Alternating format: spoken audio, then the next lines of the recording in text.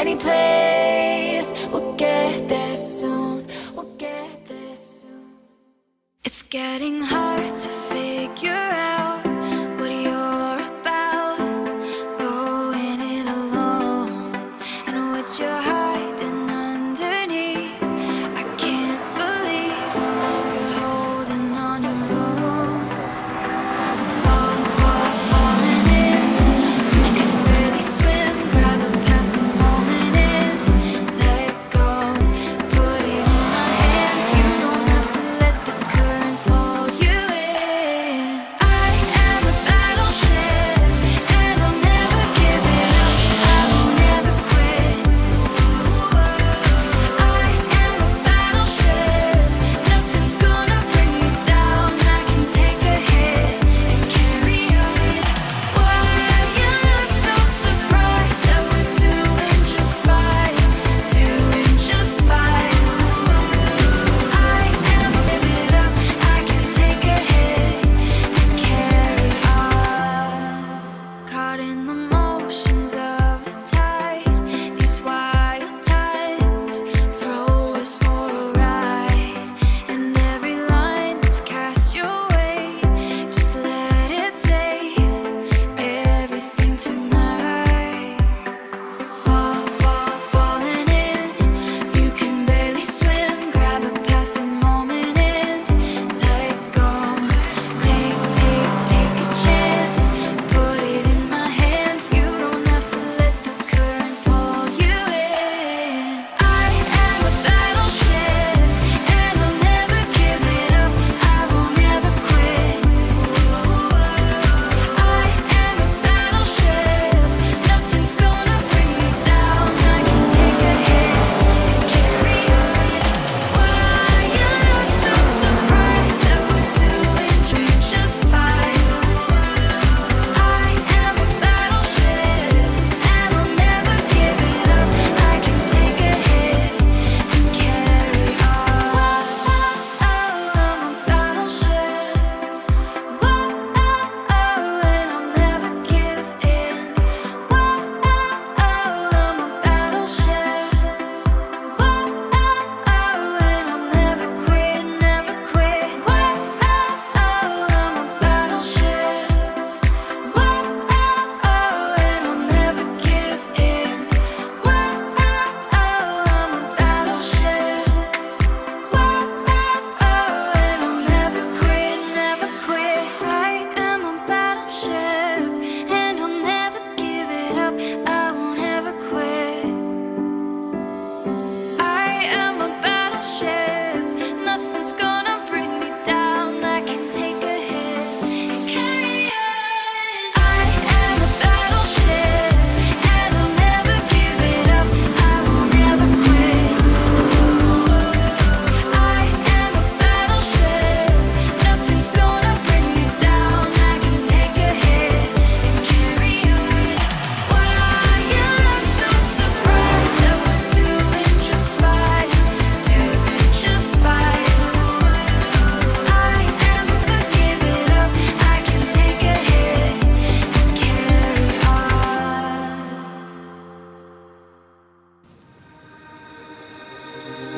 Waiting on the edge of this moment, holding out for something golden. Found a light on a hill. I was waking up, looking for peace in a world that's divided. Gotta hold on tight when you find it. I was turning around, I was waking up. You're pulling me right in again. I'll live the rest of my life by your side. I wanna stay here forever, playing it all night through. See how we could be better. All I know is don't let go. Stuck in a head rush about it. We're spinning fast, we're moving slow. I don't know how, but we found it. Something supernatural.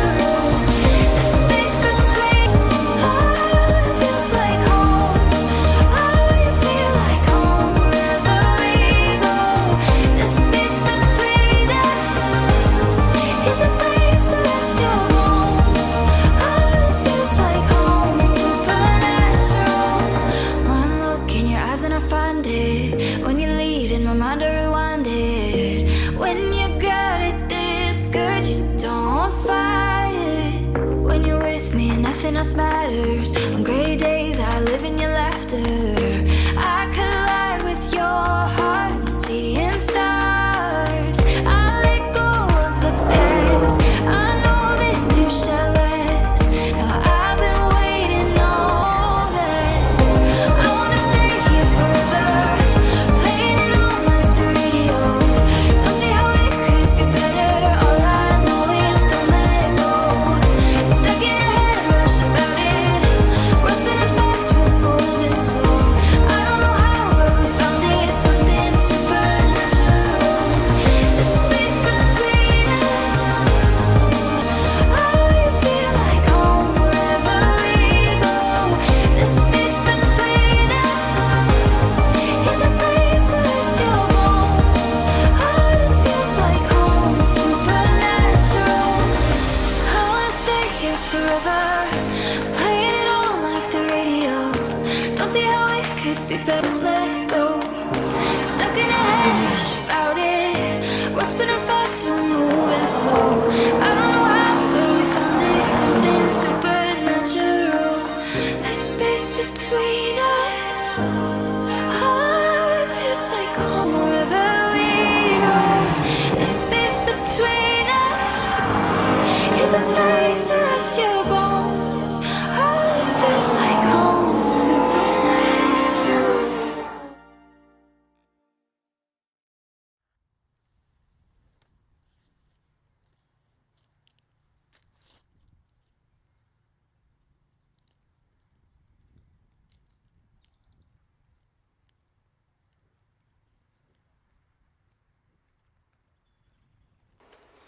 Well, once again, a very good afternoon, ladies and gents, and a very warm welcome this beautiful early summer day. Great to have spectators back here at trackside, and good to see plenty of people up, particularly on the spectator banks above the circuit at the top of the Craner curves in particular. We're shortly ready to go racing here with the first of day two of racing with the Classic Sports Car Club here at Donington Park. The cars in the assembly area ready for the JMC Racing Special Saloons and Mod Sports and the Bernie's Sports Racing and V8s. A wonderfully eclectic grid of some truly stunning cars about to be seen out on track for the first of three races for them today. A 15-minute race coming up very shortly. They're in position ready for their rolling starts. Dave Goddard here in the commentary box to take you through the action. Marcus Pye will be joining us very shortly. So for now, we will take you through the grid for our first race for the JMC Racing Special Saloons and Mod Sports and the Bernie's Sport Racing and V8s. Qualifying took place earlier this morning. And in pole position, it is number 175 Cott at the wheel of his MG Midget Mod Sports space frame, powered by a Vauxhall Red Top 2.3 litre engine.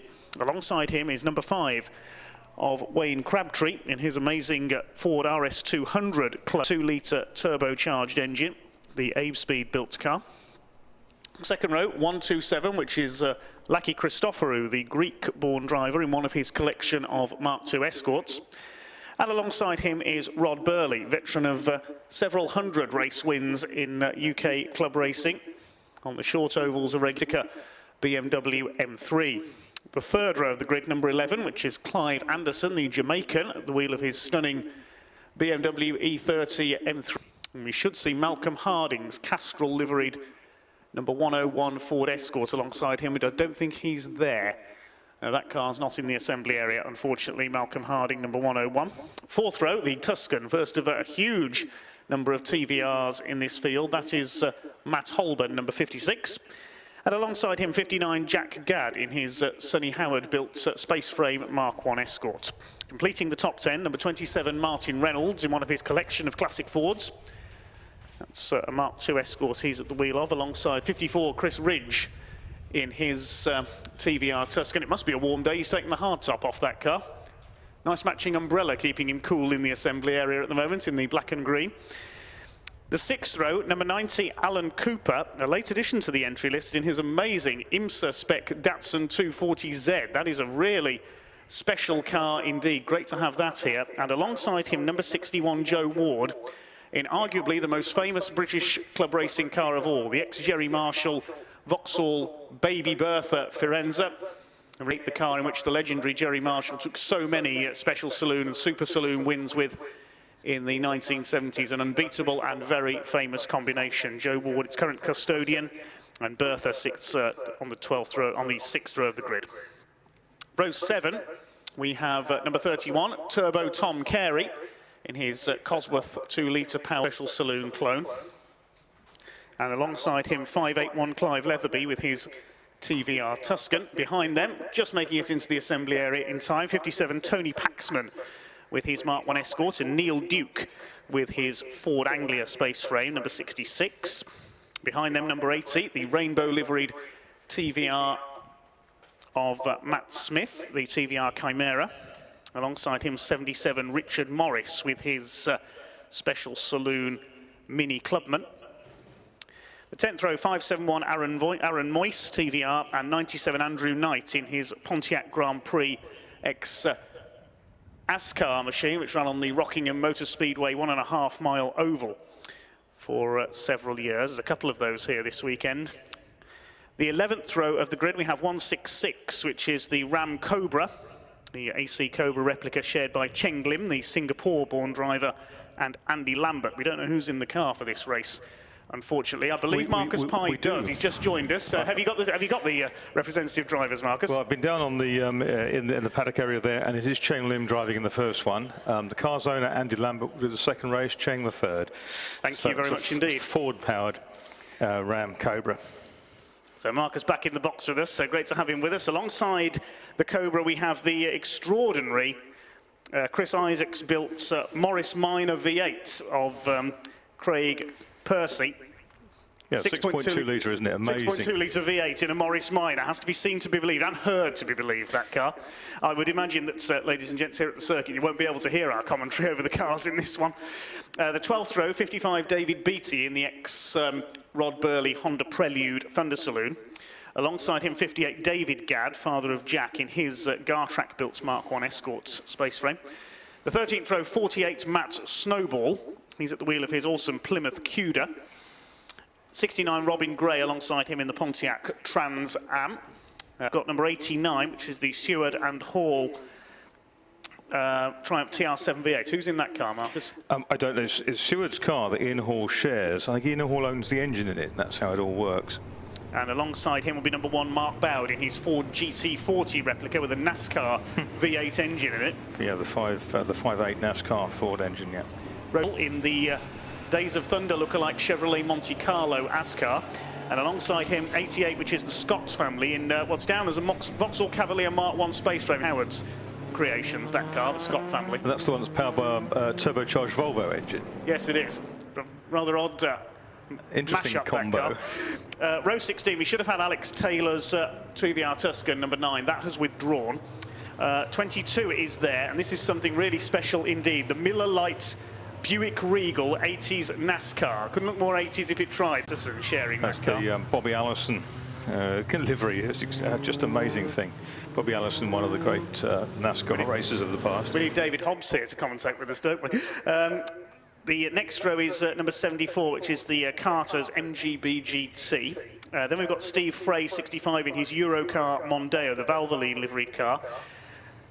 Then the absolutely gorgeous Porsche 934 RSR replica in the Vian Cockerton in number 6. That really is one of the most beautiful cars here this weekend. 34 Kevin Cooper is alongside him with the Nike Imp, though I don't think that was there. Did you see it in the Abarth engined Nike Imp. That spent some time in the pits this morning, didn't it? Yeah, I didn't see that in the assembly area, so we'll see if it covered. 92 Neil Vaughan's yellow Corvette C3. And that's the very back of the field. Number 24, Ralph Underwood, will be TR7 V8. The field making their way up towards Coppice Corner behind the pace car. No, the Nike Imp is not there. Yeah, Nike Imp, Ken Nichols. Nothing to do with the god of victory or whatever. So the Nike Imp is not there, unfortunately. Ralph Underwood's TR7 V8 is not either. In that Pontiac Firebird Trans Am. He's a guy who raced extensively in special saloons back in the back in the 1970s, had an Escort with a V8 in it at one point, had a very quick Morgan, and good to see him back out. The Mini, by the way, the little Mini Clubman of Richard Morris, that's got a 2-litre Vauxhall engine transversely in the front, and it's a CAD copy chassis that was made by a friend of the driver and the team, which was splendid.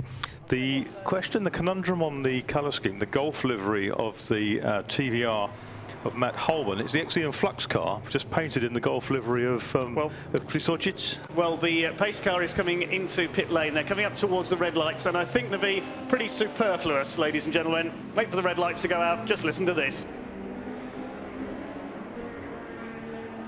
Absolutely unbelievable, the noise of these stunning cars here as they get underway down towards... Indeed, it's the RS200 of Wayne Crabtree who won one of the races at Thruxton. We've got cars off, we've got a car spinning, that's Paxman on the inside with the Mark 1S damaged, and down the hill they went. It's the Abe Speed RS200 lookalike, Wayne Crabtree. It was under attack by Chris Southcott with the Vauxhall powered up by Mike Johnston in Northern Ireland, and it's that car that now leads. The midget leads from the RS200.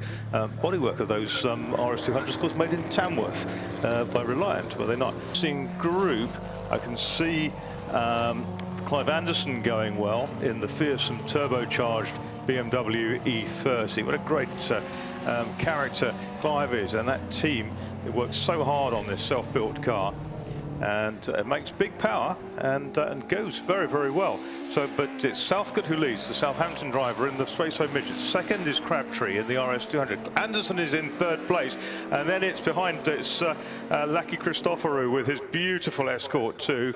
Another of the Thruxton winners goes through next. That's Tom Carey with the Honda's County at dusk. It might just about pass for one. BDG in that. Rod Burley behind. The ex-Gary Whittaker M3, and then Matt Holman with the XE Flux TVR Tuscan car, later driven by Darren Dowling, who was the guy who had this fire in the Cigaris yesterday. Yeah, great shame for Darren Dowling. His car went up in flames. I noticed out on the far side of the circuit, pulled up somewhere. Just noticed on the live stream coverage there, as they stream their way down the Crater curves. It's difficult to know where to look next with this amazing variety of machinery out there, but it was Southcott who led at the end of the first lap, 1.5 seconds clear of Wayne Crabtree in the Subaru motivated RS200 clone. They're coming around to complete their second lap very shortly. Just wonderful to be here at Donington Park once again, and spectators able to watch from trackside. Crabtree tracking Southcott's movements at the front of the field in the Mod Sports Midgets, and fastest lap of the race by Crabtree, 1:12.699. He's half a second behind now and trying to challenge for the lead as they go into Redgate. Anderson in third place in the ochre liveried BMW. Fourth is a red Escort of Lucky Christoforou. Matt Holman challenging Rod Burley in the ex-Gary Whittaker BMW M3. Ahead of them is Turbo Tom Carey in the CRX. Had a win, I believe it was at Thruxton. That's right. Then they had oil pressure problems in the car and didn't do the second one. There's Baby Bertha on the screen, 61, the ex-Jerry Marshall car of Joe Ward. Joe nursing a broken rib, which is his agony through Redgate in the car. But superb car, originally powered by 5-litre Formula 5000 spec Repco Holden engine from Australia, but now with a 5.7 Chevy in it. Martin Reynolds behind in the very, very pretty Escort 2 with the Escort 1 space frame car, Jack Gadd behind. Then the Chimera going well. Had some issues yesterday. That's Matt Smith's Benetton Chimera. Yes, the 1989 Benetton colours, we call that one, the red, yellow, green and blue. We got a glimpse of the Vauxhall-powered Mini there of Richard Morris. They've got some more Tuscans getting in, stuck in there with Craig Percy's Morris Minor on the screen, and the Cooper. Alan Cooper had a good day. Oh, and problems for Tom Carey. Cloud of smoke there from the Honda CRX Cosworth. That's coming into pit lane. Hopefully he hasn't dropped any fluid there at the chicane as Holman continues to try to get past Rod Burley for 6th position. BMW against TVR. Then he got back to Chris Ridge in the black and green TVR. Baby Bertha up behind in the 61. It was a brilliant documentary published by dealer team Vauxhall back in pit. There's only one Jerry, all about the legendary Jerry Marshall and Baby Bertha, and also showcasing some of Vauxhall's other operations. Winning Ain't Easy, that was called. It featured time. funny car Dragster and the Vauxhall Rally team as well. Yeah, that was an amazing thing. Some of the most amazing motorsport footage I've ever seen in that. Remember the days of Dennis Priddle and Clive Skill in the early 70s. But on the Dennis, of course, sadly passed away recently. On the screen here, we've got plenty of action. There's the X-Rod. We saw briefly the X-Rod Burley Honda lapping John Cockerton, the series sponsors Porsche 934, which has engine issues, getting fuel into the top end. The top end of the rev range is proving to be tricky at the moment. Neil Bainbridge is trying to fix it. 89's in the pits. That's one of the Triumph TR7 V8s. But here we've got pressure now for Andy Southcott. Apologise, Chris is the other team member, the tree. There's the ex-Australian Chevrolet Corvette. Car came from Black Cat Engineering and raced at Batherson Park. Crabtree had a good win at Thruxton, where Southcott had some issues with the midget, broke a diff in practice and didn't have quite the right ratio. We've got traffic now ahead of them. We've got about 4 cars to lap down the exhibition straight. In third still is that amazing BMW turbo car of Clive Anderson. Christopher is still 4th, then it's Burley and Holborn moving up as a result of that problem and the pit stop for Crabtree. Could have a chance here. He's going for the outside as they lap Matt Snowball in the Plymouth Cuda. Can he get round the outside into Redgate corner, the RS200? Yes, he's done it. Wayne Crabtree takes the lead as they go through Redgate. They were lapping the GT40 replica there as well of Mark Bowd. Christopher, who goes through, still in 4th place behind Clive Anderson.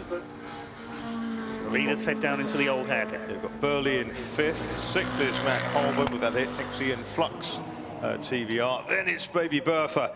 Giuseppe Ward getting his foot down on that car. He's withdrawn the TVR Grand Tourer from this weekend. That was an entry at one point, one of the Swinging 60s races. Reynolds is behind him, the number 27. All his cars are number 27.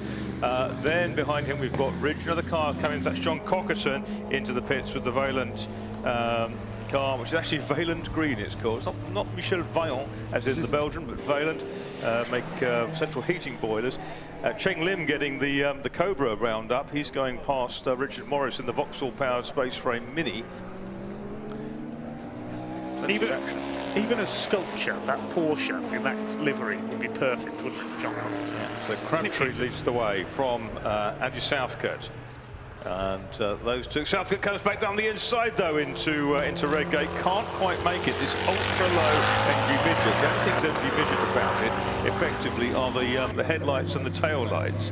It's a tube frame chassis with a Vauxhall engine under the bonnet. But Crabtree with this Subaru, so it's a flat 4 turbos of grunt in a tube frame chassis with the RS200. Clone body on it, looking very, very good. Jack Gadd having a good fight with Chris Ridge with the 6.2 litre Tuscan. So that's probably got a Chevy in it, hasn't it? 6.2. Yes, it has. Standard capacity. And behind them, that is the car listed as a Vauxhall Cavalier, the Scott family's space frame car, the black and yellow machine there. That's the Grand National Coupe, as they were known. They were a short-lived, short oval formula. They never got great numbers. Had the Volvo turbo engine in it, which has had for a while. Had clutch problems back at the front. It's got the Rainbow TVR behind it as the leaders head across the line. Crabtree ahead of Southcott, who's just on the fastest lap of the race. He's fighting back. Lots of traffic, isn't there, down there? And Southcott clings to the back of Crabtree as they go past. One of them was one of the NASCARs. I've got a fleet of TVRs. We've got the Chimera and 2 Tuscans leading Craig Percy's Morris Minor Chev down there as well. But here they are working their way through the group. There's Morris's Mini, as opposed to a Morris Mini, because it's not a Morris Mini, it's a Vauxhall Mini. But either side of that, no, they're not, because Southcott sweeps through under sort of Starkey's Bridge area. Where the bridge used to span the circuit. The ex-Starkey's Bridge. Back markers everywhere up at Coppice corner there. Craig Percy in the middle of that with the Morris Minor V8. Neil Duke with the Ford Anglia 105E with the Cosworth BDG engine, car run by Steve Mole. And that's another one of the classic cars we see in this field. Chicane. chased by the white TVR number 581. That's Clive Leatherby's version, and 571 behind him is Aaron Moyes. I cannot believe how many TVRs there are here. Where's Southcott gone? Crabtree comes through on his own. He's gone. We've lost them. We've lost a yellow flag at the chicane. He spun at the chicane. There is Southcott facing the wrong way. So we've lost the second place man. He's spun coming through the chicane, tried to challenge for the lead, I would think, there, and got it wrong. This is going to get it going again. It's a difficult place for marshals to reach. There's the ex-IMSA and Trans Am Datsun, which is Cooper, isn't he? Clive Anderson up into second place. 7 seconds down on Wayne Crabtree. Lucky Christopherou in the red Mark II Escort is now in third place, and we've got a car heading for the pit lane, I think. That's Rod Burley in trouble. He's coming out. But Burley has dropped right back. Did he have a moment at the chicane as well? Very good point. Christopherou, as you said, is third in the 127, the red Escort. Matt Holborn is up into fourth in the blue and Baby Bertha, the Vauxhall Forenza Chevrolet. And then it's Rod Burley, who say was crawling through that time. Whether it was just a reaction to the flag or whether he was anticipating potentially going into the pits. It looked like he was aiming for the pit lane, but then continued, didn't it? Yeah, exactly. Maybe you thought, well, I can hang on if I'm going slowly. If it's just going to be a short trip, there's only 3 3/4 minutes to go. So this is almost certainly going to end under the safety car. Cheng Lim going past. And then there's David Beattie with the ex-Rod Burley, with the Armour All car, as it was, the Honda Prelude with a... Used to battle with the likes of the late great Pete Stevens owned Vauxhall Carlton in Thunder Saloons. Yes, the ex-Works car, effectively it was, and when John Cleland and Vince Woodman drove that car initially. So we've got the safety car lurking, but I don't think it's actually going to go out because the time is ticking away. Everyone's under control of the waved yellows. The track's so replete with these spread out field of cars. I don't think the safety car's got room to pull out, has it? No, it could well be right. So we are 2.5-ish minutes to go.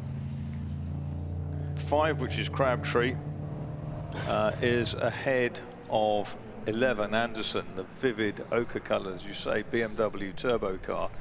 The red 127 Escort of Lucky Christopherou is in third place. Fourth is 56, which is Matt Holborn with the Golf liveried TVR. Fifth is Joe Ward. Sixth, eighth is the Mike and Chris Scott Cavalier, Volvo, whatever. And then ninth is Jack Gadd, and 10th is Chris Ridge. The safety car has now joined the circuit after that pause. Okay. With only 1 minute 50 left on the clock, it looks like we are going to finish under the safety car. It's picked a National Coupe there, the Scott family's space frame machine. Nice mix of the blue Mark I Escort. Oh, Craig Percy's off as well in the Morris Minor. He's gone off at Redgate. I missed that. Yeah.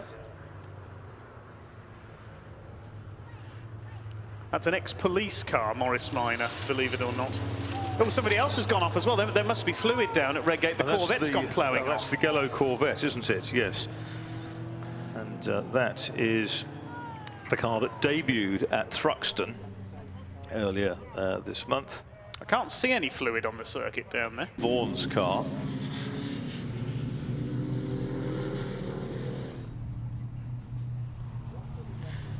I wonder whether there is just something there.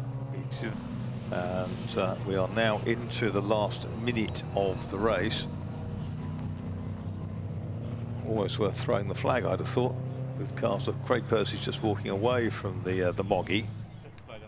Strange for two cars to just suddenly go straight on into the gravel there. There must be something on the racing surface, I would think. The pace car is approaching the chicane. 5 seconds to go. Is it worth continuing for another lap? Well, they're going to. No, the checkered flag does come out. The checkered flag is out, and a sensible decision then to call it. There is our race winner in the middle of the pack, which is Wayne Crabtree in Dave Abrams' Abe Speed. 200E clone. Second is the Prism Racing Run BMW of Clive Anderson. Number is 127, which is Pantelis, or Lackey as he likes to be known, Christoforou, with the Escort marked like a Group 4 kind of Escort. And in fourth place, Matt Holborn with the TVR Tuscan Challenge. Fifth will be Joe Ward, who's coming towards us now in that iconic Lorenza Chev. He'll be delighted to have a few laps under a pace car because it'll rest his rib a little bit. When the cornering forces kick in on that, very, very painful. Was Rod Burley in 44. Seventh was Martin Reynolds in 27. The Escort Mark II, 8th, 9th and 10th will be the Scott number 88. 59, which is Jack Gadd with the Sonny Howard RSR Escort with the Millington Diamond engine. Immaculately presented car, that. And then 54, which is Christopher Ridge with the 6.2 litre TVR Tuscan Chev. So that's our first Special Saloon Mod Sports bout with the Bernese V8s, a welcome addition to the field.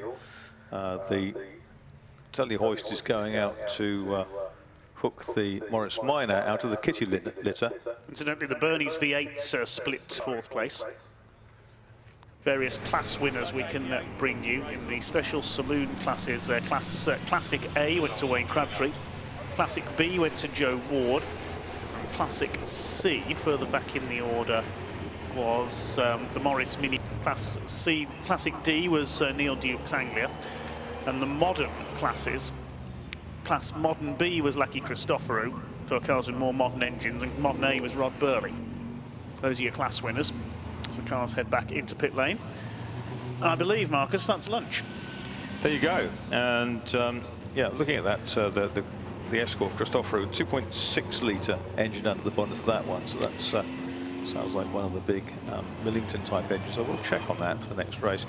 See the Datsun coming in, and the superb BMW Turbo, very dramatic in that.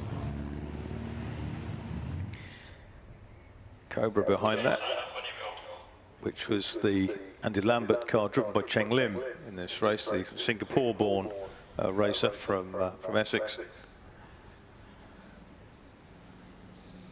Fine field, and always wonderful to see them here exercised properly at Donington Park. Shame we had the problems with cars off at different places and couldn't get a full set of racing laps in, but two more opportunities for the JMC Racing Special Saloons and Mod Sports, Bernese Sports Racing and V8s group going out later in the afternoon. What's next on the agenda, Dave? Lunch break for an hour next, Marcus. Then we've got the 1 hour race for the Mintex Brakes Classic K series for pre-66 FIA Appendix K compliant sports and GT cars. Those are the cars that are homologated in their homologated specification by their manufacturers for international motorsport racing or rally back in the day in the pre-66 era. Then the next set will be the cars we've just seen, the Special Saloons and Bernese V8s. Then two races for the Adams and Page Swinging 60s. Group 2 out first, the larger and more powerful classes, and then the smaller cars go out in Group 1. Then a third and final race for the Special Saloons and Bernese V8s. Then we close the day with the 40-minute race for the Advantage Motorsports Future Classics, everything 1970s and 80s in that one. This view on our screen is absolutely fantastic from the exit of McLean's Corner, and it just really shows the undulating park with the beautifully manicured greenswards these days, courtesy of Dr. Jonathan Palmer and our host MSVRs. Absolute fanaticism of getting everything right. It looks absolutely stunning, just as it did back when it reopened at the Great Tom in the 1970s. And we had a day just like this. In fact, it was hotter when we greeted racing and a new venue to British Motorsport, different circuit to the well, much of it's different to the old circuit from the pre-war era in which Grand Prix were staged from the mid-1930s. Well, we're going to take an hour's lunch break now, everyone. So those of you here at the circuit, do avail yourself of the catering facilities that are open. Do observe social distancing rules as you do so, of course. I'm sure the ice cream van's going to do a roaring trade in this weather today. We'll be back with you in about an hour's time for our first race of the afternoon session. We'll see you then.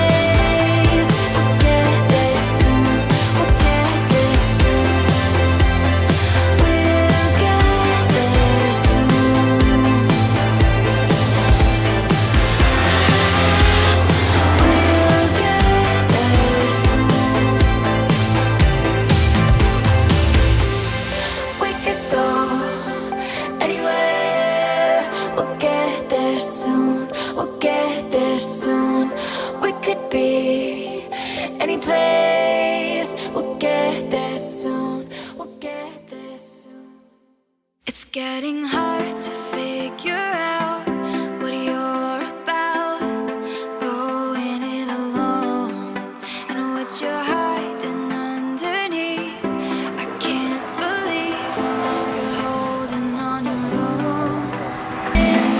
You can barely swim, grab a passing moment and let go. Take a chance, put it in my hands. You don't have to let the current pull you in. I am a and I'll never give it up. I will never quit. I am a battleship. Nothing's gonna bring me down. I can take a hit and carry on. So surprised that we're doing just fine, doing just fine. I am a battleship, and I'll never give it up. I can take a hit and carry on. Caught in the motions of the tide, these wild times throw us for a ride. And every line that's cast your way, just let it save everything tonight. Falling in, you can barely swim, grab a passing moment and let go. Take a chance, put it in my hand, pull you in. I am a battleship, and I'll never give it up. I will never quit. I am a battleship, nothing's gonna bring me down. I can take a hit. Why you look so surprised that we're doing just fine, doing just fine. I am a battleship, and I'll never give it up. I can take a hit and carry on. I'm a battleship. And I'll never give in. I'm a battleship. And I'll never quit. I'm a battleship. And I'll never give in. I'm a battleship. And I'll never quit, never quit. I am a battleship, and I'll never give it up. I won't ever quit. I am a battleship, nothing's gonna bring me down. I can take a hit. I am a battleship, and I'll never give it up. I will never quit. I am a battleship, nothing's gonna bring me down. I can take a hit and carry on. Why you look so surprised that we're doing just fine, doing just fine. I am a battleship, and I can take a hit and carry on.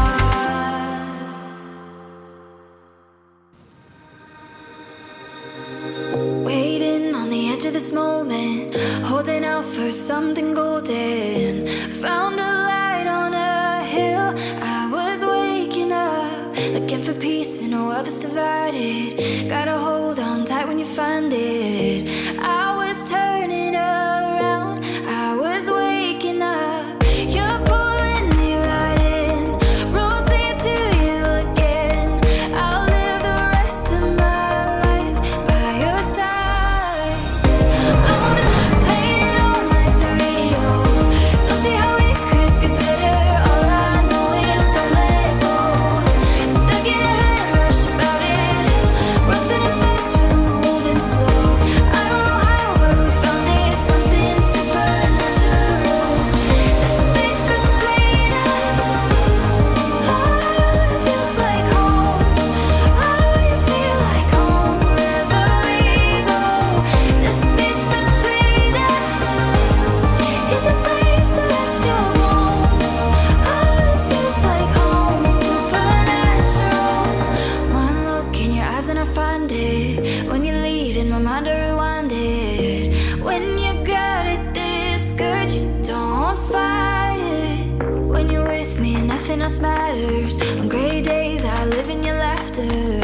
I collide with your heart, I'm seeing stars. I let go of the past, I know this too shall last. Now I've been waiting all day. I wanna stay here forever, playing it on like the radio. Don't see how it could be better. All I know is don't let go. Stuck in a head rush about it. We're spinning fast, we're moving slow. I don't know how, but we found it. Something supernatural. The space between us, oh, it feels like home. Oh, you feel like home wherever we go. The space between your bones, oh, it feels like home. It's supernatural. I wanna stay here forever, playing it on like the radio. Don't see how it could be better. All I know is don't let go. Stuck in a head rush about it. What's spinning fast, we're moving slow. I don't know how, but we found it. Something real. The space between us, oh, it feels like home. Oh, you feel like home wherever we go. The space between us is a place to rest your voice. Feels like home, supernatural.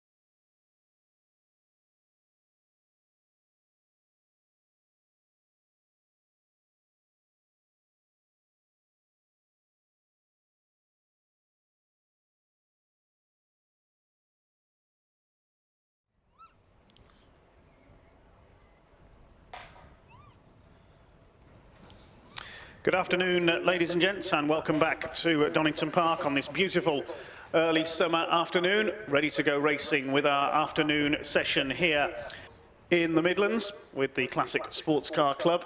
First race of the afternoon is the Mintex Classic K Series, sponsored by Mintex Braking Systems, a fine field of FIA Appendix K compliant cars just about to be led out of the assembly area by the pace car. It's a 1 hour race with a mandatory pit stop. No cars with success penalties, incidentally, in this one, because the only previous winner this season, Paul Toombs, who won the race at Thruxton, is not out. Dave Goddard here, alongside me, Marcus Pye, and certainly a fine grid once again, Marcus. It is indeed, Dave. Good afternoon, ladies and gents, and yeah, it's superb.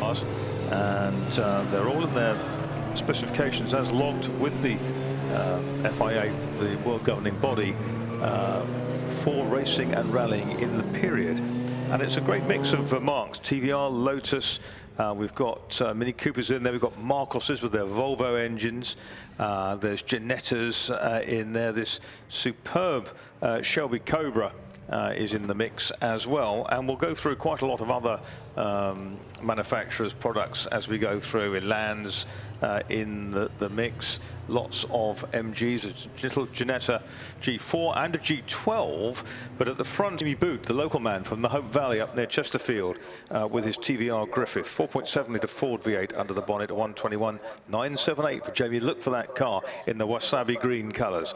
Alongside and Cater Lotus Elan, best of many Elans in the field, followed by 185, which is the Stephen Bond Lotus Elan 26R Shelby Cliff Grey. 341, the Bell & Ferguson Mini was the best of that next group. But Minis out there in force? Yes, I think they are. Yes, they are. They're a bit late into the assembly area. Yeah. Tom Bell starting that car, shared with Joe Ferguson. In the two Elans, Mel Taylor going first in car 62, and Cliff Gray starts Stephen Bond's 185 car. Then we've got the number 19 Marcos, second at Thruxton. That was Alan Tice, sharing with engine builder Chris Cast. Alan Tice, who is always a front runner in long distance races, did a lot of Langstrecken Pokal events in Germany for years with one of his Marcoses. We've got Phil Bullen Brown with his Cooper S, number 193. We've got the Rumbles with their Elan. And then we've got 98 Nigel Winchester, who switched from a 1 litre Ginetta Ford GT4 at Thruxton, which broke its diff during the race after a stunning battle with a similar car of Brian Lambert. He's now out in his Shelby Cobra, 4.2 litres, the only 260 cubic inch engined Shelby. Then we've got the 77 Beresford and Morrison MGB. The Durdals, who were out yesterday in their Cooper S, they're back again. Oh no, they were out yesterday in a modern car, weren't they? Yes, they were in a Citroen Saxo. I think it's the car that exactly young Will used to race in junior saloon cars. Okay, then we've got the Symes, Barry and Jimmy with their Cooper S. Brian Lambert, the aforementioned Brian Lambert, who started racing back in the 1960s with an MGB, and he still has an MGB, but he's out in his Ginetta G4, the ex-John Absalom car, a car that's famed for its sort of northern mod sports races back in the day when Brian was doing it. Thompson and Wolf with their TVR Grand Tourer in there. Adams and Griffin always go well in these races. There are four. The Castaldinis, father and son, with their Jaguar E-Type Coupe with some Prothero bits on it. And away they go. No time for any more as they go down into the first corner, Redgate. It's going to be the V8 powered TVR which prevails on the inside. Mel Taylor ducks across behind it, but round the outside meanwhile goes the Mini, and that's Tom Bell, isn't it? Miles Castaldi type coupe up the outside as well. We've got one car starting in the pit lane, Nick Kerjesty in his Mini Cooper S. A little late out of the assembly area, starting from the pit lane. 1970s is Jesty. Gone through into second place, driving it very much in the style of the likes of John Love and Sir John Whitmore in British saloon cars in the early 60s there, sliding it through the old hairpin. John Rhodes. John Rhodes was the man who was fantastic in those. And yeah, look at this. The field continues to streak down to Jeanette a little of all that, and more places changing. Mini's running ahead of a 911 down to the back of the field. Just superb stuff, and it is a magnificent field. Mintex Classic K, always brilliant to watch. See what's going to happen when they come back towards us. We think it's probably going to be the TVR Griffith. Yes, here it is, and that is Jamie Boot, the local Boot Construction, very well known in the area. But How amazing that is, having the Mini hanging on there in second place, which is Tom Bell. Behind Tom Bell is Alan Tice in the Marcos with the Volvo B18 engine coming up and slipstreaming the Mini down there. The Dennis Adams-styled Marcos in third place. Fourth place is the grey-driven Elan, the red car, helicopter man Stephen Bond's machine. And behind him is Mel Taylor in that Elan that started on the front row. Dave.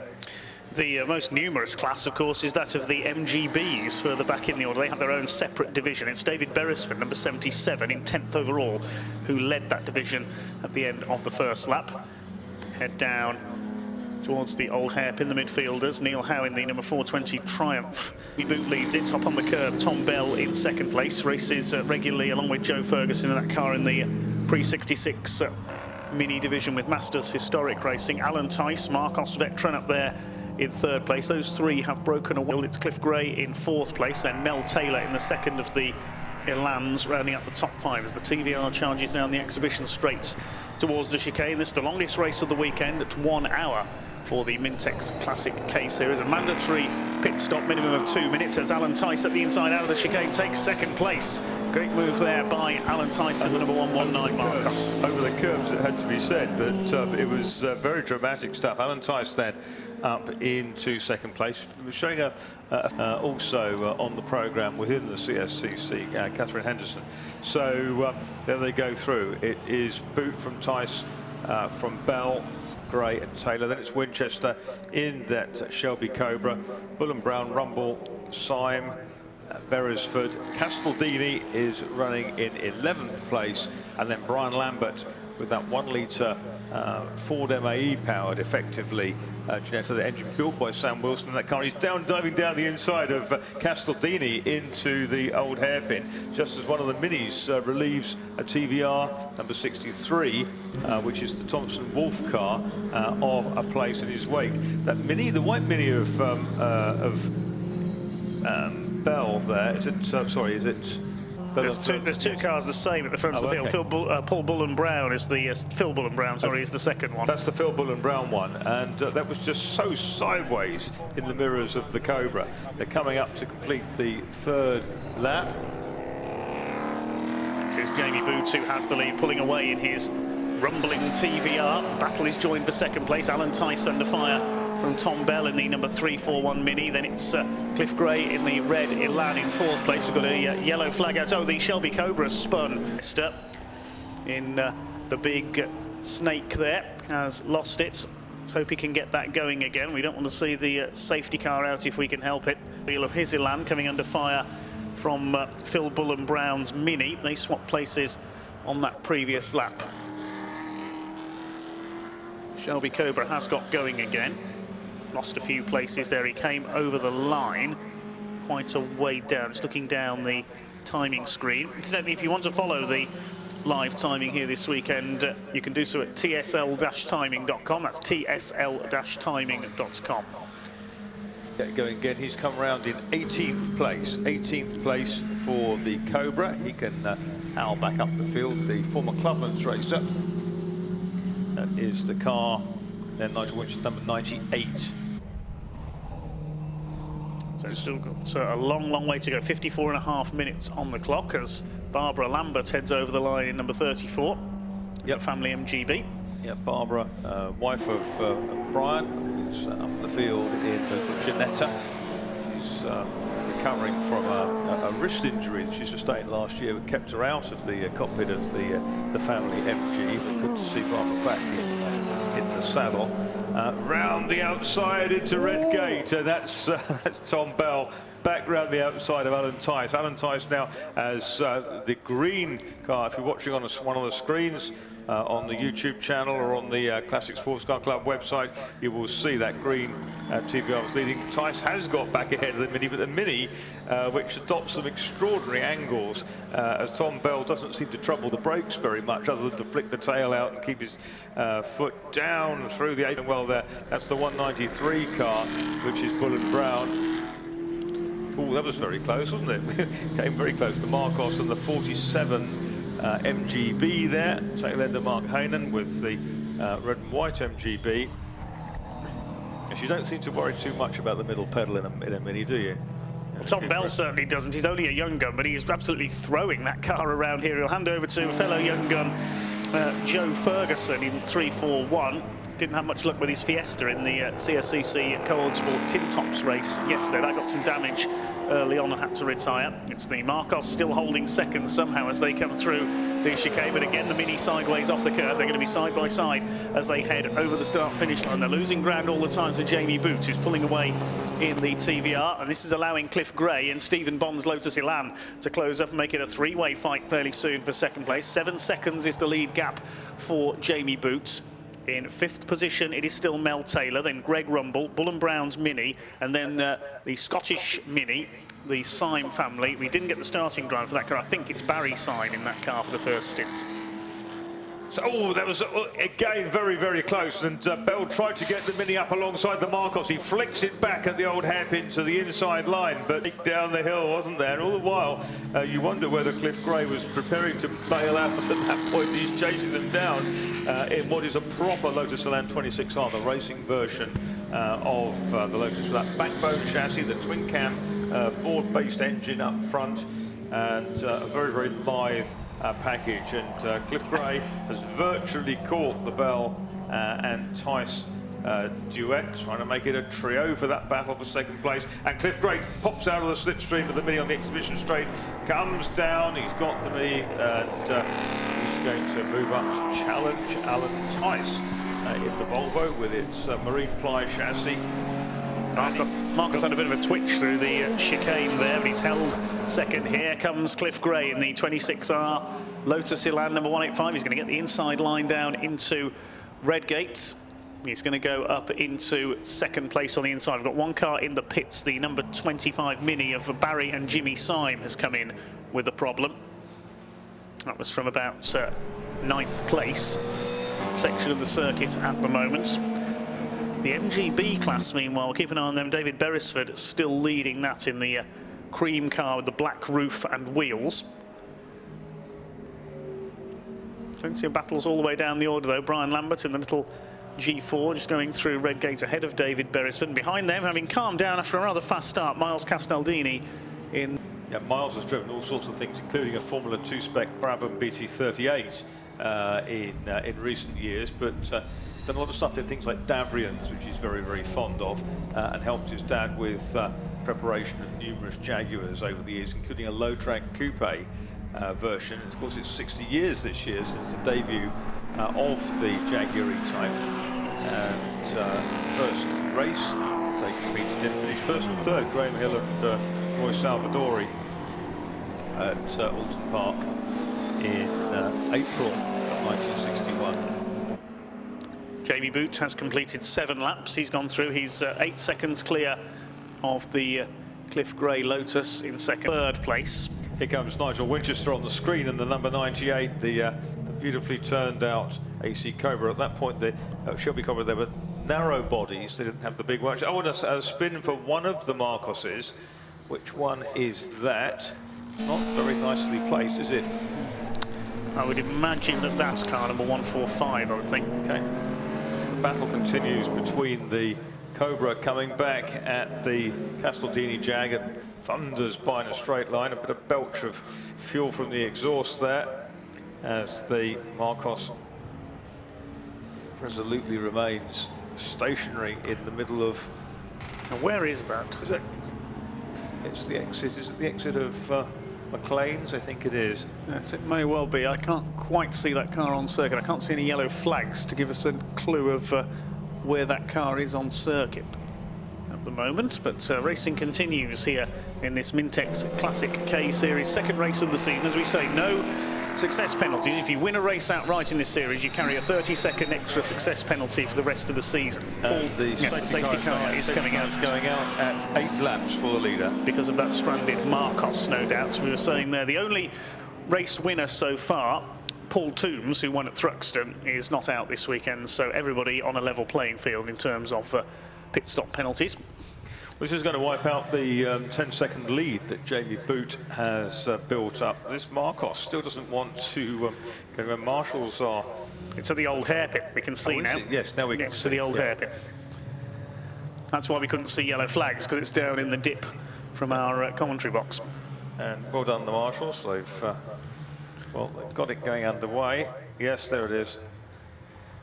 It is the number 145. Nigel Edwards and Richard Yeomans showing that car. I think it was Richard Yeomans, in fact, who started that car.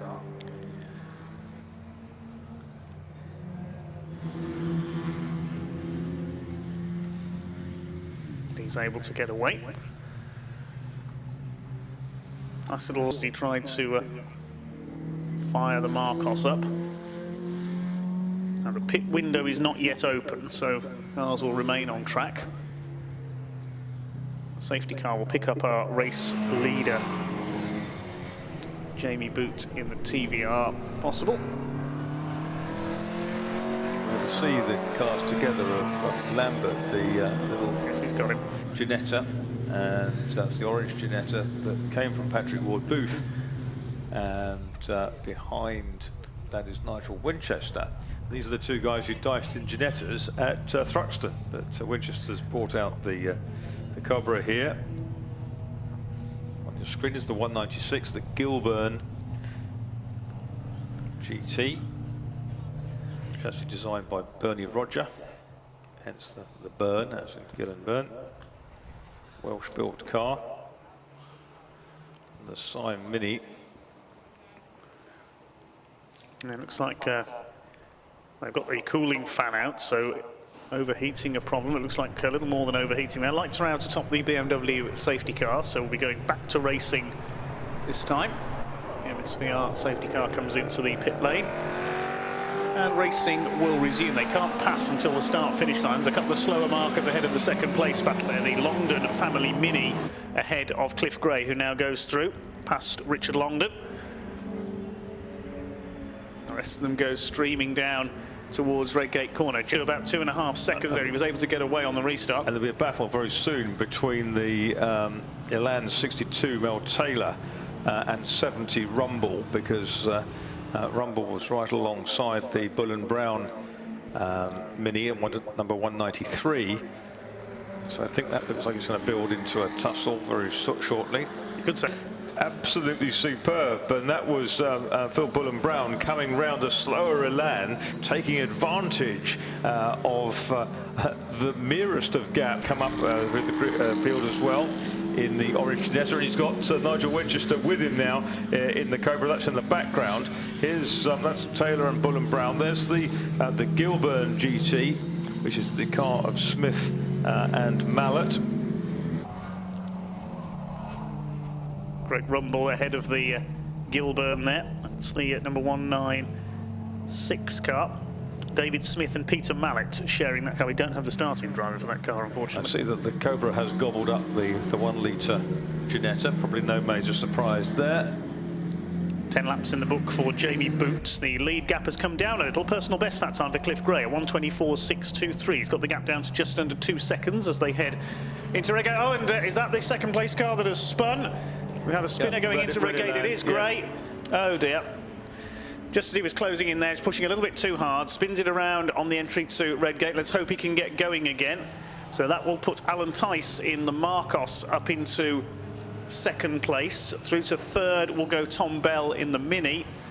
Mel Taylor up to fourth. Phil Bull and Brown in fifth. Yellow flag is out there. Some of the drivers signalling to those behind them that they're entering a yellow flag zone. That's good sportsmanship, warning them not to pass, because Cliff Gray is stuck there on the exit of Redgate on the outside. It's a shame, isn't it? Winchester is back up into 8th place in the 98 Cobra. Brian Lambert is Netta, which is number 32. And then it's the number 10 car, which is... Number 10, that's... no, it's the 77 car running in 10th place. 77 running in 10th place. David Beresford's MGB, yeah. Leading the MGB class still. Boot goes across the line. That car that was chasing him is just getting going again, so they're going to be a lap apart here virtually. Yes, Cliff Gray gets it going just ahead of the race leader. Tice through in second, Bell third. They're separated by just under a second now. Mel Taylor ahead of Phil Bullen Brown. Then it's Greg Rumble in the whites, number 70 Lotus Elan, and then we've got Nigel Winchester in that beautiful sounding Shelby Cobra. Brian Lambert running next. Then it's Beresford up to 9th, and behind him is the grey Mini with the red roof, Richard Parsons, just trying to make a move there into Redgate up the inside. And he goes through into 9th place. The car shared with Alistair Pugh. There's still plenty of battles all the way down the order. Pit window will be opening in a couple of minutes' time, and we'll see the first of the mandatory stops. Some cars with driver changes, some not, but of course they have to follow a strict under current rules.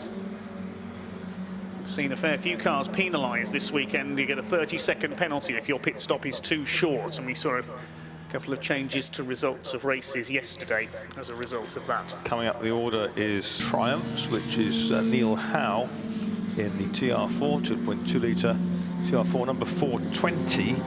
And Neil Howe currently running 11th place ahead of the Castaldinis. Behind them is 35,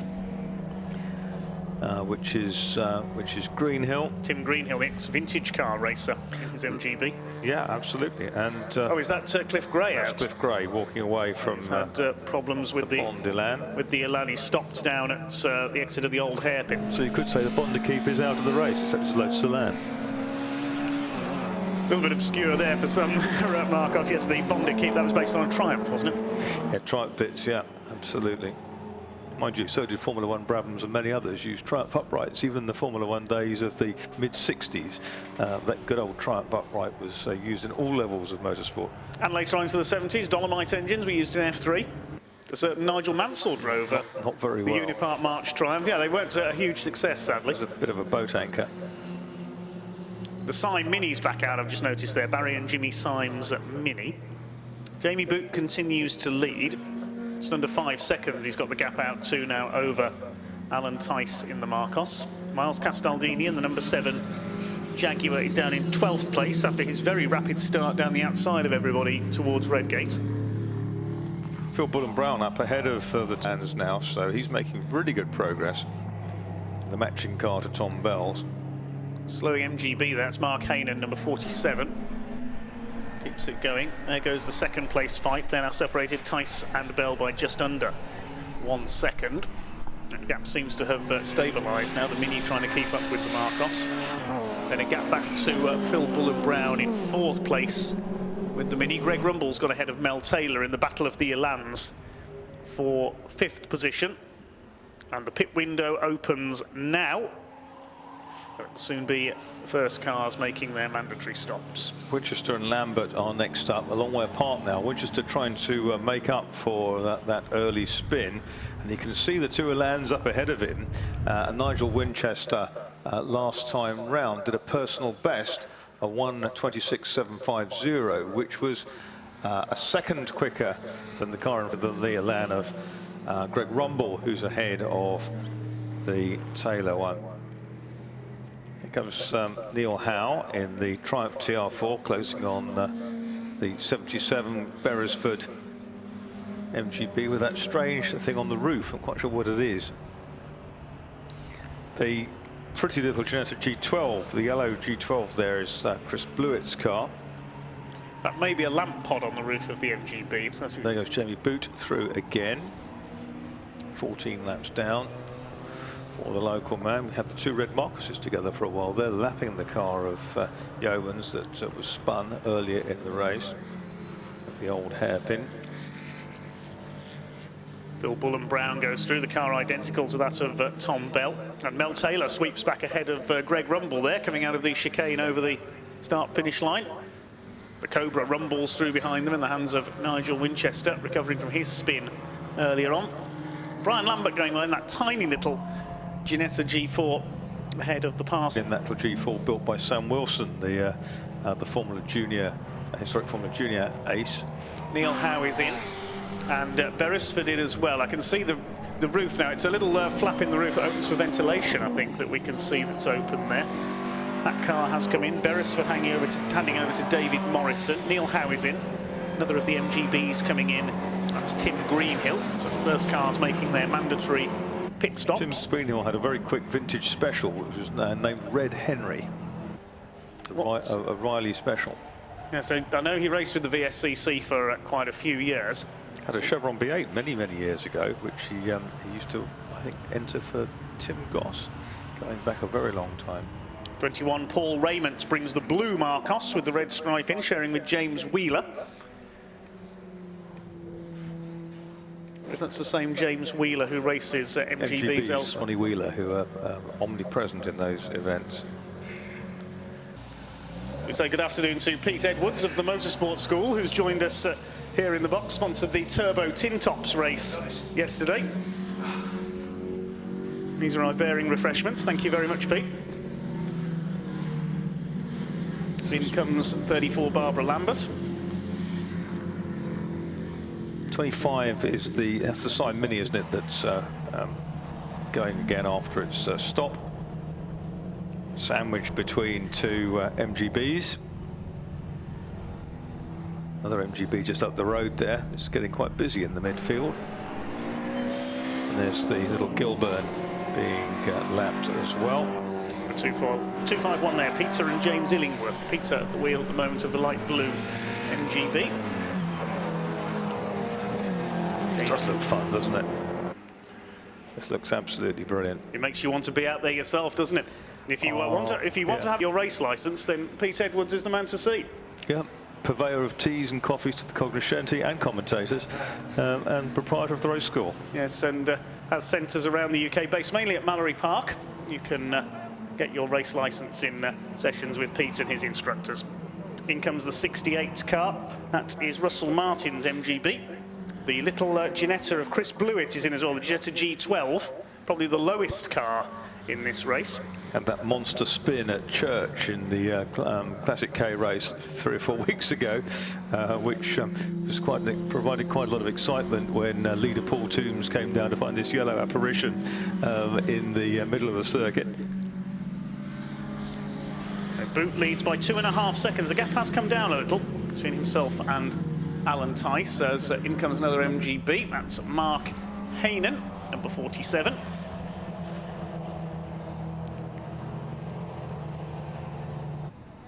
The pit stops cycling through. None of the leaders have come in just yet. The highest placed car to have stopped was Mel Taylor. He's pulled in to hand over to Ben Cater, Lotus Elan.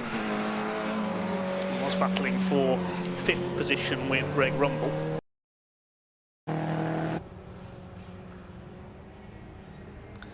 Who's leading the MGB category? It's the Illingworths now that Morrison's taken over from Beresford. They're just ahead of the leaders there as they go through. And what a fantastic sight this is. The whole of the Wheatcross Straight filled with wonderful pre-66 cars of very many different manufacturers. The lead gap has come down a little, in fact, down to 1.8 seconds now. Alan Tice is closing on Jamie Boots. Maybe a little bit of traffic, the factor there, as the lone Porsche 911 comes in. The number 9 of Keith Waters. That's one of the early short wheelbase 911s. And here's Jamie Boot fighting his way past Neil Howe, and Neil Howe stays out of the way as Alan Tice closes in on the lead car. He's to Chris Connolly, who built the engine under the bonnet of the Marcos. The 145 car is in. Richard Yeomans handing over to Nigel Edwards, the Marcos that had the spin earlier on at the old hairpin. It's a bit under the radar, the Marcos, and it's so low that it's difficult of saloon cars in particular appear sort of under their wing mirror line. See what the gap is as the leaders come through this time, unless they choose to pit on this lap. 20-minute window to do so. Time Mini, that's already made an unscheduled stop with an early problem. Here comes Jamie Boots, and yes, the Marcos of Alan Tice got his headlights on to let Boot know he's there. The gap was 1.8 seconds, down to 1.6 this time, so he's closed in slightly. Down to Redgate they go, the green TVR, the red Marcos. 5:01 comes in Paul Derdal to hand over to his son Will, successful in modern Ginettas. That looked much more than 1.6 seconds as they turned down towards Hollywood and the Craner curves, didn't it? Jamie must have got his boot down earlier out of the chicane. Waiting for them to come back into our sights. The Porsche 911 still in the pit lane. Seems like an eternity when you're sitting in the pits for 2 minutes. Rumble's just done his best lap of the race.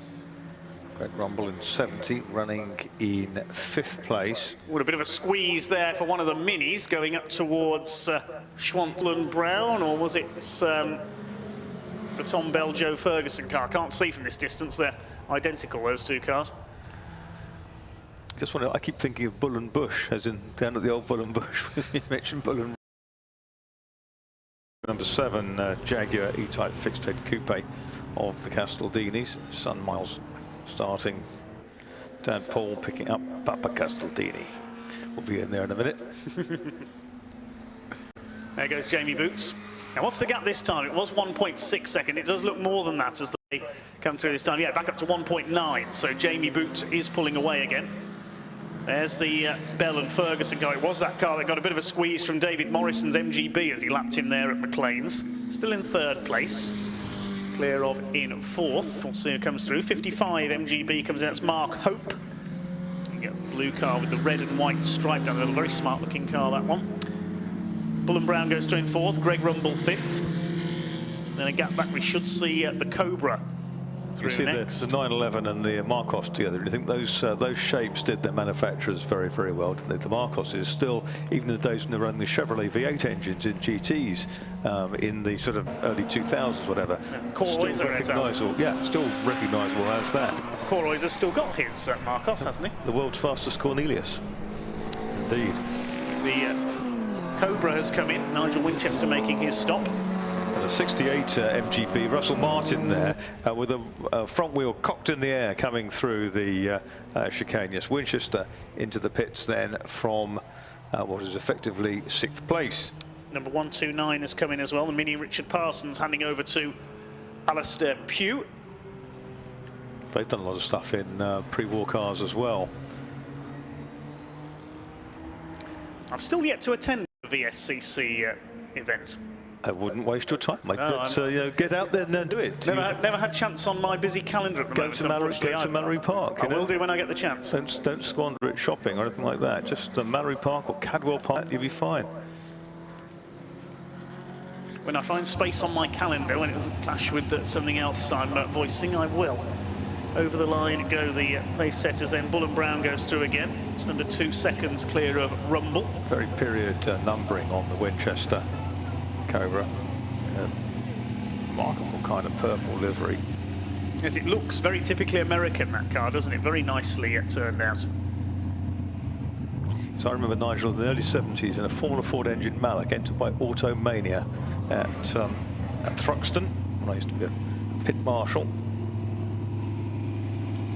Even his crew members in appropriate excellent to see. Battle for 2nd heading out of Coppice. In fact, the Marcos has pulled away from Tom Bell in the Mini by quite a few seconds now. Lambert's come in this time, having taken that 6th place from Winchester, so he is in the little red Ginetta. The E-Type is in as well.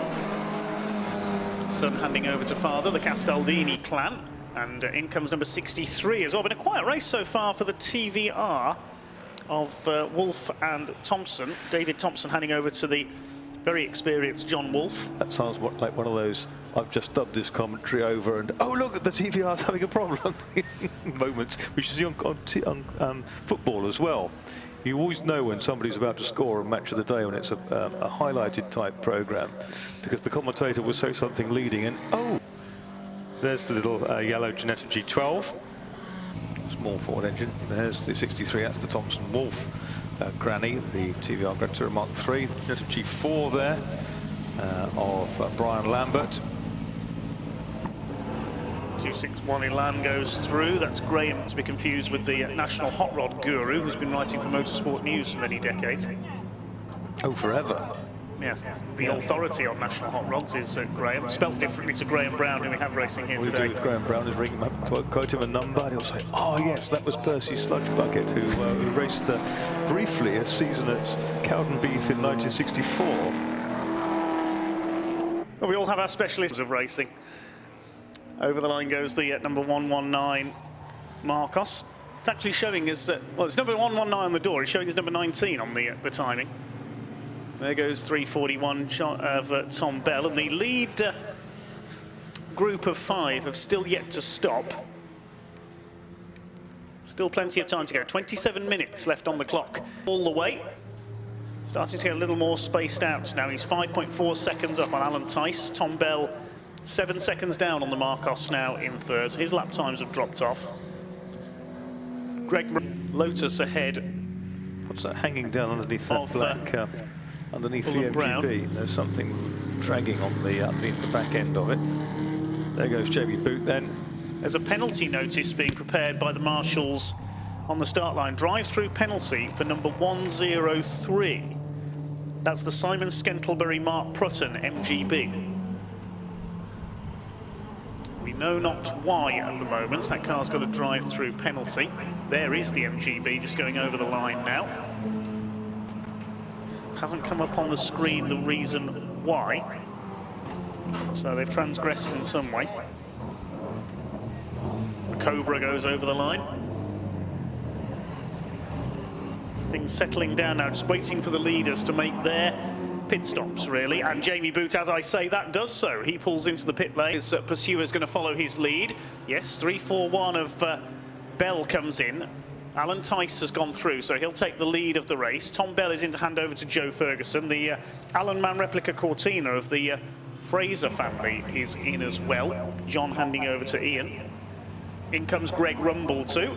It will be taking over the white Lotus. And 193 is in as well. Phil Bullen Brown. They must have been listening in there, because I said we're just waiting for the leaders to make their pit stops, and on that same lap, all but one of them has.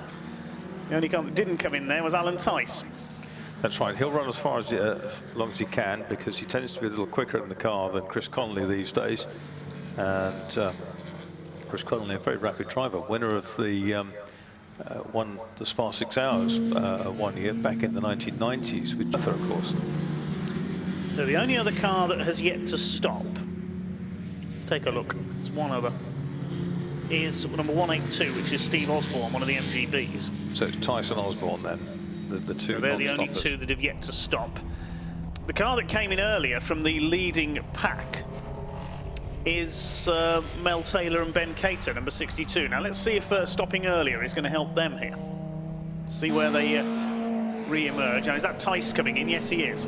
So Alan Tice is in, a lap later than the other leaders. No success penalties, as we mentioned earlier, so it's a level playing field for everyone. 182, Stephen Osborne goes through in the MGB, so he will be the on-track leader now, the black MGB. He's heading into Redgate now behind the Syme family Mini. Now, who's going to be first of the lead group to emerge from the pits? It's going to be Jamie Boots. There he goes. Mini in behind him are with Ferguson. We've got two identical Minis in the lead battle. We can't see from our vantage point which one it is. It's emerged in effectively in second place in that group. So the Fraser Cortina back in, it is, into the fray. There's the other Mini heading out, and side by side exit from the pits with Martin Rumble. And Bullen Brown, I would think, isn't it? Yeah, Bullen Brown, yes, the soloist. The Lotus does get ahead. And Bullen Brown instantly tries to zap him into Redgate, but it doesn't work. They were almost racing each other down the pit lane there. In comes the 103 to serve its penalty, the Prutton Scantlebury MGB.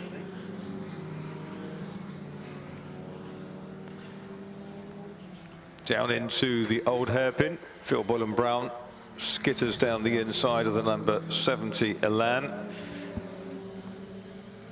which is the second of them. Yes, Martin has taken over from Greg.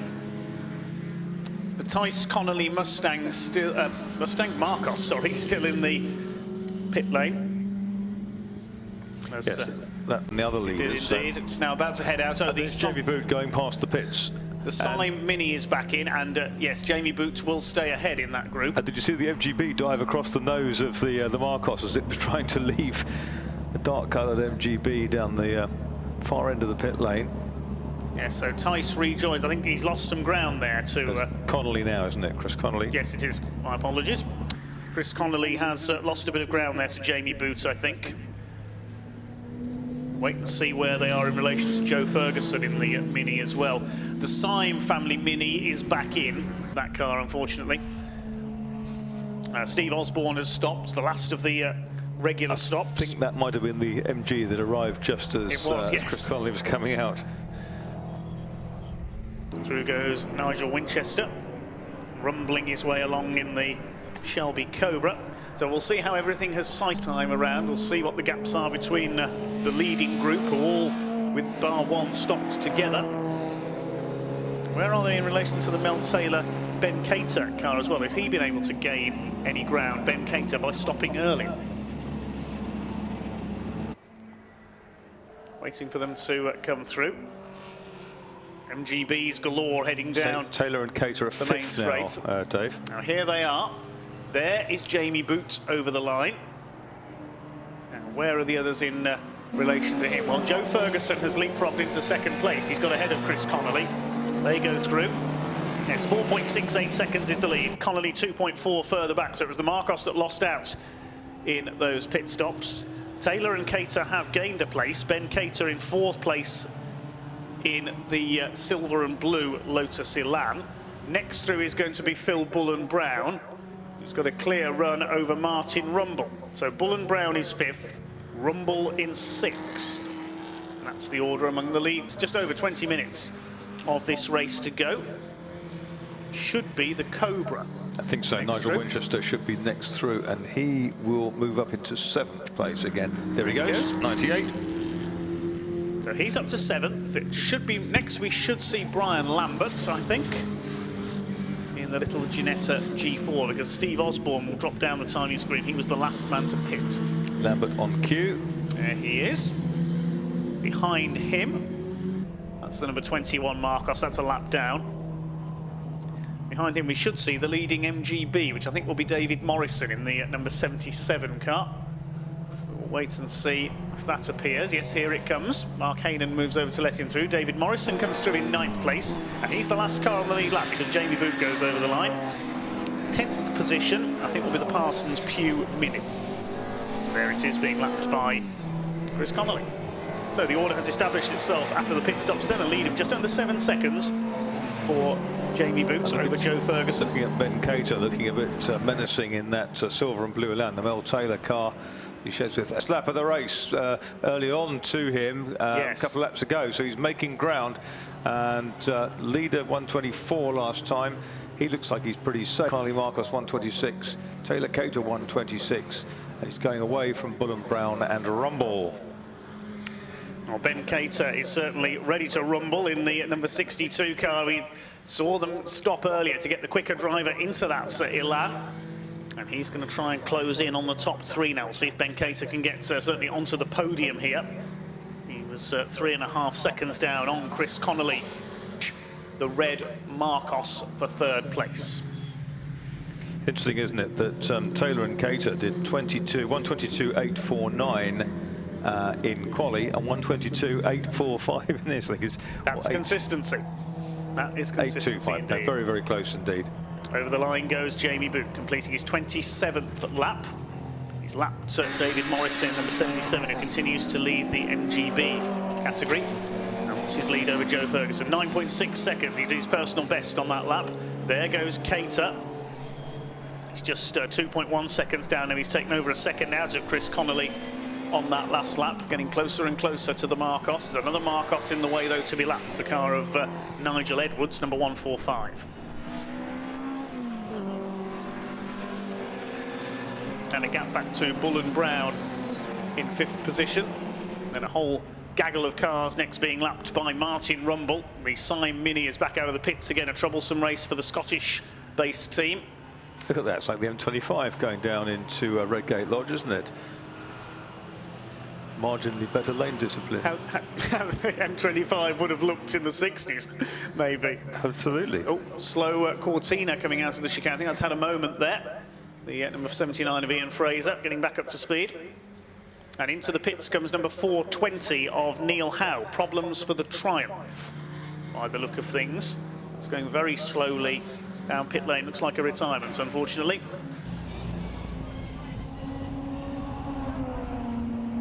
How many cars have we lost in this race? Let's take a quick look. Nick Jesty, who started from the pit lane, only lasted 7 laps. We lost Cliff Gray, of course, before Stephen Bond could take over.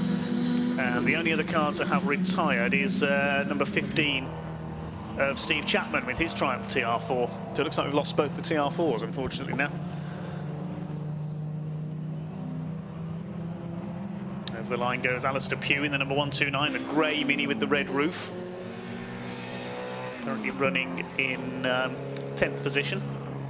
The lead gap is increasing. Jamie Boot getting quicker and quicker, but Connolly also did a personal best on that last lap. Still lost a few tenths to Ben Cater. Martin Rumble goes over the line, about to lap Rory Longdon in the 141. And the Mini, that's the yes, Parsons Pugh. The Pugh has gone off at the exit of Redgate. Sorry, I missed that. He spun going into Redgate there, into the gravel. I don't think he's going to get out from there. So that's 10th place gone. Yellow flags at Redgate with the Mini stuck in the gravel. The first of the real front runners to fall. Bad luck to Alistair Pugh. Took over from Richard Parsons. He's in the gravel at Redgate. Blue flag waving to the back markers because here comes our leader. Jamie Boots goes over the line. 29 laps completed now, 15.5 minutes of this Mintex Classic K race to go. Ben Cater was still on the warpath, wasn't he, last time round? He was virtually with Chris Connolly, and there they are together. The yellow flag zone ahead as the tractor shoots out. They're close to within 1 second of, just over 1 second of Joe Ferguson as well. So a three-way battle could be brewing here for 2nd, 3rd and 4th. They're well clear of Phil Bullen-Brown's Mini in 5th position. 2 yellow machines there together, the 42 car with Lyndon Griffin on board. Took over the Elan from Nigel Adams. He'll get that overtake done, I think, just before they reach the yellow flag. They're regulars in the Spa 6, done it for many years. I'm always amazed you got halfway through this, no, 3/4 of the way through the race, and you've got sort of things like the little Ginetta running on the same lap as the leader, which is hugely impressive. It's about to get lapped, but nonetheless, 3/4 of the way through an hour's race. Now, Jamie Boots' lead up to nearly 14 seconds now, so he's looking fairly safe and secure out in front, barring any major disaster. The Mini is towed away by the telehandler there. Well done to the Orange Army, our volunteer marshals. Thanks to them for their services as always. Couldn't go racing without them. There we are, the lamb that's just been lapped at 3/4 distance. Quite nice bow wave of gravel building up there in the kids' litter as the Mini's dragged away. The 2nd place fight over the line, and with no passing under yellows, the Marcos and the Lotus were trapped behind a back marker there, allowing Joe Ferguson to get away a little in the Mini. Yes, they were stuck behind the Fraser Cortina, weren't they? And that the Alan Mann Racing colours, the red and gold, in which Sir John Whitmore won the European Championship in the 60s. Also British titles taken by the likes of Frank Gardner in those colours in the later 60s as well, in Escorts and Falcons. Nice little battle between 4 cars up at Aston McLean's. Massive understeer for the dark green Mini there. It was number 141, that's Rory Longdon. Dark blue Mini, I think it is actually. But on the screen it looked dark green. And he understeered into the chicane, then lurched out, then understeered off the other side. Certainly, I think the front tyres are well used. Well, Adams and Page are here, supplying tyres for historic vehicles. You may need to pay a visit to them in the paddock. I can see their vehicle down there, just near the paddock restaurant. They sponsor the Swinging 60s series that we'll see out later on. Jamie Boot has gone through to complete his 31st lap. There goes Joe Ferguson. He's pulled clear again of Alan Tice and the number 62 of Ben Cater. We've got the 68 car in the pits, which is one of the MGB's, Russell Martin. So issue for him somewhere. There is a black flag being prepared. Someone has a penalty, drive-through penalty. Thank you, marshals. We'll get the number in just a moment as to who that is. Number 141 has been given a drive-through penalty. That's the Longdons in the Mini we just mentioned, so they've transgressed in some way.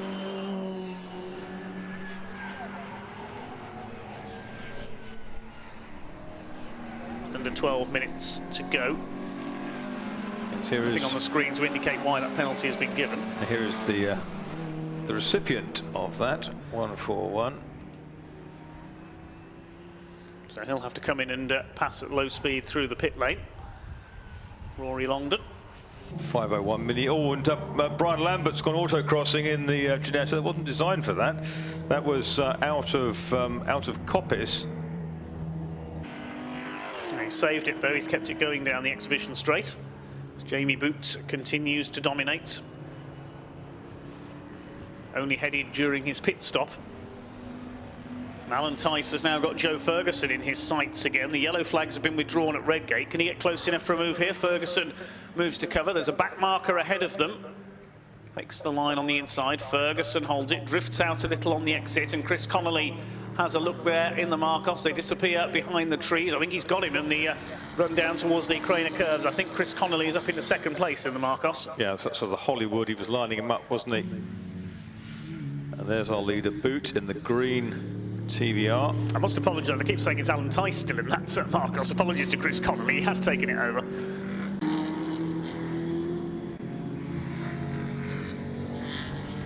Into our site at Schwantz. Yes, it is Connolly up into second place ahead of Joe Ferguson in the Mini. Got the better exit from Redgate there. Still Ben Cater in fourth place, less than a second behind in the silver and blue Elan.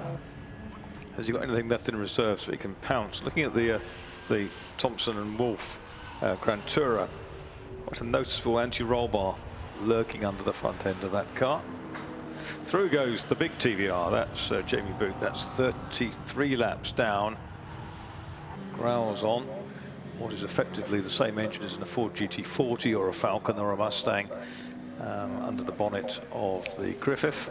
Through goes the Mini of Rory Longdon's service drive-through penalty. I've just noticed that the E-Type didn't rejoin after its pit stop, so they've had an issue. Paul and Miles Castaldini.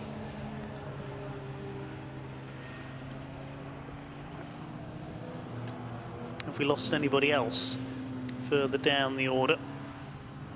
No, not since, probably not since Parsons and Pugh, the Pugh Mini. Russell Martin came in as well. His MGB didn't rejoin. He's gone into the paddock. Another car coming in. It's the Cortina. Ian Fraser. So he has had an issue somewhere. Down the pit lane comes the Alan Mann Racing liveried Mark I Lotus Cortina. Is that heading into the paddock? No, it's heading back out again, so maybe he got a penalty as well there that I didn't spot. In the closing stages now, then 8.5 minutes of this Mintex Classic K Series race to go. Jamie Boot has led in his TVR. If he wins this, he'll have a 30-second success penalty for any subsequent races he contests this season. Great to see the Mini here being thrown around, and that's the 341 car, and that is Ferguson, who had an inside rear wheel about 3 inches off the deck coming into the Roberts chicane that time. The reason he's pushing is he's being caught by Ben Cater. Only a second in it between those two now, the Elan behind him. The Gilburn still going, number 196 of Smith and Mallet. One of the few Welsh-built manufacturers, Welsh-based manufacturers. My Mini is back out again, making a move on one of the MGBs there at McLean's. 1.7 seconds splitting the second, third and fourth place cars. And here they come on the screen. The Mintex Classic K Series. Marcos, Mini and Lotus fighting for second position. Ben Cater is getting ever closer to the sideways. Joe Ferguson round Coppice that time. He's going to try and make a move on Chris Connolly because there's a back marking Lotus Ilan ahead. Here comes Ben Cater. He says, OK, I'll try and get past both of you then if you're delayed behind the back marker. Oh, what a fabulously executed move there. Just brilliant. And we saw the Mini go up on 2 wheels through Coppice, and it's suddenly at the back of that trio, but he's not giving up by any stretch of the imagination. He's got plenty of grunt, that's for sure. And he's tucked in behind that Marcos with the Volvo 1860 engine out of the Volvo Amazon effectively, and coming down into Red Gate corner, it is suddenly Ben Cater who's got Mel Taylor's Ilan back up to P2, which is where of course they've started the race. 261 Graham Brown didn't know where to go there as they came up on him out of Coppice, but he got out of the way OK. Mel Taylor now up into second position. He's nearly 16 seconds down on Jamie Boots TVR, which has got just over 6 minutes to go to head for victory. Top 4 well ahead of the rest. It's Phil Bullen Brown's Mini on its own in 5th, nearly 40 seconds down on the lead group now. On the second place group, I should say, because the leader a few seconds out in front. Pick up the class leaders a little later on. The MGB class it's still led by Beresford and Morrison. B and A. Class F is led by the Bell Ferguson Mini. Class G by Brian Lambert. And Class D by the Thompson and Wolf TVR Grand Tourer in 13th place. But Jamie Boot has just lapped Nigel Winchester. And they go through. Where's the chasers? They'll be along in a second. It's Ben Cater who's pulled ahead of he's just done the fastest lap of the race, Ben Cater, 1:22.361. He had the fastest lap anyway, but that's an improvement on the one he set on lap 22. That's over 3 seconds. And the gap between the pair of them, 12.7 seconds. With 5 minutes of the race to go, so it's about 4 laps, isn't it, effectively? Quite catch him. Just doing a bit of quick mental arithmetic there. I don't think he'll quite catch him. I think it's where it's sort of twos and fro's with the traffic, isn't it? I don't think there's any great problem for just thinking I'll give myself a little bit more time to think. I've got a good lead. My pit crew has probably put a board out saying plus 12 seconds, minus 7 minutes or whatever, and that will be sufficient. A pair of identical MGBs over the line. The 103, the car driven by Mark Prutton. 251 of James Illingworth. There goes Jamie Boots. That time 1:24.6 that time through with 4 minutes of the race to go. Ben Cater, who's stuck behind a back marker coming out of the chicane, the John Wolf TVR. Yeah, it's a slightly slower lap that time, 13 seconds the gap between the two. So Jamie Boots looks safe at the front. Into the pits comes the number 182 MGB, Steve Osborne. So a problem for him there. Jamie Boots heads down towards the old hairpin. Steve Osborne, is he retiring? Pulled up with his crew. Brian Lambert's little Ginetta still makes pro. He's got Rory Longdon in the family 141 Mini behind him. David Morrison in the car started by David Beresford, still clear at the front of the MGB class. Coming in at a moment at the chicane, I think, on offline. That's the blue Marcos, James Wheeler on board. There are 1 or 2 cars with late issues late on.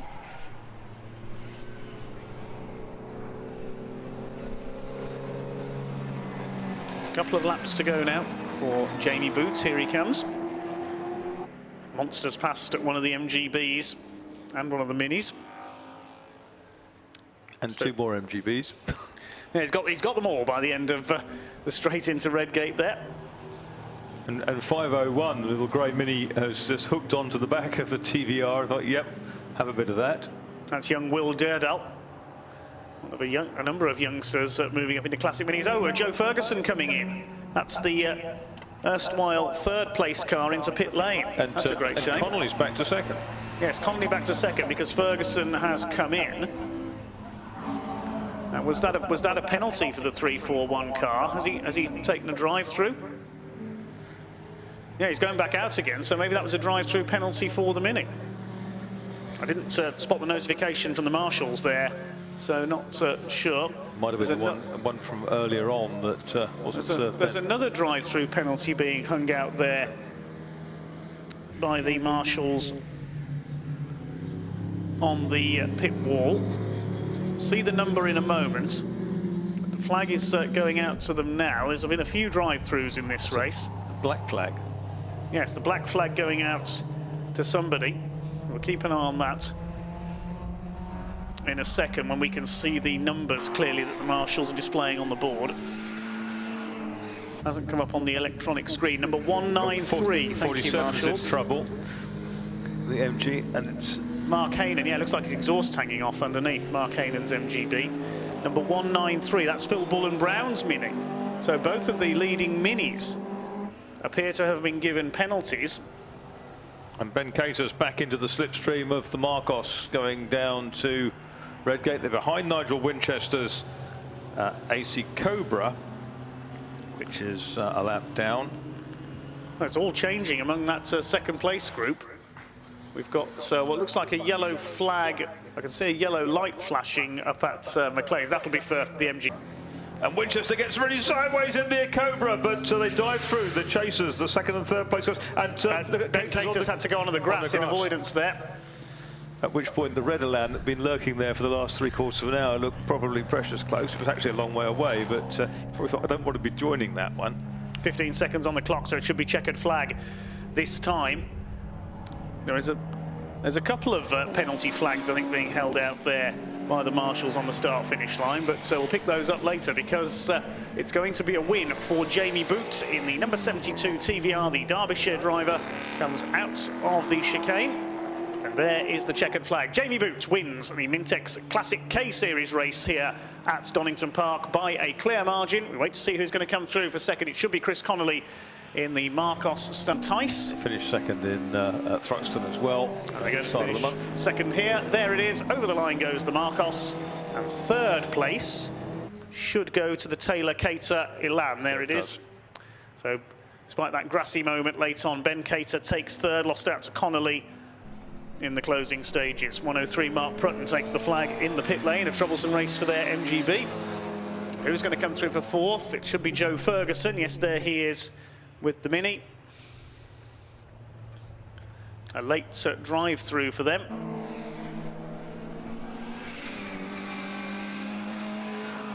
Lambert Janetta is home in 8th place. Winchester 7th, a lap down. Lambert 8th, a lap down. Fifth should go to Phil Bullen Brown. But he's been black flagged, hasn't he? In his Mini. Yes, he got the penalty flag as well. There is the 193 car over the line, so we'll have to confirm the official result of that one a little later on.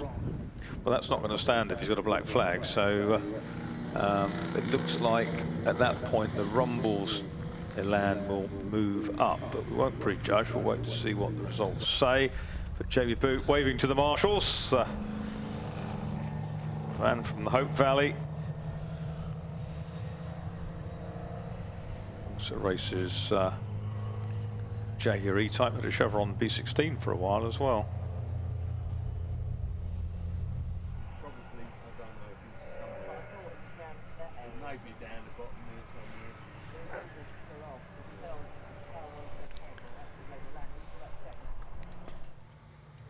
So that's a very entertaining Mintex Classic K race. First Jamie Boot, TVR Griffith.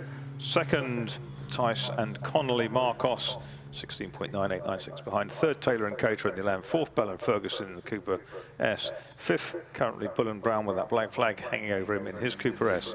And behind him in 6th place was the Rumbles Elan number 70. Winchester in the number 98 Cobra was 7th. 8th Brian Lambert in number 32. Little Janetta 9th was 77. The Beresford and Morrison MGB. And in 10th place Adams and Griffin. Elan ahead of the Durdals Mini, Greenhill, Thompson and Wolf, Woodcock and Crawford. The Illingworths, Blewett, Chris Blewett in the Janetta G12 was in 16th place. Scantlebury and Prutton next, Colwyn behind them. The Longdons in their Mini, and the Frasers Lotus Cortina complete the top 20. Class winners Tyson Connolly, Ellen Ferguson, Brian Lambert, Beresford Morrison, Thompson and Wolf, and the Frasers. So what an entertaining race that was. Really good stuff from the Mentex Classic K Brigade. And we'll just take a short break and we'll see what's happening behind us, because we've got the next of our special saloon races with the there'll be a partially reversed grid on this, and the winner of the earlier race will start from about row 6, I think. The winner gets a 10-place grid drop. That's how it works. There you go. It hasn't appeared on the grid sheet I've got. He's shown as being on pole, Wayne Crabtree, in the RS200, but he does get a 10-place grid drop, so he'll start from. That's coming up shortly then, the Special Saloons and Mod Sports plus the Burney's V8s. Special Saloons supported by JMC Racing. And we'll give you the grid for that very shortly.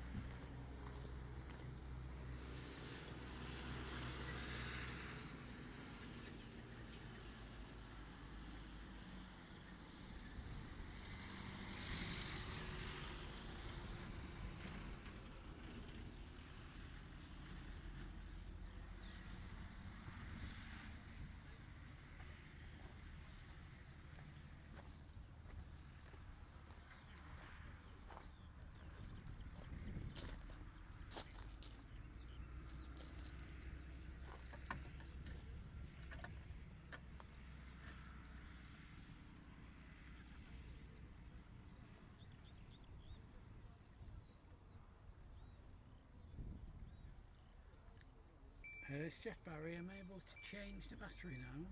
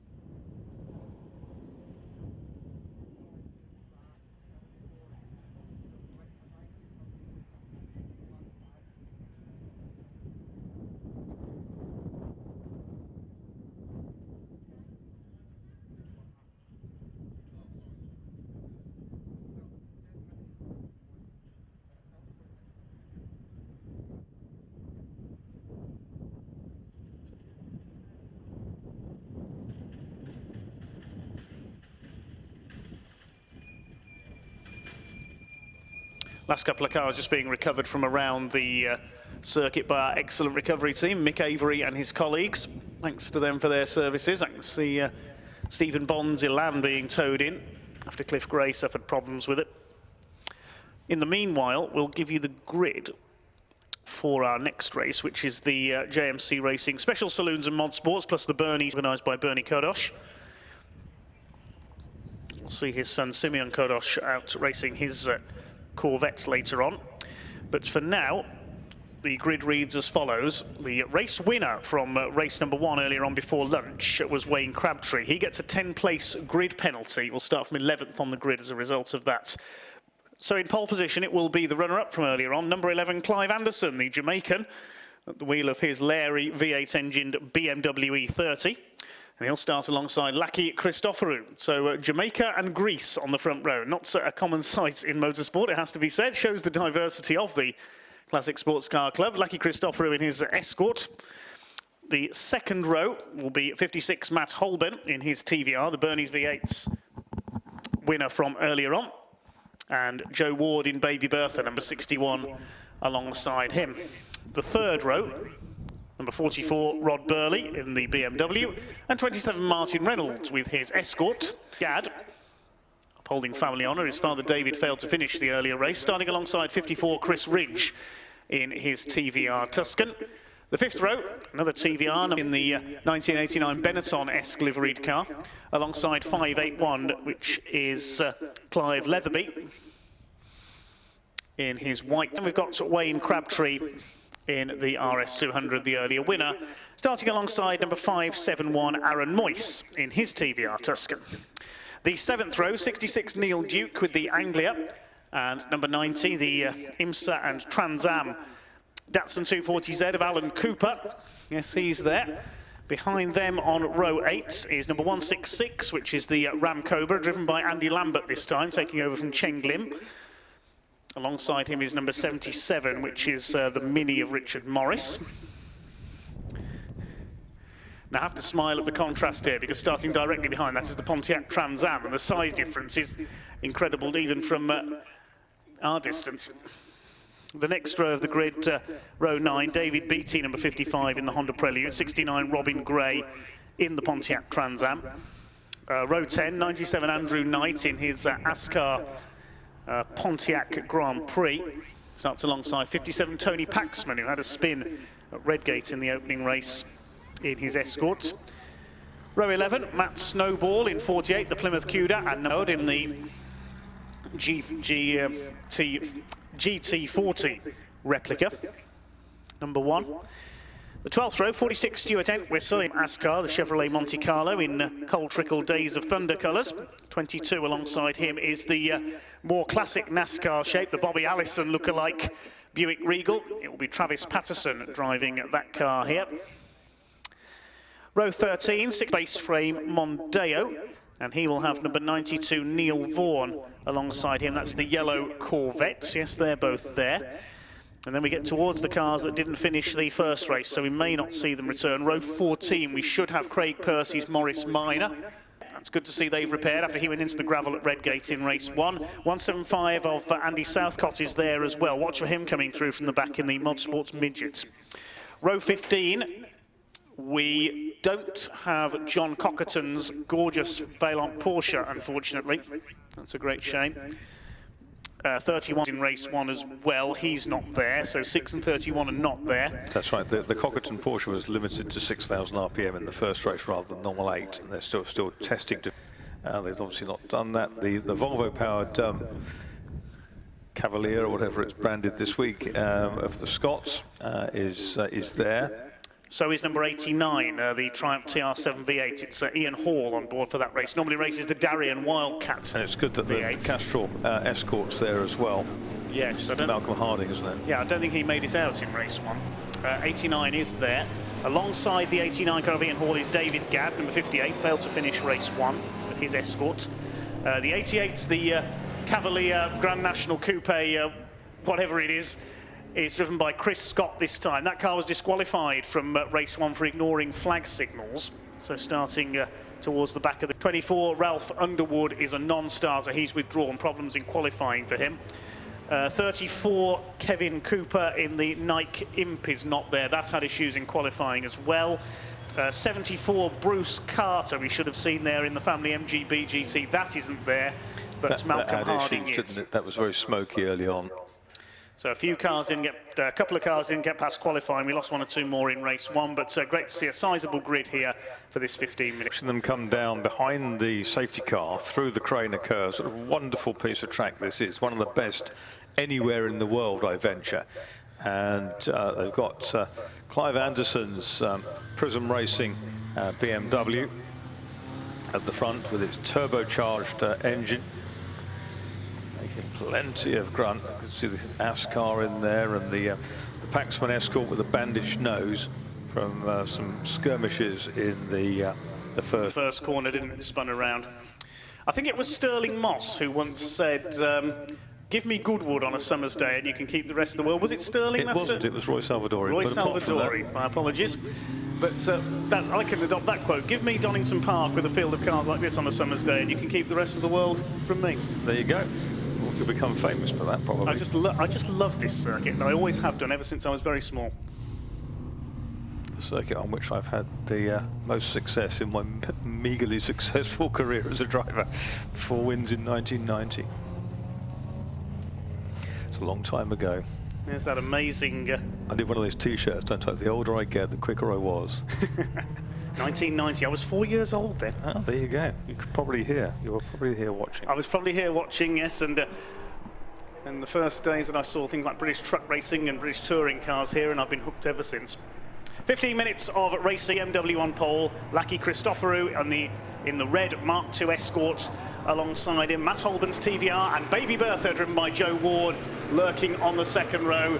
Get ready to listen to the roar as they head down towards Redgate, up towards the red lights. The pack about to be unleashed, and here we go. Stampede number 2, and it's Anderson quickly out of the blocks. Baby Bertha down the outside of Christoforou into second place, but Christoforou might be able to get back onto the apex. He can.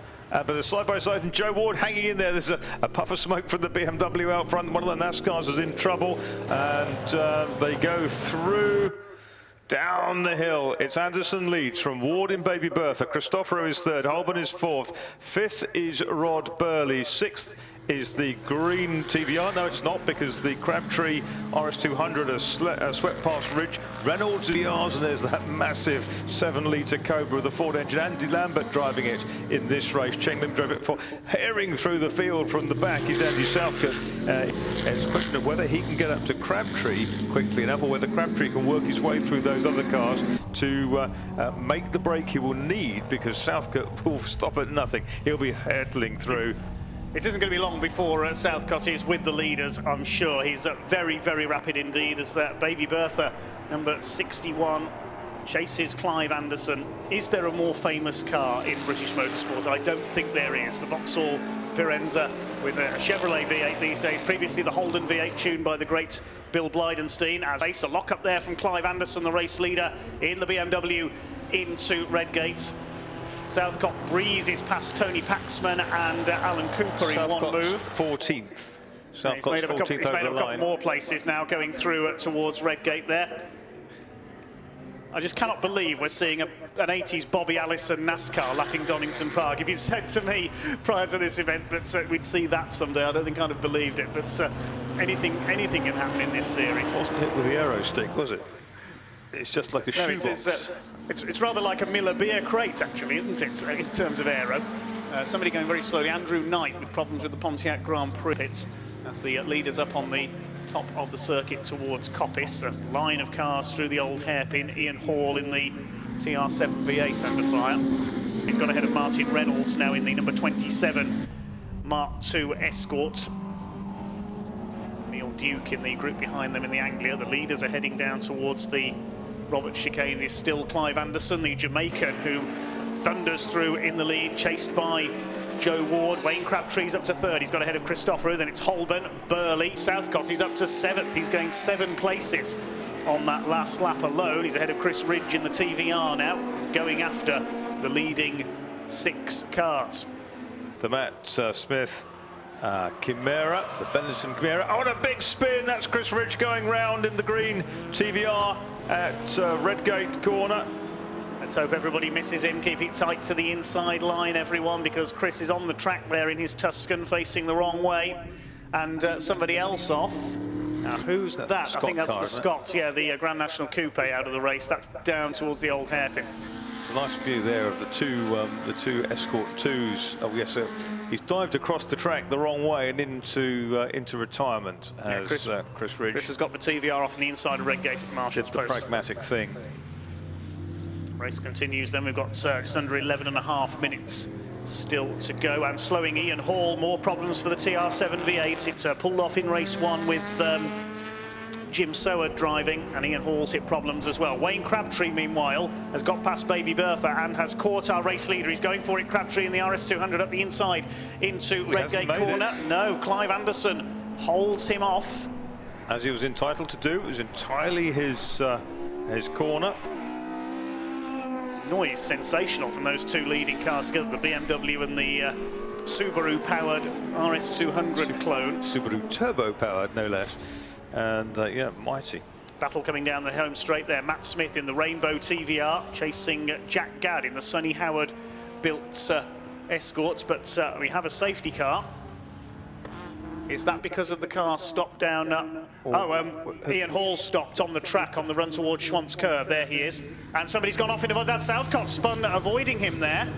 Now Ian Hall has stopped on the track. Problems with the TR78. Southcott's back there, and Neil Duke's Anglia's there. That's damaged at the back, isn't it? Yes, we just spotted there on the screen. That's just come into view. Neil Duke, we hadn't noticed he was there. The Chris Scott's car was off as well, and Southcott has spun, avoiding Ian Hall's car, which had stopped on the track on the run out of the old hairpin towards Schwantz Curve. So that's the reason for the safety car, which will pick up Clive Anderson, and this will give, about to challenge Clive Anderson for the lead there. Now, how long have we got to go? Just under 10 minutes, so we may well get this race going again, depending on how quickly the marshalling team down at the old hairpin, haven't they? They had to put out a blazing TVR yesterday. Anderson then and Crabtree leading the Crocodile.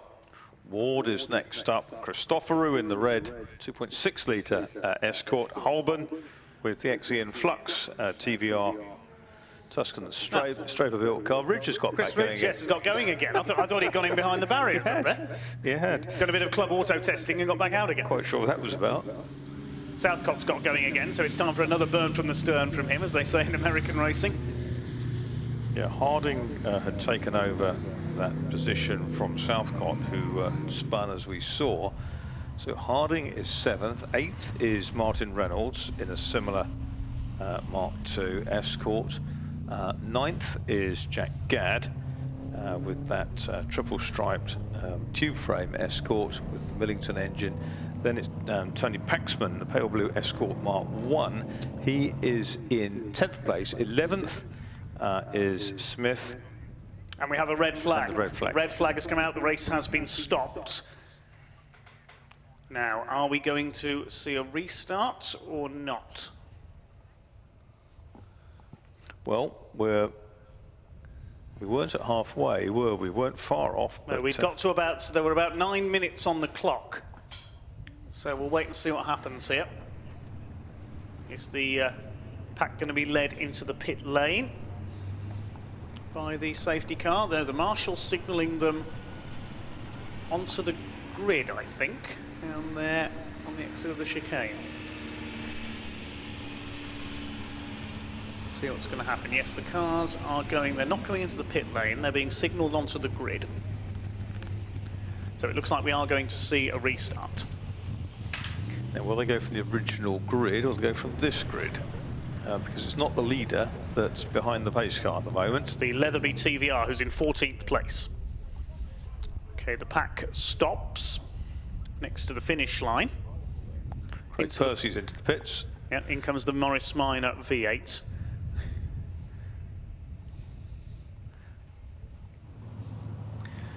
And stopped underneath us now are two TVRs, the Ram Cobra and the Pontiac Trans Am.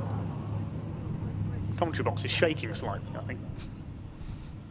Resonance from those V8 engines before they were shut down. The Plymouth Cuda looks fabulous, doesn't it, in the 48 livery with the Mattel Hot Wheels logos on the rear arches. It is very beautiful, that car indeed. Tony Lanfranchi, I believe, raced a Plymouth Hemi Cuda in period in the early 70s, didn't he? Yes, he did, absolutely. In the British Saloon Car Championship in the days of the Yank tanks.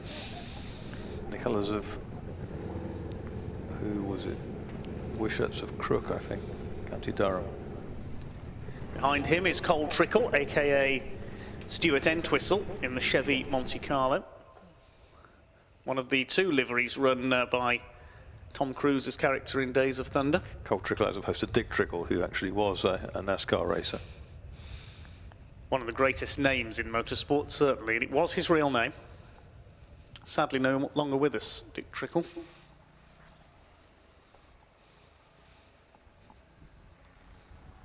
The GT40 replica behind the 46 car there. And then the High Life beer crate of driven in this one by Travis Patterson.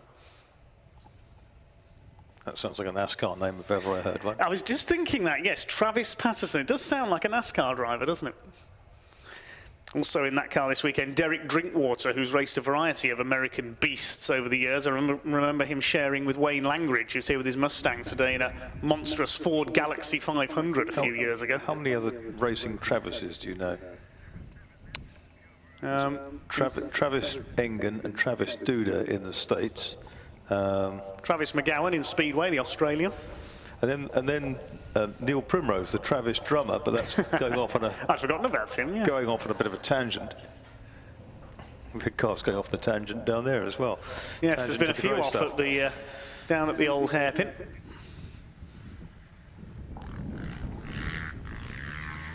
They're being towed off by a procession of recovery vehicles at the moment.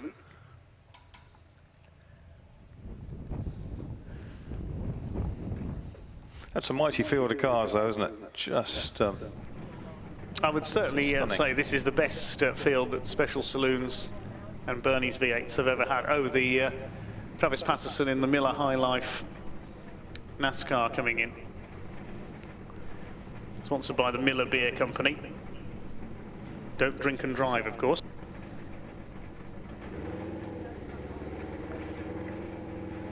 Funny sort of car to have a novice cross on the back, isn't it? A NASCAR stocker. Okay. Start with something a little bit tame and then move up. No. Well, Derek's only ever raced American beasts. He had, of course, the Cadillac Le Monstre replica at Brands Hatch a few years ago. That's in the Classic K series. Raced at Le Mans in, what year did that appear at Le Mans? Certainly in the 50s. In the 50s, yes. Really incredible streamlined beast. I remember he turned up at Brands Hatch and people assumed it was just going to be on display. They couldn't believe he was actually racing it. I guess it didn't get through the tunnel very easily to get to the track. He's got various American vehicles, Derek.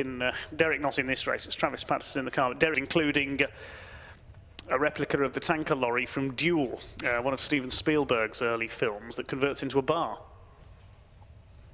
I believe he actually appeared at one of Britain's, it was either at Shakespeare County Raceway or Santa Pod, one of Britain's drag strips, and he actually took the truck, complete with all the catering equipment in the back, down the, goodness knows what time it did. Probably enough time to cook a few burgers and fries on the way down. It got to the end at closing time there. Collection of American vehicles. It's the NASCAR just being serviced there. What's great here, on pit road, as they say. We've got these TVR Tuscan Challenge cars with various sets of engines. They started out with the Rover, 4.5 Rover, and then they went to the AJP8, produced effectively in-house. But there's one certainly in the field that has a Chevrolet in it. There's one or two were re-engineered to take subsequently. We've got these. We've got the fake snake, the Cobra, the Andy Lambert Cobra that Cheng Lim drove the first race, the 7-litre Ford under the bonnet, 7-litre Ford V8, and then these ingenious Special Saloons. One or two of which were around in the period, but there's some more modern builds. St Morris Space Frame Mini with the transverse Vauxhall red top engine under the bonnet. And a great power bulge, as they were known in the 60s and 70s, on the bonnet, clearing all the other paraphernalia that goes around the engine. We've got these superb DWG Escorts, the Gartrack steel-shelled car of David Gadd, then his son Jack in the Sonny Howard space frame RSR car. We've got the very impressive Clive Anderson BMW, Prism Racing car with its turbo V8 engine, the Subaru engined RS200, which is another tube frame chassis dressed as an RS200. Baby Bertha, of course, needs no introduction. One vert super saloon race it did in the mid-1970s with Jerry Marshall driving it. Jerry won more than 620 races outright in his career.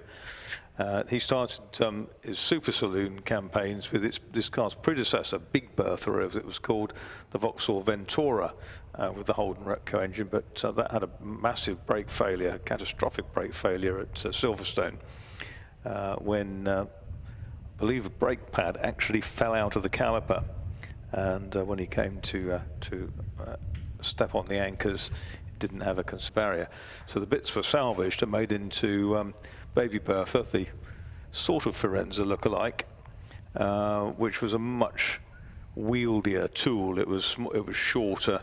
It was probably a tad narrower as well. From General Motors through Vauxhall, dealer team Vauxhall, and some styling help with it. And Jerry Johnston at DTV was involved in building it with Bill Blydenstein and the rest of the crew down there at Shepworth in Hertfordshire. We've got also... They did build a successor. Sorry to interrupt, Marcus. They did build a successor to Baby Bertha. The one that's now known as Mega Bertha. Mega Bertha didn't actually appear. It was only a styling exercise when it. That's as far as it got, really.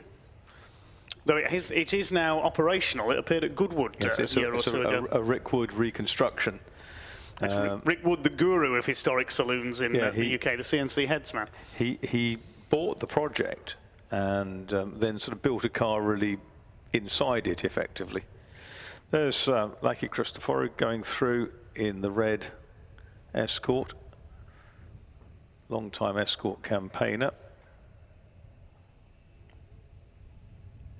Rod Burley comes up with this BMW that was black and white at Thruxton. Now it's got some blue bits on. Days go on. Yeah, the BMW, that's Gary Whittaker's old car that he won so many races in the Kumho BMW Championship. They're here tomorrow, incidentally, with the BARC, more motorsport here at Donington. Two more Escorts coming down. That's the other. I saw the Gadd car coming through, but Paxman 57, the Oakcroft garage car.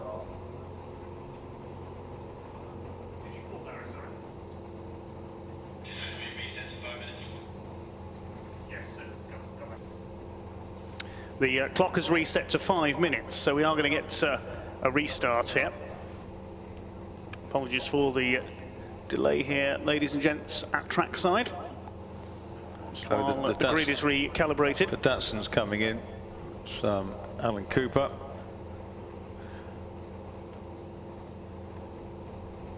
Kellum Datsun. That's an amazing looking car.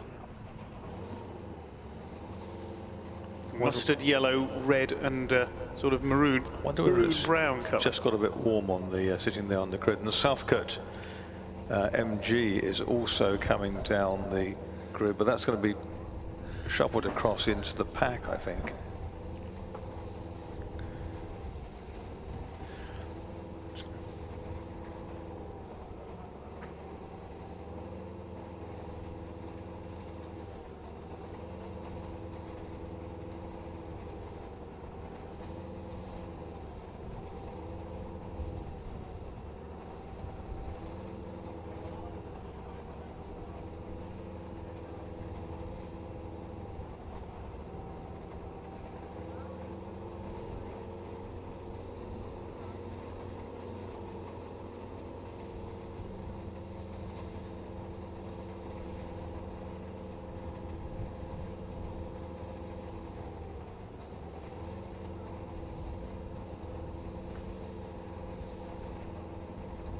At the moment, there's a bit of a confusion as to where the grid's going to be, because we'd either go back to the original grid, which had Clive Anderson on pole, or we go back to a grid as that last bit of the race finished, which would be more normal in this circumstance, in which case Clive Anderson would still be on pole, but he's not been called forward yet in the Oka BMW.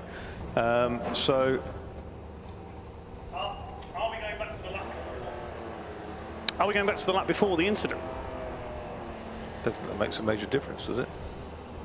Because who was leading on that lap? Had Crabtree got ahead? I don't think he hadn't, had he? You've got your lap chart there. I've lap charted, and Anderson is still leading. So he starts on pole regardless of which grid we're going to operate from, you would have thought.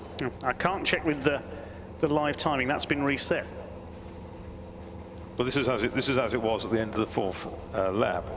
Anderson, Crabtree, Ward, Christoforou, and then it would be etc.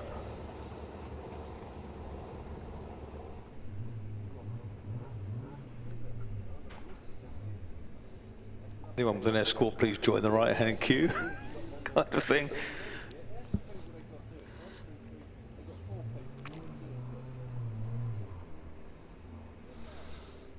Well, Matt Snowball's got the door open to Martin Reynolds in the He's got the door open.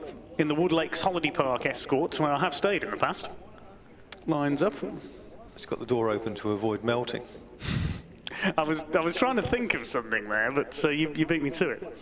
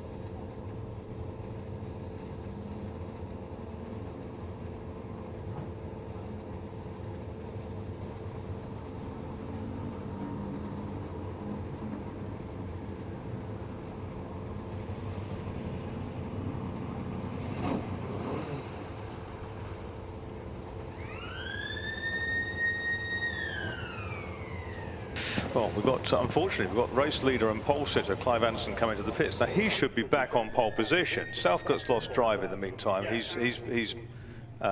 the green flag's been given. Clive Anderson is in the pits. He should be at the front of the grid. Well, apologies for the confusion here is all we can say.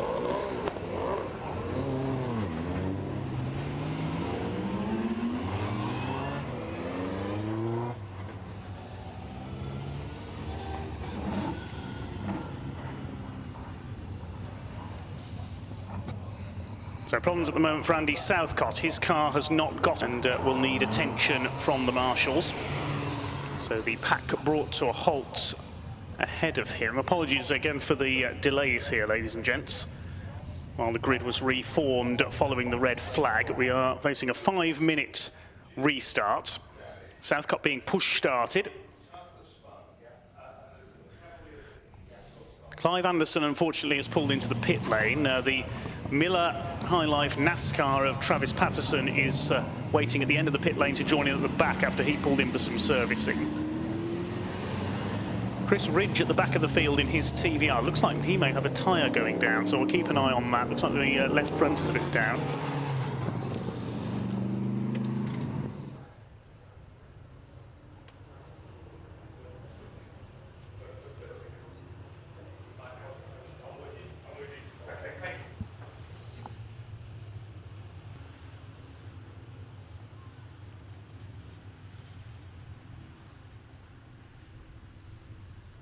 This is extremely complicated, but David Smith has just described it to me, what's happened.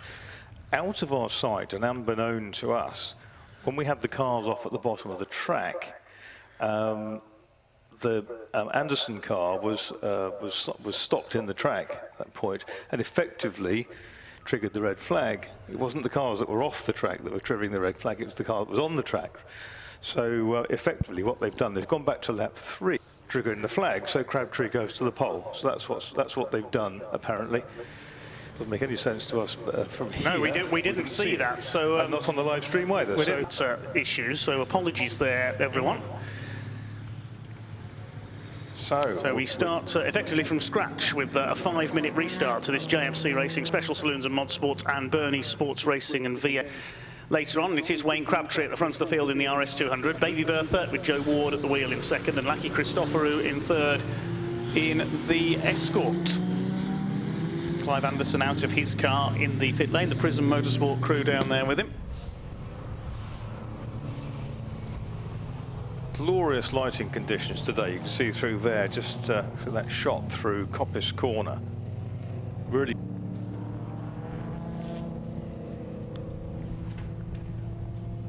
Good to see Baby Bertha up at the sharp end.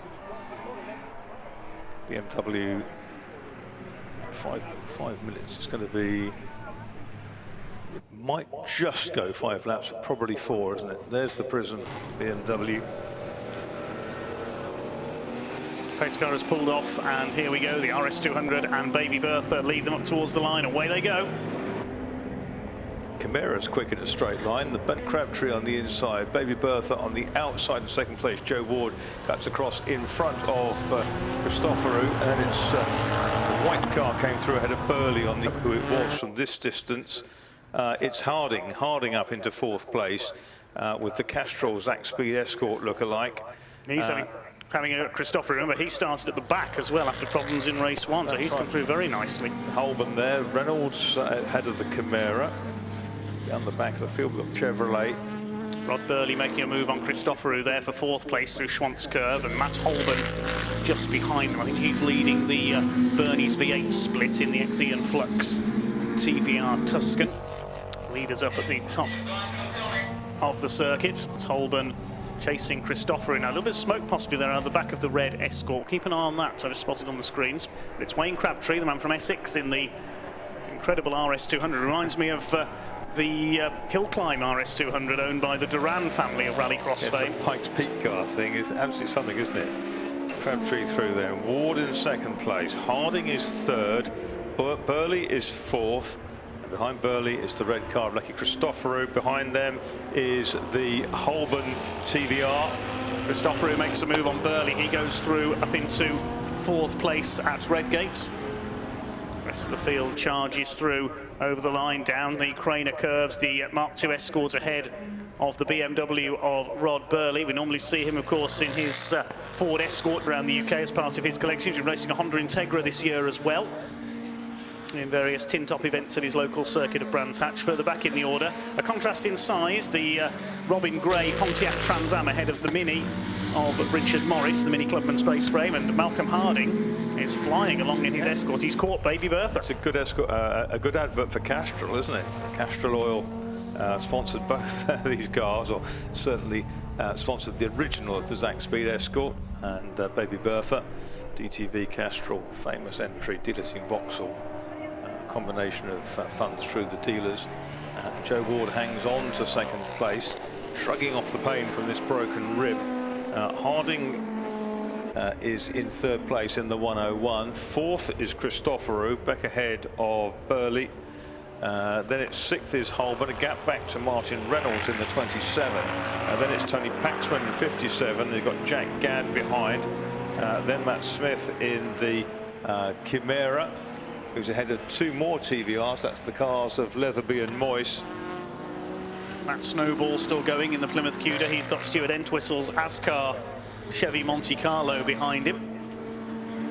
GT40 replica still going strong. He's got Andy Lambert in the ground-shaking Fake Snake, as it's known, behind him, and then the other NASCAR as well, the Miller Beer Cup. It's Miller time. Miller Genuine Draft. It's Miller time indeed. It says so on the side of the car. Coppice then once again. David Beattie, the ex-Aston Martin driver, at the wheel. Oh, we've got Gadd. That's Father Gadd's Escort off. That's on the exit of Redgate down towards Hollywood. He's pulled up there. Can't see any damage to the car through the heat haze. So over the line goes Wayne Crabtree to complete another lap. Malcolm Harding now just a few lengths behind the similarly Castrol liveried car of Baby Bertha, Joe Ward. Christoforou fourth, Burley fifth. Matt Holborn has dropped down to sixth in the TVR. Still leads the Bernie's V8 split. Martin Reynolds in seventh. Behind them, Paxman and Jack Gadd, now upholding family honour again. A double DNF for his dad. Around the outside there, Jack Gadd into Redgate. That was just before the yellow flag, I think. There. The drag race coming on now. In the right-hand lane is Matt Snowball with the Plymouth Cuda, the left-hand lane. There are several cars in this. You wouldn't expect to see them lapping a UK circuit, would you? No, exactly. Least of all that Buick Regal. I still can't believe that's out there, but it is brilliant to see. Battle for second heading through Coppice. Two Castrol cars. Yeah, Joe Ward and Baby Bertha. Very squat, that car, going nicely. We've got 5 seconds left on the clock, so it should be checkered flag this time for Wayne Crabtree in the Ford RS200. It is. 2 out of 2. Repeating from this morning, makes it 3 as well. Harding closes, but it's too late to catch Baby Bertha for second place. Lackey Christoforou is fourth, Rod Burley fifth, and the Bernie's V8's winner for the second time today, Matt Holborn's TVR. Seventh will be Martin Reynolds in one of his many classic Fords in his collection. Eighth is Jack Gadd, good result for him. Tony Paxman in his slide in race 1, and Matt Smith's Rainbow TVR finishes 10th. Punches the air as he crosses the line. 2 more Tuscans and the ex-Rod Burley Thunder Saloon Prelude of David Beattie behind him. Well, that was short and sweet once it got going again, but it's a second win today for the Dave Abrams owned Abe Speed RS200E with Wayne Crabtree driving it. That turbo soup on it, unusual combo.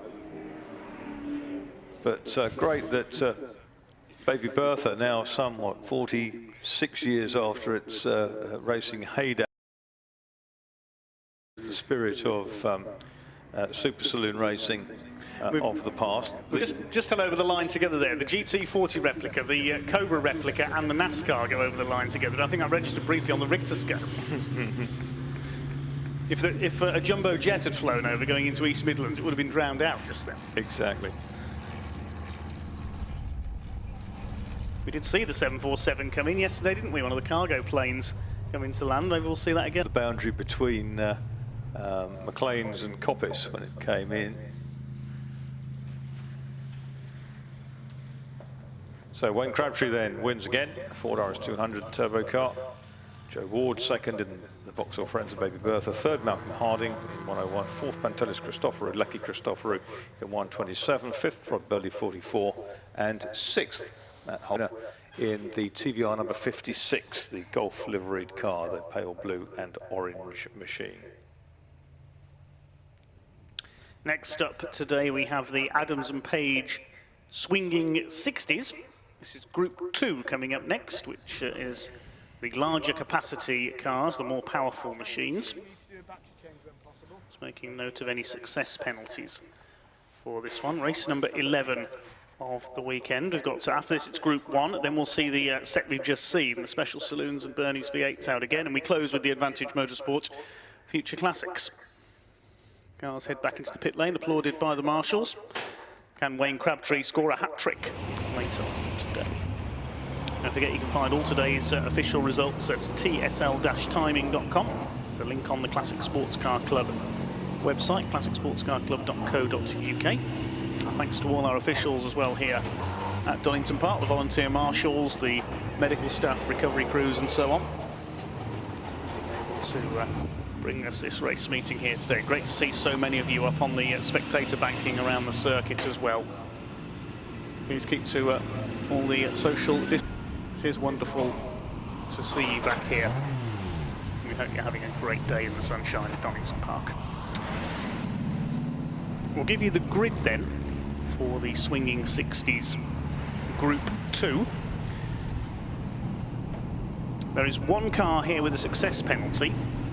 It's the winner at Alton Park in the wet at the beginning of the season, Mark Campbell, in his Triumph TR5, and he's qualified on pole. The number 15 car. So I'll bring you the grid in full in just a moment as the recovery vehicles. 15 is on pole. He'll have an extra 30 seconds to serve at his pit stop. And alongside him is a newcomer to the club, 124 Robert Crofton, in his beautifully turned out Datsun 240Z. Second row of the grid, 149 Malcolm Johnson, always there fighting for victories in his Lotus Europa. And number 888 of Simeon Kodosh, the son of Bernie Kodosh, the organiser of Bernie's, Simeon Kodosh, who did initially qualify on pole, but he had his quickest lap time.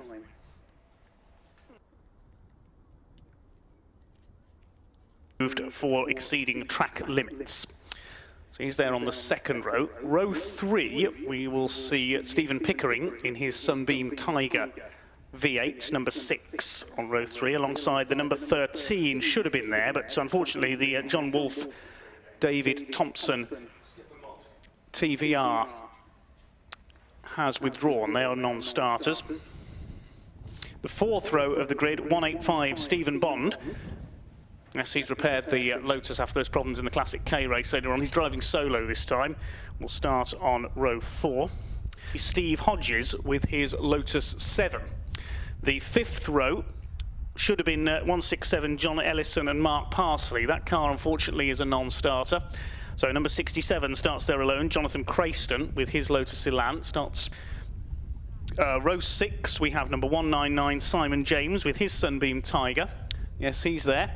Alongside another Datsun 240Z, number 240. We'll see. Row 7, 78, the very experienced David McDonald with his Triumph TR6, the navy blue car. Yes, that's there on row 7. Alongside number 162, which is a car we've already seen actually with their Lotus Elan. Ben Cater, I think, is going first this time in that car. Just check my sheet of starting drivers there, thanks to David Smither and... Yes, Ben Cater is going first, relaying Mel Taylor. Row 8, we have another Lotus Elan, that's number 60 Bill Watt, alongside yet another Elan. That's why he's not sharing with Stephen Bond this time, he's out in his own car, number 181. Next, we should have had number 119, which is the Tice Connolly Marcos we saw out earlier on. That, unfortunately, is a non-starter. And alongside it, number Triumph TR6 is also a non-starter, so that row of the grid, row 9, is blank. Row 10, we'll have number 75, which is the Mark Goff. Ben Goff is going first. Alongside him, in number 28, is Wayne Langridge, the man from Staffordshire in his Ford Mustang. Behind them, 53, which is Roy Chamberlain, at the wheel of his Triumph TR250. Alongside number 128, David Thomas with his... Row 12, we've got the Jaguar, number 165, Series 1 XJ6, which will be started by Michael Seaborn, sharing with Tim Morant. Alongside them, 717, which is ex-hill climber Chris Merrick in his Lotus Elan. Yes, he's there. 38, John Devlin is next, with his maroon liveried Reliance Sabre 6. And alongside him will be the similar car of number 4, John Leslie. Rounding out the grid, 331, which is Brian Cowan in his Lotus Elan. Yes, he's there. And 49, Stephen Atkinson with his MGC rounds out the grid. So a couple of gaps on the grid then. As soon as the circuit is clear, we will be underway with our next Group 2, racing over 40 minutes.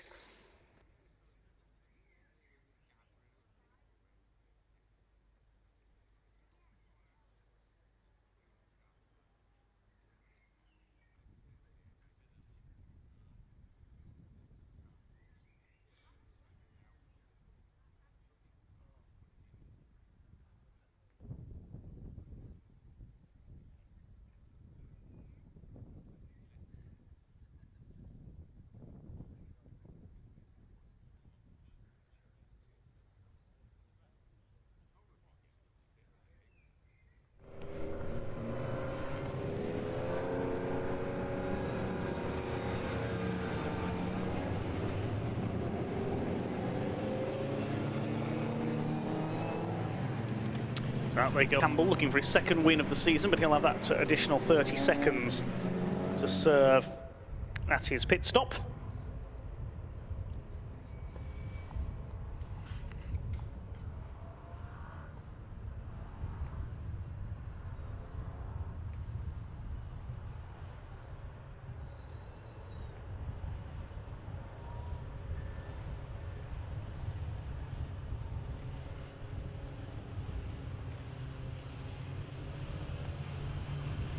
Been racing and winning with his Triumph for many years now, the man from the northeast near Middlesbrough. Robert Crofton, by contrast, a newcomer to the CSCC with his lovely Datsun 240Z. Second row, Malcolm Johnson with his familiar Lotus Europa. Going for him in swinging 60s races, always seems to be the nearly man. He's on the second row with the Europa alongside Simeon Kodosh with the 5.7 litre Chevrolet Corvette. Will power tell over the more nimble cars here. Should have had Wolf and Thompson's TVR alongside, but they're one of the withdrawals. Stephen Bond on row 4 with Steve Hodges in the Lotus 7 alongside his Elan. Row 9 is blank, a couple of cars have withdrawn. The Goff Daniels Marcos, always a potent performer. Wayne Langridge with the big 5.4 litre Ford Mustang. Jonathan Crayston in there as well with his Elan. Simon James and Dean Tiger and the Datsun 240Z.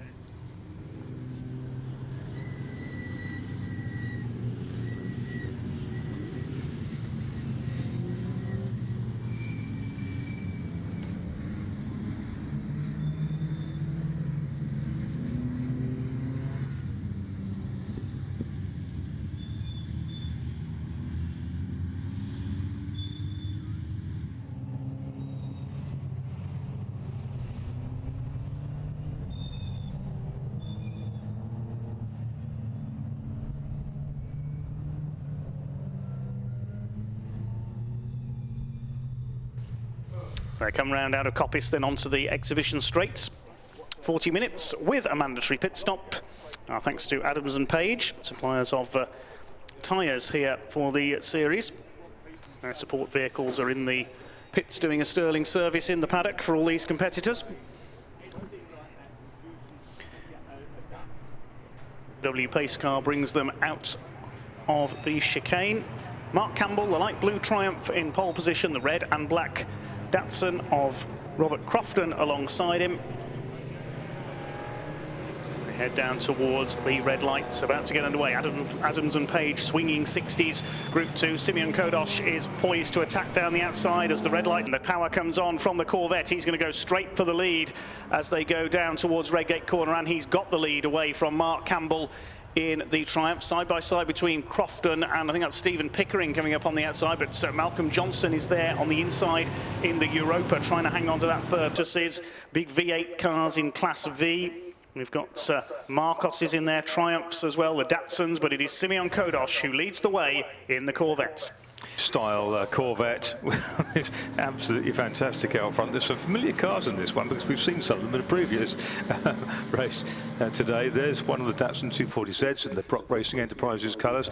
Campbell trying to take the hops over the curb on the, comes up to the outside of McLean's corner. Campbell, he does it on the outside, round the outside like a Buffalo girl, and he's done it in taking the lead going up towards Coppice corner. In third place is Johnson in the Europa. Then it's the Samurai Datsun 240Z, which is Robert Crofton, the EFG Bank man. And there's a Sunbeam Tiger looking pretty menacing in the middle of all that. There's a Mustang Marcus's again, Jaguar XJ6 and that. There's Kodosh's mighty Chevrolet Corvette, though, coming down into the chicane.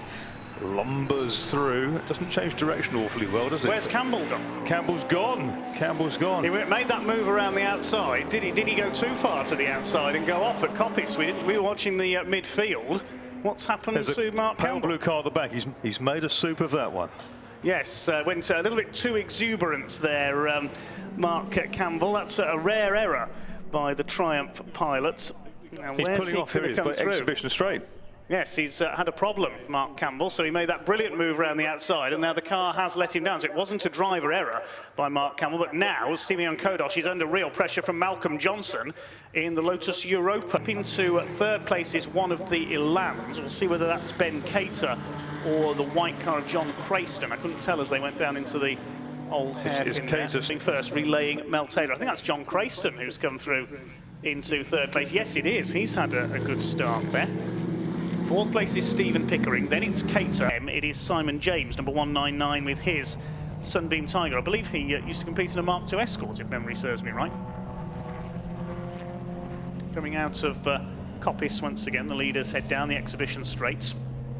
Through Coppice there, the big Mustang of Wayne Langridge. Raced a few American beasts in his time, but it is Simeon Kodosh who leads the way in another American beast, the early Corvette. Not many of these racing in the UK.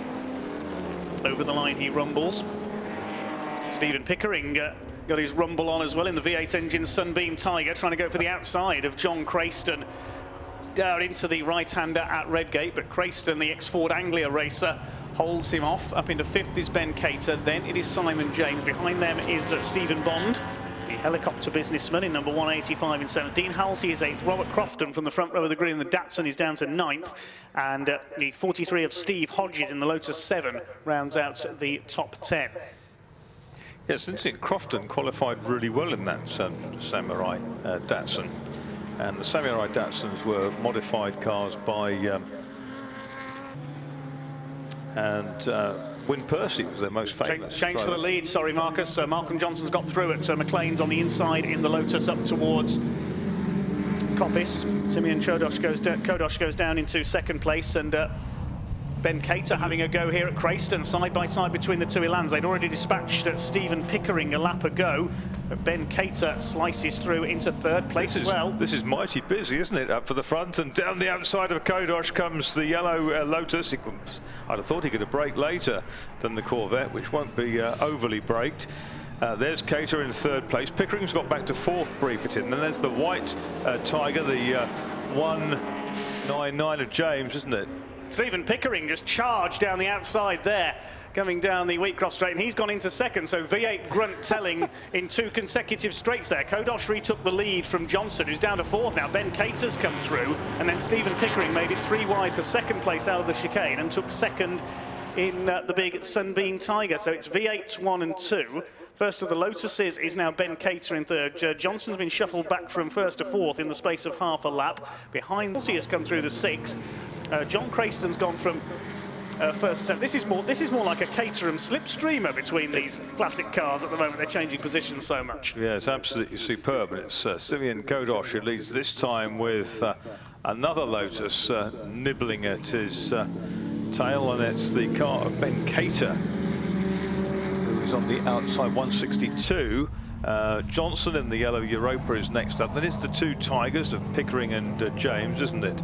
And then behind the fixed head one of those, we've got the Halsey 240Z.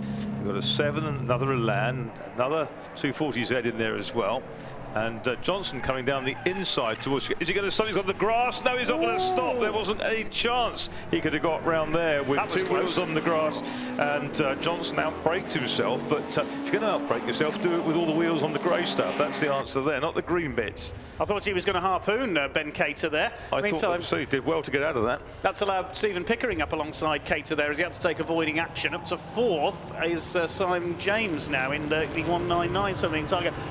Has nobody told these drivers this is a 40-minute pit stop race, not a 10-minute sprint? That's what they seem to be treating it as at the moment. Kodosh leads still, but here comes Ben Cater as they go down into the old hairpin, the little Lotus Sunbeam. Also moving into the picture, Dean Halsey in the second Datsun 240Z in the race.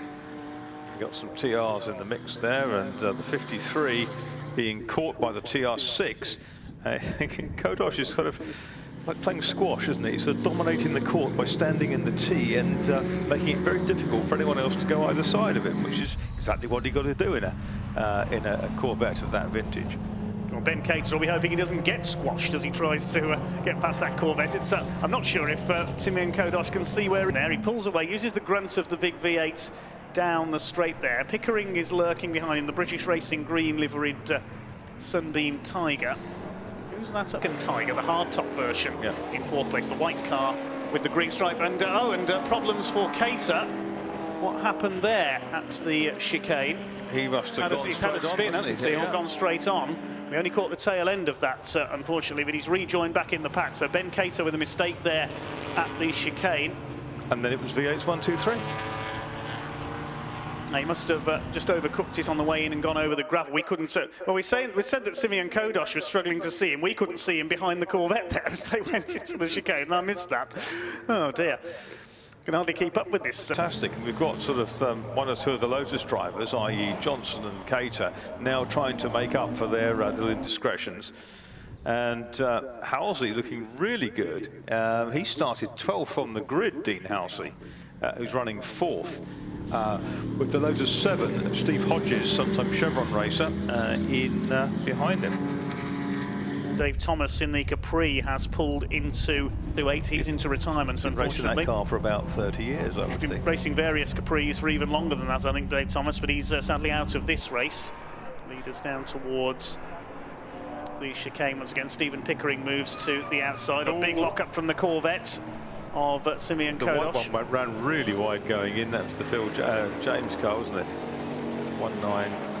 Now Pickering's ready to attack here. He can sense a chance to go. 1-9. He always goes to the left going into Redgate, tries to go around the outside and get him under braking, and he's done it as well. This is superb from Stephen Pickering. He's been with this series for many years now, and that's Sunbeam Tiger. James 3rd, then it's Halsey, Hodges, Malcolm Johnson recovering in 6th, Crayston's down to 7th. Crofton, the front row man, is 8th, and then the Goff Daniels Marcos, which is started by Ben Goff, in 9th, rounding out the top 10, Stephen Bond in the Elan. The leaders, they're starting to get a little bit more spaced out now. Wayne Langridge in the big Mustang holding off the recovering Ben Cater. Behind them, Dave McDonnell, the Nottinghamshire-based veteran in his Triumph TR6. Stephen Pickering continues to set the pace, climbing up towards Coppice. Beautiful Datsun 240Z of Dean Halsey in the old Works colours under the fire. colours they ran in the States, the Brock Racing Enterprises, BRE team. I was trying to remember what the team name was there, thank you, as Steve Hodges in the Lotus 7 challenges. Malcolm Johnson trying to close back up as well. Kodosh trying to close on our leader. Kodosh. Stephen Pickering holds it though as they come out of the chicane. It's a real hot rod, isn't it? It's brilliant to see. 888. It is a gorgeous looking car, but Simon James moving up on him here in the second of the Sunbeams. Steve Hodges trying to go for 4th place. Another lock up from the Corvette. Puff of tyre smoke there on the run into Redgate. Hodges has got through for 4th place, but I think the power of the Datsun will take Halsey back ahead as they go down towards the Craners. Lead trio down towards the old hairpin. Yes, Halsey's got back ahead in the Datsun. Malcolm Johnson 6th ahead of John Cracer in the Battle of the Lotuses there. Positions changing so constantly. Leaders up towards McLean's. First 7 or 8 cars have broken away slightly now. Behind them, it's the Marcos of Ben Goff in 9th place. He's got ahead of Stephen Bond. Crofton just ahead of them in the Datsun. Next in the order is the battle between Cater and Langridge. Yeah, the Lotus has got through there into 11th place after its problems at the chicane a couple of laps ago. Steve Hodges gets the Lotus 7 back ahead of Dean Halsey. Good fight developing there for 4th place between those through the chicane. Stephen Pickering continues to lead, but here comes Simeon Kodos trying to monster up behind him, trying to get the better exit there. Over the line they thunder, the 3 V8s in the top 3 places. Hodges in the more nimble Lotus 7 is in 4th. Dean Halsey in 5th. They've broken away slightly from 6th place man. Christen, and Malcolm Johnson into the pits now. Yep. Pits window is open. Is the pit window open? Yes, it's just opened there before the Lotus made its way in. Also in is Wayne Langridge in the big Mustang. So our first stoppers coming in from the midfield. Somebody else in down there as well. Dave McDonnell, Triumph TR6. Wait to see which of the leaders pits first. Steve Hodges has just done the fastest lap of the race, 1:23. And he's just 7:39. Carved inside Simon James, and he's overtaken at McLean's to grab 3rd place. Steve Hodges up to 3rd place. So watch that little white Lotus. Very nimble handling little car. It's nimble handling against brute power for the leader. This one, 3-3. Off 165 has pulled off, which is the Morant and Seaborn. Yeah, Michael Seaborn was in that car. He'll be racing with the Jaguar Championship here at Donington tomorrow in his XJ40. The leaders go over the line. Stephen Pickering leads it. 3-3-1 has come into the pits. Brian, his mandatory 2-minute stop. So no cars serving success penalties, because the only one that had was Mark Campbell, and he didn't get round the first lap, unfortunately, with problems. Pickering from Chodos by 0.6 of a second. Another fastest lap by Steve Hodges, 1:22.401. That's over a second quicker than the 2 cars ahead of him. Wayne Langridge's big Mustang, the Staffordshire-based racer in the pits, and now Hodges on the tail of Simeon Kodos. He's having to defend there through the old hairpin. You could see the little Lotus through for second here. Hodges is a second quicker already than he went in qualifying this morning. Here comes Ben Cater back onto the tail of the Cliff Gray car. Hodges to the inside of McLean's, doesn't quite manage to get the overlap. Oh, it's the Bond car he's caught up now, isn't it? It's the Bond car he's caught up. Another red Elan. Stephen Pickering hoping that Kodos is kept busy here defending from Steve Hodges, sorry, and Pickering is able to pull away. Little and large down the exhibition straight. Here comes the Tiger into the braking area, standing on that middle pedal, trying to get it turned in. What you need here is exit speed, and it is Pickering who continues to lead. Kodos thunders down the Hodges in his slipstream. Another car comes out, rejoins from the pit lane as they go past. That was quite tight. And then in 4th place, it is James, isn't it? Simon James, who started down in 11th place. Dean Halsey has come in from 5th position in the Datsun 240Z to make his mandatory stop. The car leaving at alongside the leaders there was John Leslie in the Reliant Sabre 6. 25 minutes just over of this race to go for the Adams and Page Swinging 60s Group 2. Group 1 will be out next. It's Stephen Pickering who leads Tiger. The lead battle is at McLean's, and Steve Hodges still all over the back of the big Corvette of Simeon Kodos. Up the hill towards Coppice, swarming all over the back of that menacing looking black machine. Allowing Stephen Pickering to pull away because the Corvette pilot kept busy defending from that little Lotus buzzing around like a wasp behind him. Another car into the pits, 49 Steve Atkinson brings his MG in. Pickering then from Kodos and Hodges. Hodges pops out of the Chevy's toe, but has to duck back into it. It's closer this time through. Simon James goes through in 4th place, having dropped back a bit in the... Kodosh having to compromise his line at Redgate, sorry to interject there, but has to run wide on the exit, and that allows little 7 impudently to pull back up onto his back bumper. Ben Cater made up a few places on that lap, helped by pit stops. He's up to 7th now. He's got ahead of Goff and Daniels and Stephen Bond. Ben Goff still in that. Only a couple of cars from the leading half of the field have made their stops so far. We've lost a couple of cars for that. Of course, we had a few withdrawals that didn't start. We lost Mark Campbell on the first lap, David Thomas. We've lost the number 53 of Roy Chamberlain. And the Malcolm Johnson back out on track. Waiting to see if the leaders will come in this time. They're up at the top of the circuit at Coppice at the moment. Still Steve Hodges unable to do anything about Simeon Kodosh ahead of him in the treble 8. His father, Bernie Kodosh, the organiser of Bernie Sports Racing and V8s, has organised so many brilliant cars to be here in their division today. Stephen Pickering a bit sideways coming out of the chicane there. The V8 engine Sunbeam Tiger continues to increase its lead by Steve Hodges, trying to defend that 2nd place. A hand raised there by Steve Hodges as he passed the pits. I think he's been signalled possibly to come in next time around, so just acknowledging the pit board there.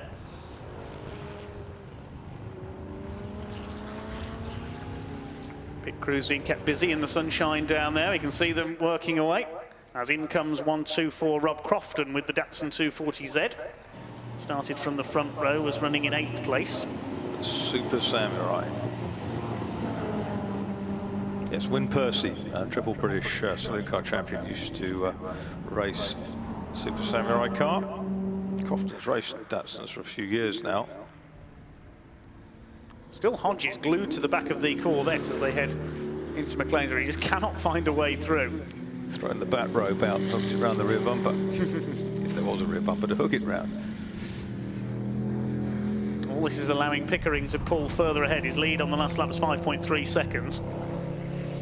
Into the pits comes 717. That's Chris Merrick, the ex-hill climber, in his Lotus Elan. Yeah, the ex-Barry Davison car. Barry, the father of John Davison, in Elans in other divisions. There's Mrs. Merrick with the stopwatch, timing her husband's stop. Now he's 199, hooked a rear wheel over the curb midway through the chicane. They just flicked him straight round. Meanwhile, 2nd and 3rd place have come in together. We saw Steve Hodges acknowledge the signal to come in a lap ago, and Kodosh may have responded to that as well. They've come in together. Ben Cater has come in as well in 162 to hand over to Mel Taylor. James does bring his Tiger in as well after spinning at the chicane. So a lot of the leaders coming in together on that lap. So Pickering still lead. It'll be John Crayston up into 2nd in the white and gold Elan number 67. They're pouring in now. Bill Watt comes in. So does 181. That's Cliff Gray. Shared with Stephen Bond earlier, but racing his own Elan this time. Ben Goff has stayed out in the Marcos. Stephen Bond has stayed out. There goes Malcolm Johnson. He has stopped already. The first of the cars that has already stopped further back in the order could well be Malcolm Johnson. Wait and see if the early stop helps him recover after that moment at the chicane early on. Wait and see where everybody cycles back in. 20 minutes to go, so we're halfway through this Adams and Page sweep. Stephen Pickering still out on track. They're just trying to move the Elan to find a way round Steve Hodges' car in the pit lane. There he goes, Chris Merrick on his way. Top-level hill climber. Former police officer, I believe. Indeed. The 2nd place fight leaving exactly as it came in, with Kodosh ahead of Hodges. He's still glued to his bumper as a rather smoky Marcos comes in. Ben Goff to hand over to Ian Daniels. I hope that's not a sign of problems. Stephen Bond is in as well.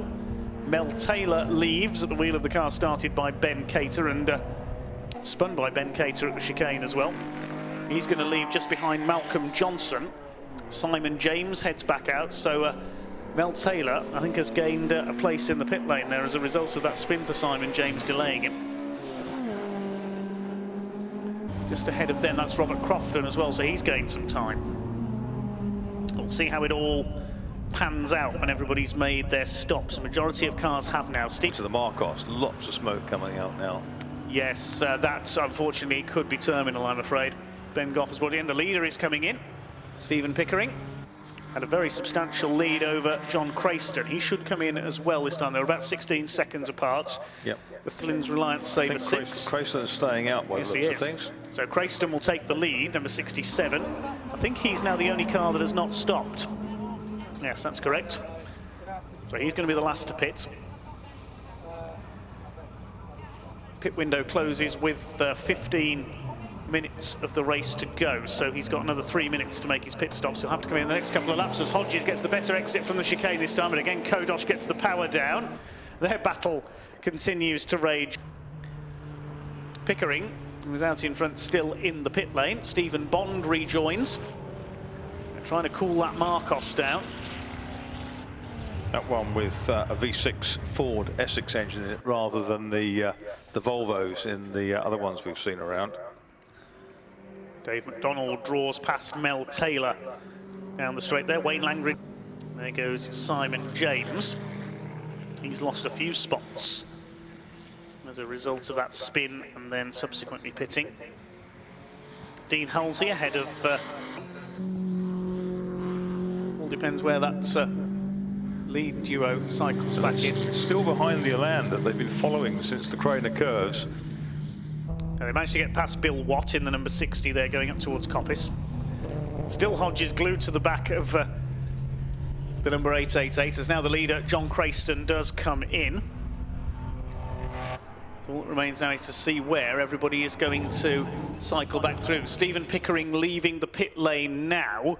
Where is he in relation to the fight between Kodosh and Hodges? They're side by side coming out of the chicane. He's going to be fairly close here. Pickering's going to get out in front of them. So he gets out in front of Kodosh by a reduced length there. There's only about 10 car lengths in it between Pickering and Kodosh. So that will become the fight for the lead now. And yeah, not surprisingly, the Goff Daniels Marcos has retired. 28, that's the Mustang of Langridge, isn't it? Yes, it is. Scrungling around on the grass. And that's somewhere out of... That was coming out of McLean's, yeah. Yes. Okay, so it's going to be Pickering still in the lead, I think, ahead of Kodosh and Hodges, but closer than it was before the stops. Looking up towards McLean's there. Yeah, Pickering's still got the lead, and Kodosh has been able to break away by a couple of car lengths. See what the gap is when they come round this time between those three.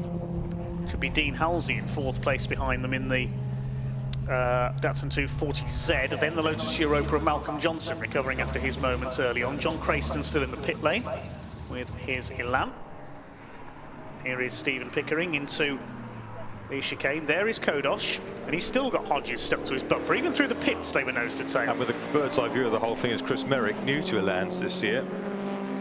Over the line they go. The lead gap is 1.7 seconds. 0.28 of a second Hodges behind Kodosh. Now, where's Crayston going to rejoin? Yeah, Crayston was the first to complete 16 laps. Of course, he's just gone out again. Oh, and a spin is the 78 Triumph TR6 goes round, which is Dave McDonald. The answer to the question, where was Crayston going to rejoin, is in 7th place behind Malcolm Johnson. Yeah. There goes the 162, that's Mel Taylor. He's in 10th place.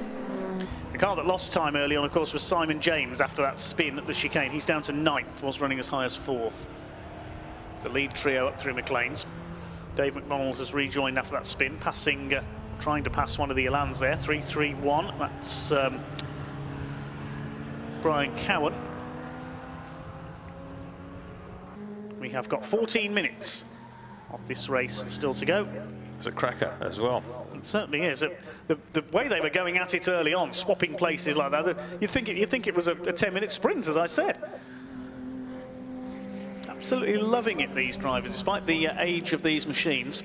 And we've got to do it all again with the Group 1 race next up for the smaller cars. They're waiting patiently in the assembly area. And now the leaders are almost together. They've caught Stephen Pickering. Kodosh closing up. He's only 0.3 of a second behind. It's a three-way fight for the lead, and Dean Halsey, let's have a look at his lap time. He's in the 1:25, so not catching the leaders at the moment. Kodosh is going to try and make a move here on the exit of Redgate. That's going to be close, heading down the Craner curves. Is he going to emerge with the lead? Yes, he is, through the Craners. That's a brave move by Simeon Kodosh. He takes the lead of this Adams and Page Swinging 60s Group 2 race at the Craner curves. And now Steve Hodges has a new car to stare at the back bumper at because he's on the tail of Stephen Pickering's Sunbeam Tiger. Further back in the order, John Crayston has rejoined in 6th position.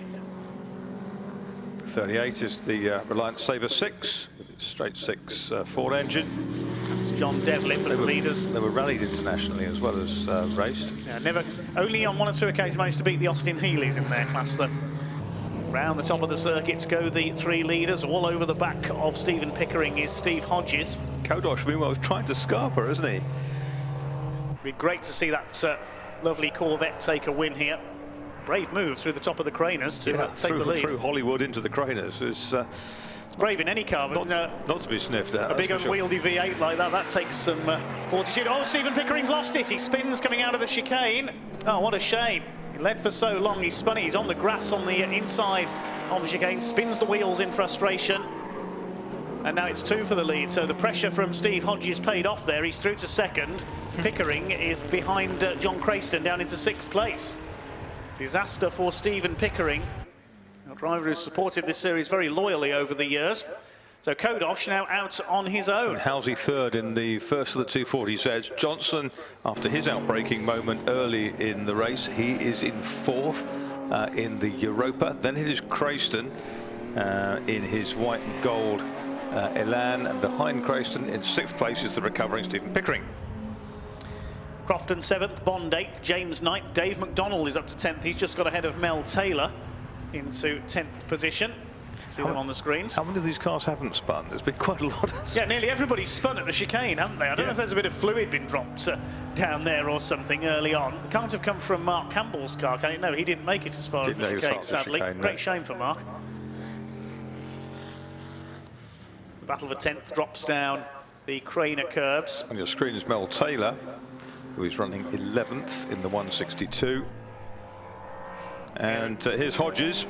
Right back with Kodosh. Yep, he's back on the tail of that Corvette again, but this time it's for the lead of the race, not for 2nd place. The black Corvette against the white Lotus 7. Now, this is going to take some serious bravery by Steve Hodges here if he's going to get past that Corvette. The Corvette locks up again into Redgate there. Is this the opportunity that Steve Hodges needs? He's got to drive right the way around it here. No. Just such a wide car. There's just not enough room in that sort of, that's a vague invitation as if you want that half car's width inside me, you can try. 10.5 minutes to go for Hodges to attack Simeon Kodosh. Dean Halsey up to 3rd now in the dash. It's this sort of unloaded rear brake each time. Up to McLean's they go. There's Rob Crofton on the screens. He's had a good run. First CSCC event this weekend, running in drivers. Hopefully we'll see him out over the course of the season again. It's deja vu for Steve Hodges. It's been mostly the whole race glued to the back of Simeon Kodosh, but the difference is this time it's for the lead. And there's still 10 minutes to go. Simeon Kodosh would, I think, like it to be about 20 seconds to go. But Hodges is just sitting there. He has the fastest lap of the race under his belt. Pops out of the slipstream again. Because all that Kodosh has to do is just put his foot down. The V8 grunt responds. Now, the harder they're battling, they both did 126s this time through. Dean Halsey and Johnson. Well, Dean Halsey did his personal best with the 120. This is going to become 4 cars for the lead soon. But it's interesting because there they are in the background. You can see them coming through the Craners. Here are the leaders, and there's 3rd, and there is 4th on the screen. This is absolutely brilliant. The yellow Europa. Johnson, who went straight on at the chicane very early, motoring now. Malcolm Johnson in number 149. Lotus Europa with that cam tail. Twin cam engine in the back. some of the original Europas came with a Renault 16 engine, but the really hot ones had the twin cams in. Same engine as in the Elan, but in the opposite end, effectively. Stephen Pickering's made of a place in his recovery. He's got past John Crayston into 5th position. And they're almost there, Dave. They're almost there. Kodosh is holding up Steve Hodge so much they haven't noticed that these two are closing in on. I think Hodges might have noticed, but it's just absolutely brilliant, isn't it? Pickering and Crayston still 5th and 6th. Pickering recovering, getting past Crayston. Down into the chicane, there's a back marker there. Halsey in the Datsun almost right with the lead pair now. Coming up on Steve Atkinson's MG to put a lap on him. Well, over the line they go between Hodges and Halsey. There's less than a second now. It's going to be 4 for the lead as they head towards Redgate. Very shortly it'll be 4. They're in 2 pairings at the moment, split by a back marker. Hodges tries to go around the outside on the exit, tries to switch back as they go into the Craner curves. Behind them, Crayston's got back past Pickering, so it's everything to play for. And they're not that far behind, but down through the Craner curves they come into the old hairpin, thundering through. This time the 7 is very, very close. The straight 6 Datsun looking really menacing in its wake. There's Mel Taylor chasing down the 181 of Cliff Gray. That's been a swap of positions there. I think, yeah, Gray's up to 11. Johnson has gone through into McLean's. Johnson's dived past Halsey. So the yellow Lotus up into 3rd place. He's going to have a go at Steve Hodge now for 2nd place. Now pit stop used by him after he had that moment at the chicane. Nearly slid into the back of Ben Cater in Mel Taylor's car. Kodosh concentrating on soaking up the pressure now from the 3 behind him as they head down into the chicane. The black Corvette with the silver sides, the white Lotus 7 of Steve Hodges, Malcolm Johnson in the yellow Europa, the blue and white Datsun behind them of Dean Halsey. 4 cars line astern for the lead. Isn't this fantastic? Just superb. Another 6.5 minutes of it to go yet as well. Johnson has a go up the outside into Ray. Can he go all the way around? Steve Hodges here. He's trying. No, he's out onto the curb. On the curb, and Halsey then ducks back to the inside, and they're side by side. And Johnson sort of rather overcooked that, didn't he? Yes, and Halsey's through into 3rd, and he's not content with 3rd. He's going for 2nd. This is a fantastic race between these 4 here at Donington Park. Halsey tries to have the tighter line on Kodosh, meanwhile, almost up alongside the Corvette as they head along the bottom of the circuit. But they've got to be mindful that Halsey is there trying to challenge as well. Side by side into Schwantz curve. Can Halsey snatch 2nd place here? They're absolutely side by side. Hodges has got the inside line for the right-hander, and he holds 2nd. Now he's got the inside line on Kodosh as well. Oh, this is terrific racing. It's the race of the weekend, isn't it? Absolutely. You've got 4 completely diverse cars, and Hodges looking out of Coppice. He comes through Coppice very quickly. Kodosh then gets the grunt going, but the lighter 7 can break later. The straight 6 Datsun's there as well on the outside, and Johnson is there with them too. Johnson, if he gets a better exit from the chicane, can get on the power with that engine sitting over the drivetrain on the Europa, who's just about weathering the storm at the moment from Steve Hodges, with the Datsun just dropping back a tad. Oh, that's very twitchy out of Steve Hodges that time. Hasn't cost him a lot of time, but he had to wind on a lot very quickly on his reflexes to get it back. A little bit eager because he could see a run on the inside going into Hollywood there. That's allowed Halsey to close up again. A big lock up from the Corvette into the old hairpin. This could be Hodges' opportunity if he can get the overlap, but Kodosh will get his foot down on the run up towards Schwantz curve. I think he's going to hold it, but only just. Yes, he's still got the lead ahead of Hodges. There's Crofton closing on Pickering. Yeah, that's for 6th position. Up the inside, Johnson's having a Halsey. Up into 3rd place goes Johnson. Yes, that was a brave run into McLean's by the Lotus pilot there. Up towards Coppice, the highest part of the circuit. Hodges again tries to get it. Oh, Johnson's gone wide. He's thrown it away again. He went wide on the run into Coppice there. Halsey back up the inside. I said that Malcolm Johnson was the hard luck man of this series. Sometimes he's got it all to do again. He's a tad erratic, but he's certainly quick. Into the chicane. Kodosh, 4 minutes to go. Hasn't that 6 minutes has gone the flash from 10 minutes down to 4. This is absolutely engrossing, riveting racing. And the Johnson, yes, he's dropped back quite a long way following that moment at Coppice. Hodges has a look on the inside. The door is closed again. Halsey concentrating on his lines. If he can get a really good exit, which he does, he can get a little bit closer to them. Hodges is trying to steam down the inside through Hollywood. Halsey got more grunt, and he's closing in. That was a nice run from Halsey. It's 3 for the lead at the old hairpin. Halsey gets really, really close, and as they come out up the hill through the left-hand kink towards Schwant's curve, it's these 3 for the lead with the yellow Europa of Johnson ahead of them. It needs to be ahead of them. It needs to be negotiated. It's one of the Alans, and they come through the corner, rocket up the straight. They go round the Alan, stays very, very nicely out of the way. Into Coppice they go, and Johnson's back with them. Yeah, as a result of that. Their scrapping has allowed him to close back up onto the tail of the Datsun. They're coming down towards the chicane. Now, what's Steve Hodges going to do here? Just over 2.5 minutes to go, so 2, maybe 3 more laps out of this. Here they come into the chicane. Is Hodges going to have a look down the inside? No, there isn't room. The Corvette blocks again. No, sorry, there isn't room. There's never normally room to get past a big Chevy Corvette. No, and Johnson back with them. Here comes Halsey. He might fancy his chances of going around the outside into second place here. Johnson, the order remains the same. Who's that closing up behind them? That's not Crayston, is it? No, it's Bill Watt behind them, a lap down in his Elan, I think.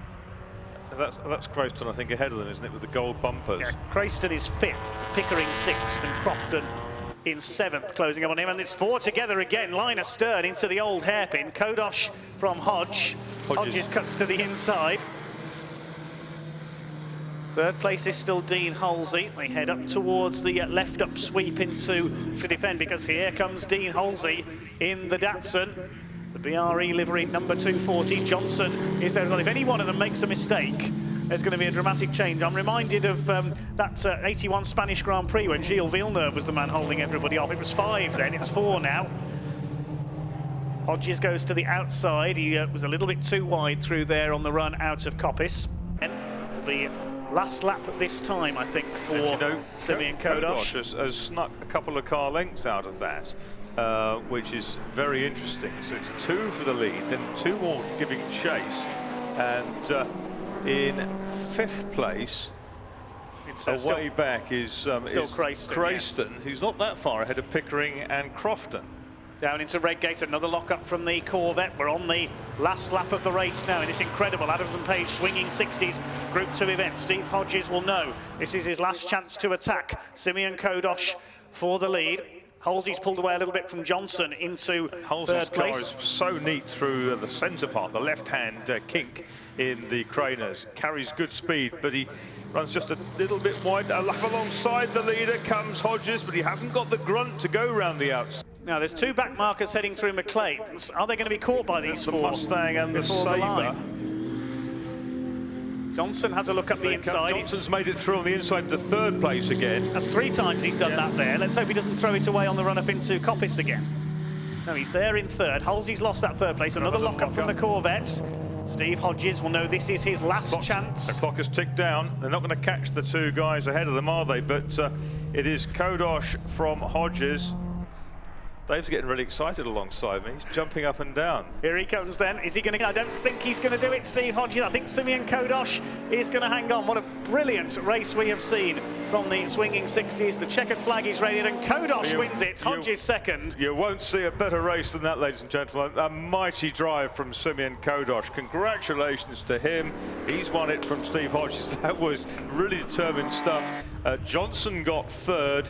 After 3 times passing Halsey up at Dean Halsey up at McLean's Corner. Halsey was 4th, 5th is Crayston, 6th is Pickering, and 7th place is newcomer to the CSCC, Robert Crofton. 8th is Stephen Bond, 9th is going to be Simon James, and 10th is going to be Dave McDonald. Ladies and gentlemen, give these drivers a huge round of applause as they head round on their slowing down lap. That was the race of the weekend by some margin. 0.364 of a second between 1st and 2nd place. Absolutely sensational motor racing, and that was world-class stuff. if you watch that anywhere around the world on streaming, you'll get really excited about it. If you're a sports car fan, if you're not a sports car fan, it doesn't really matter. It was just a really, really fine piece of motor racing. Some superb driving. Simeon Kodosh was incredible in that car. I don't imagine it's got the biggest brakes in the world. Back in the 50s, those old Corvettes had drum brakes, but it certainly stopped well and consistently, despite the fact it was blowing out, it was locking up a rear brake for most of the race. But that was what a friend of mine in Germany calls the David versus Goliath won it. But that was just brilliant. Well done, Simeon Kodosh in the 888 Corvette. We can go home. So 2 races to go yet. Yeah. Well, 3 races to go yet, in fact. Well, David the Goliath battle it may have been, but as we say where I come from in the West Midlands, what a Boston race. Boston. Boston. Oh. Oh, there's a victory dance here. And that's Bernie Kodosh leaping up and down. Yeah, the North London Tango champion 2021 is Bernie Kodosh. That was brilliant. Take a bow, Bernie. Well done. On behalf of your lad, well done. That was superb. So they head off to celebrate then, and we move on to Adams and Page Swinging 60s Group 1. Bernie, who of course is in charge of the Bernie's V8s, has a couple of very simple rules in this. When he gets people in, he says, no trophies and no whingers. So that's what we like. No protests either. Brilliant. That was just fantastic. The race of the weekend, and the Adams and Page Swinging 60s Group 2 cars grid for the next one.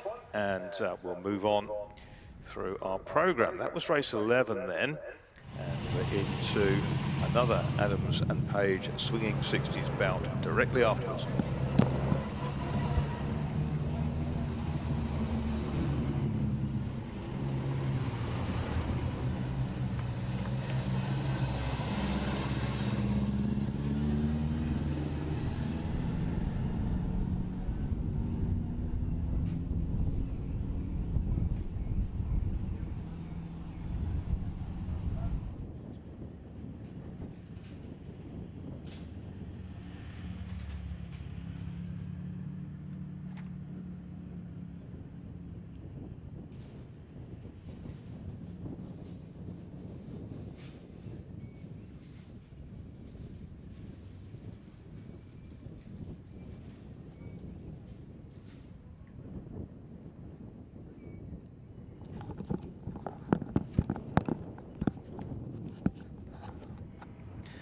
So, ladies and gentlemen, we move on to race 12 in our program, and it's the Adams and Page Swinging 60s Group 1. We had 40 cars out in qualifying this morning, and the grid should line up as follows. I'll just get the start drivers for you.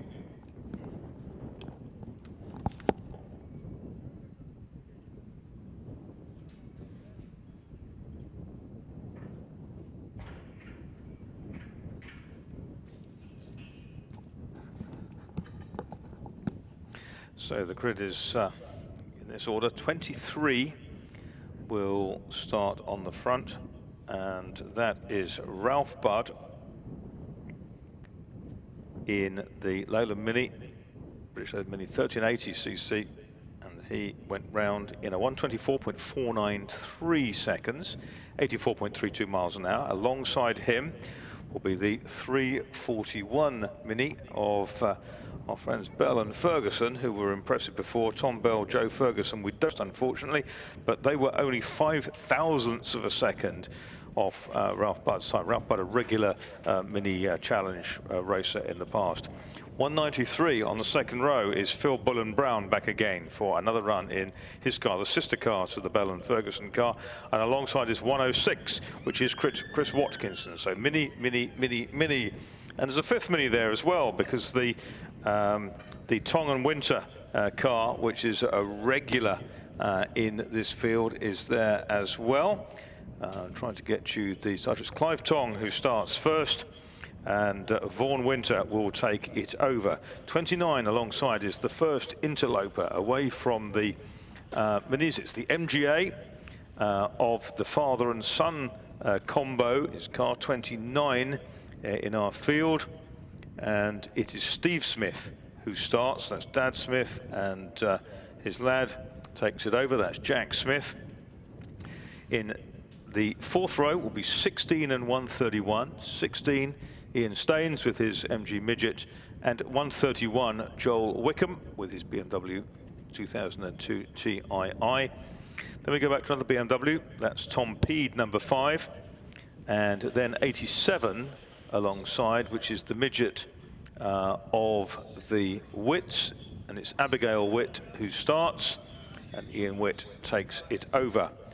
Row 6 is 14 and 501. 14 is the Sinclair and Aviard MG Midget, and it's Nick Aviard who starts that one. That car's a non-starter, it's withdrawn. Okay, that's a non-starter, thank you, Dave. And then it's 501, which is Paul Durdal, who goes first, and Will Durdal takes it over. That is another Austin Mini. The next row is row 7, number 133, Lothnan Sunbeam. And it's, who starts that one? Not sure I can tell you at the moment. Oh, it's Tim Kemp who starts in 133. And 21, which is the Crudgington. That is Pete Crudgington who starts, and James Crudgington who takes over. That's the Mini Gem Mark 1, another 1380 BMC A-Series engine. 15th and 16th be 40 and 26. 40 is isn't there. That's the Stader Henny car that's had problems earlier on.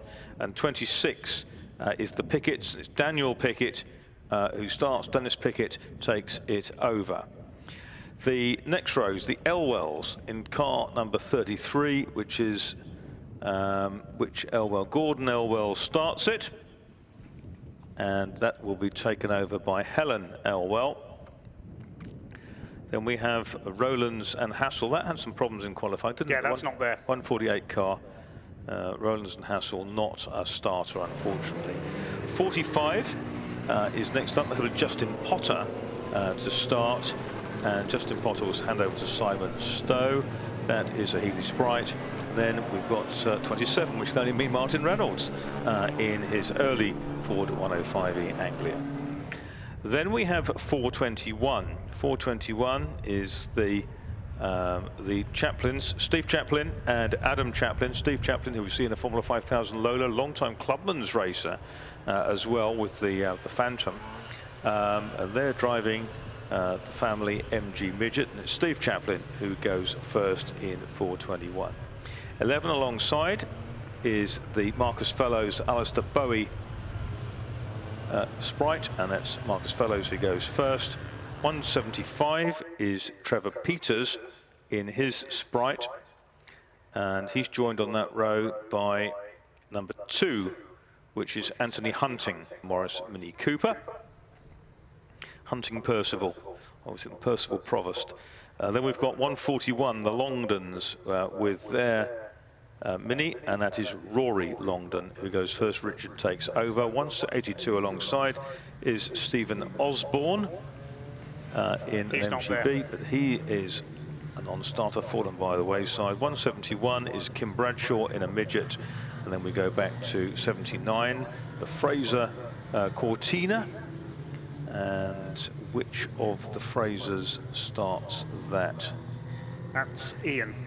Behind Ian Fraser in 79, we've got 159, which is the Stowe and Doyle.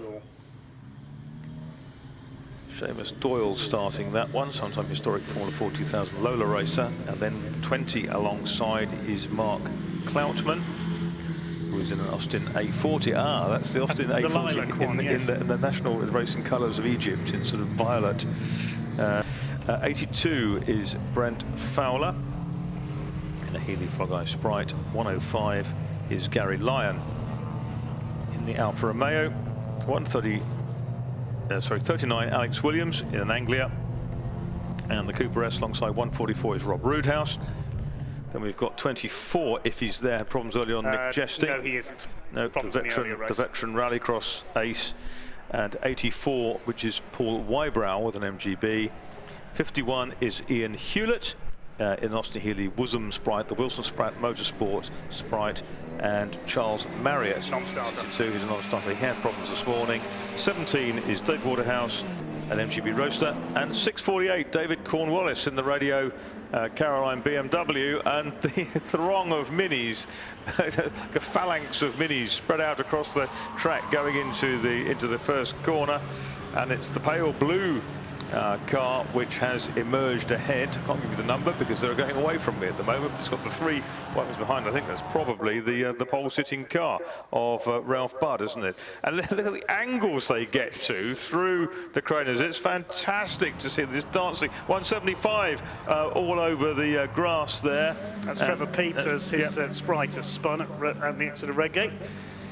So we're underway then, and it is the beautiful turquoise blue Mini of the Budd family. Ralph off the grass here, though. It's the Tom Bell Joe Ferguson car in second place. As we say, we don't have a start driver, unfortunately, for that car. We think it's Tom Bell that has gone first in that machine. We'll confirm by what angle the car is being driven at, because I think Tom is the more exuberant of the two. 5 is Edward Peed there, isn't it, with his BMW. He's a racer as well years back. He's in car 5 the BMW, but here we go. It's the minis hooking their way through. I think that is Tom Bell in that car, the way he slid it through the chicane there. The similar car in third place is Bull and Brown, number 193. Then we've got Clive Tong in the number 8, and Chris Watkins car with a success penalty. He serves 30 seconds at his pit stop. He won at Alton Park. Martin Reynolds side by side with Tim Kemp in his Sunbeam Alpine. They make their way into Redgate, and we've got one car off. That's the WSM Sprite, isn't it? Number 51 of Ian Hewlett. That's on the exit. I think that's on the exit of the old hairpin, or it might be alongside the Craner curves. So that's a shame that Hewlett has gone. Ah, no, there it is. It's is it Schwantz? Yeah, it's at Schwantz. Schwantz. Name for Kevin Schwantz, of course, the great American motorcycle racer. There goes the Radio Caroline BMW at the tail of the field. David Cornwallis celebrated his birthday a couple of days ago, so belated birthday wishes, David. Radio Caroline still broadcasting from the Ross Revenge. Have a look on their website. You could even, when circumstances allow, book a visit to them. They're still going strong, you know. Waiting all the time to find Radio Praise on Caroline's song goes. I think you sang it, but... Pirate Radio was a little before my time. Leaders heading down into the chicane then. Ralph Budd ahead of Tom Sideways Bell.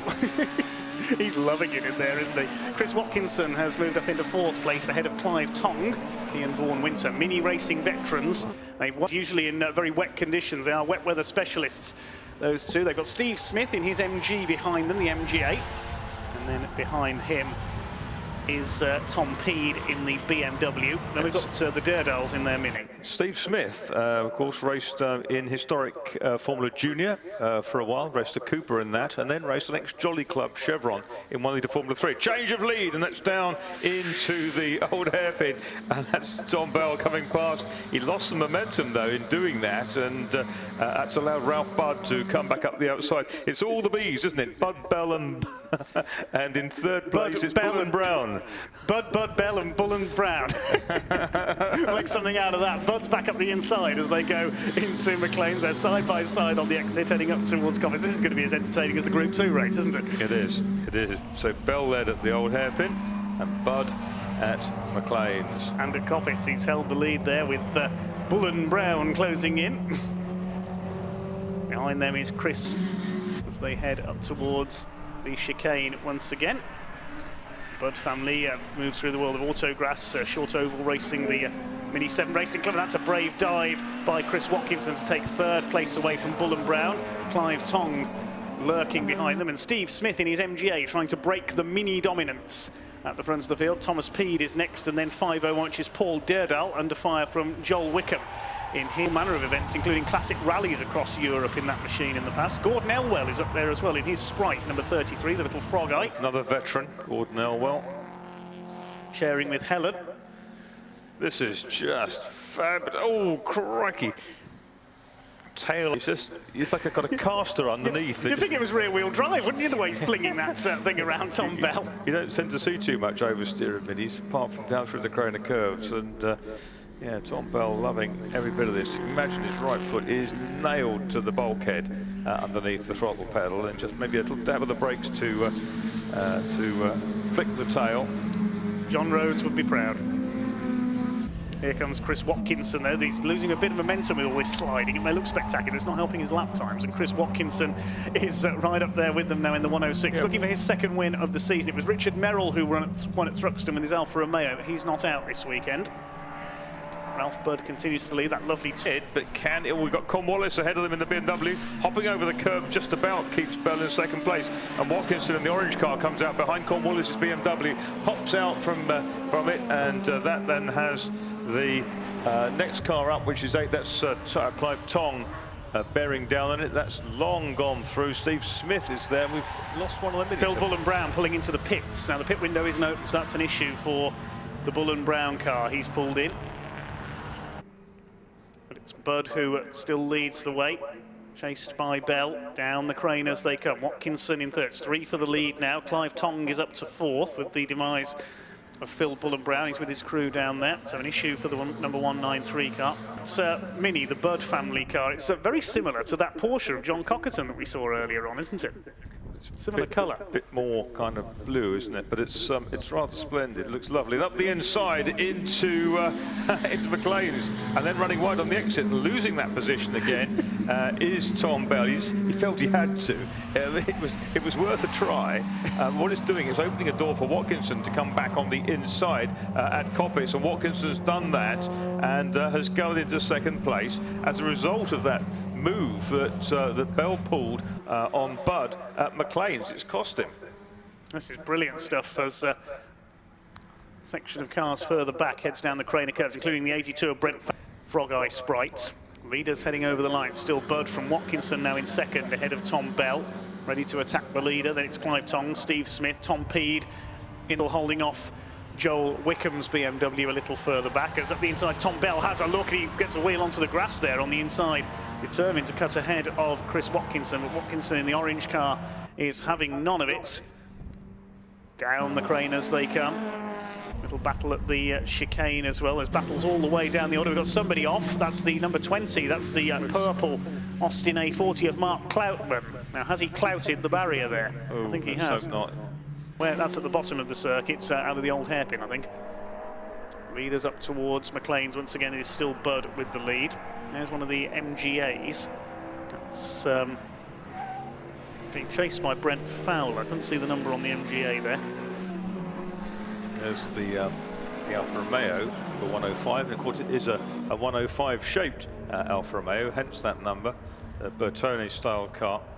Seamus Doyle is in that MGA, number 159 at the front of that group, chased by Brent. Pick up our leaders fairly shortly. Alex Williams went well in the wet here a few years ago at Donington with the Anglia, chasing Gary Lyons' Alfa Romeo. The leaders are coming out of the chicane, and Tom Bell has lost third place. Clive Tong has come through in the number 8 car.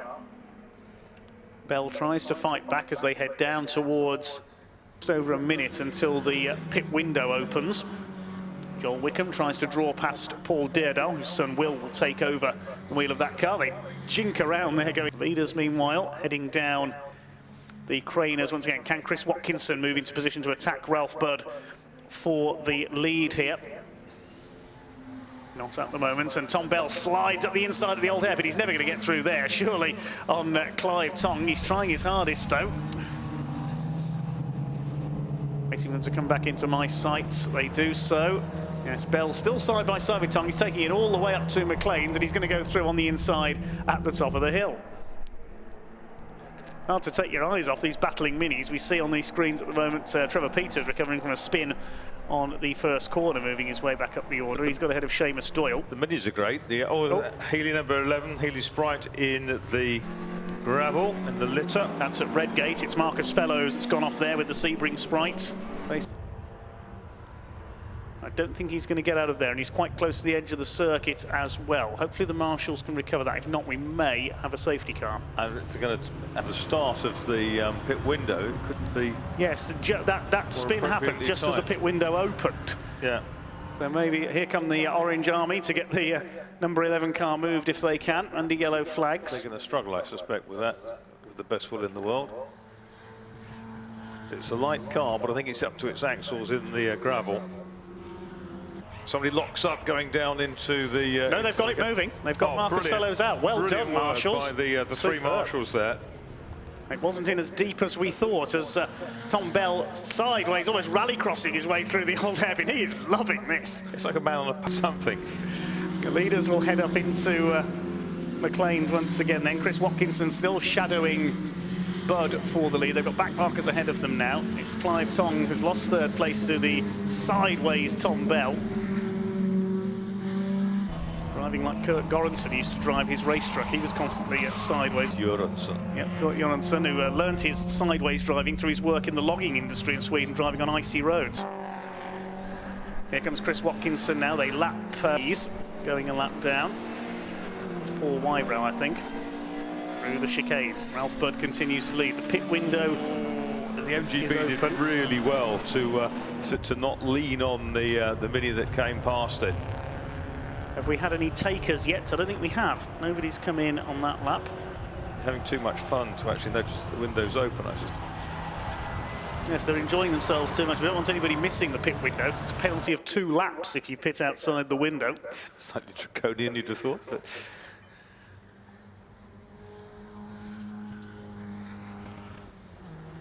I see summer sun here at Donington Park with the CSCC Adams and Page swinging 60s Group 1. We have 28 minutes of this race still to run. Brent Fowler heads up into McLean's in the ex-Tim Cairns car. He's going to be lapped shortly by our leading phalanx of minis. Here they come. Gary Lyon in the Alfa Romeo ahead of them there. Bell has caught the 2 leaders again here. So it's going to be 3 for the lead. It's going to be interesting. Cosmopolitan group there with the Alfa going past the BMW, and then 3 minis hooking over the curbs on the inside into Coppice to get past them. But the Tong Mini has been held up, and Steve Smith's dived past in the MGA by the looks of things. It's well spotted there. So the Mini dominance broken briefly by Steve Smith in his MG there. Ralph Budd defending into the chicane, and and Clive Tong's gone wide at the chicane through the cones. He's into the gravel. Yeah, the front wheel's dropped into the gravel. I'm not sure he's going to get out of there. Disaster for Clive Tong. He's missed his braking point for the chicane there and has dropped a front wheel into the gravel trap. Into the pits come the first takers. Then Brent Fowler's in with the Sprite. Gary Lyon in the Alfa Romeo. One of the minis that was a lap down there. 175's gone round as well at Redgate. Trevor Peters has spun exactly where he spun on the first lap. 144 is in as well. Rob Roodhouse with the red and yellow Mini has come in. Clive Tong's car stuck in the gravel at the chicane. Now, is that going to be a safety car, I wonder, as there's been a change. Tom Bell's got second place away from Chris Watkinson while that was going on, and he's going for the lead here. They're down on the bottom section of the circuit at the moment as the first pit stoppers make their mandatory 2-minute halts. Oh, 29's gone round. Steve Smith, he was 4th. So another of the front runners has gone. The leaders up at McLean's. Bud still hanging on just ahead of Tom Bell in the 341 car. I think it's Tom Bell in as sideways he was earlier on. We didn't get notification if it was him or Joe Ferguson starting that car. He's not wearing that rear right tyre very much, is he? Because most of the time it's in the air. Yes, indeed. There's only a couple of left-handers on this circuit. Watkinson's Mini's smoking, but it's getting closer again to the pair ahead. Ralph Budd down into the chicane for the 10th time, and Bell flings the white Mini sideways. One of the star turns of this weekend, Tom Bell. They've got clear of Watkinson. I wonder if Watkinson has got a problem here because he's dropping away down the straights. I think his engine's running a bit rough as Bell up the inside. Here he goes into Redgate. He's going to take the lead on done by Tom Bell. He takes the lead from Ralph Budd. Been trying for the whole race so far, but Ralph Budd is fighting back. This is tremendous stuff from the minis. But there were 5 minis at one point. They're now basically 2. Clive Tong is in the gravel at the chicane. He's out of it. 159 Seamus Doyle brings the MGA in to hand over to Martin Stowe. The number 17 MGB is in. The Wybrow's MGB is in as well. Pits is Martin Reynolds is Anglia. Yes, he's in too. The classic Ford Collector. He'll be racing here tomorrow as well. He's building a Ford Consul Classic with a Windsor V8 in it. The Pro Consul 27, as we call it. I got a sneak preview of that when I interviewed Martin pre-season. You wait till you see that car on track. I just can't imagine. Leaders heading up through Coppice. In comes 421, the Chaplin family MG. Steve Chaplin handing over to his son Adam. So here come the leaders. Bell from Bud down into the chicane. Now, is there still a yellow flag out there? I'm not sure. I don't think there is. I'm staggered that Tom Bell doesn't peel the tyres off the rims on that car. Those that are in and Bud on the grass coming out of the chicane. He goes well, he is an ex-auto grass driver, so he should be able to recover that well. Lost a few seconds there, though. Probably come in this time for Charlie to take over. There's a battle up at Coppice, the 45 car. That's Justin Potter sharing with Simon Stowe. They didn't have much luck with their Clio yesterday in the Tin Tops race. That was a first lap retirement. Is that the bright green one? The very green car, yes. It's quite pretty, isn't it? 29 Steve Smith has come in to hand over to his son Jack after that spin earlier on. The car they're battling with, that's 87. That's Abigail Witt sharing with Dad Ian. That's the one that wouldn't start this morning, isn't it? Yeah, they struggled to get that going in qualifying. When it did get going, it was okay. They came home in front of this corresponding race a couple of years ago in the wet at Donington. Unfortunately, they missed the pit window. So Kemp comes in. Sam Luckman will take over the Sunbeam Classic Spares Alpine. 2 BMWs in the top 5 now, with Joel Wickham moving up. And Durdal is next up. It's Paul Durdal in his Austin Mini. Will Durdal. What does that name there? Are they Norway? I'm not sure. They're from somewhere in the north of England, I think, but I don't know the origins of the name. Lots of Dals in Norway.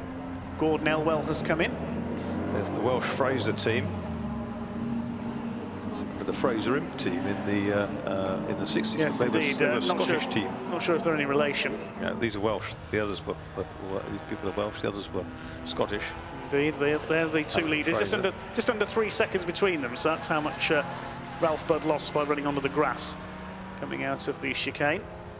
Slapping one of the Spridgets there. A little bit more showboating here out in front, I think.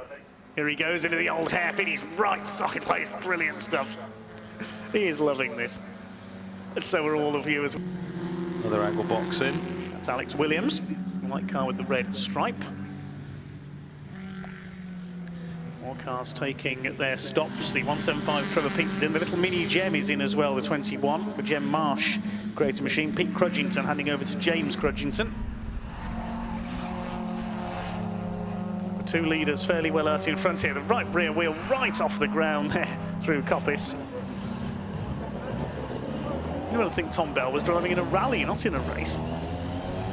Watkinson's in the pit, so he's got that long stop, hasn't he, to yes.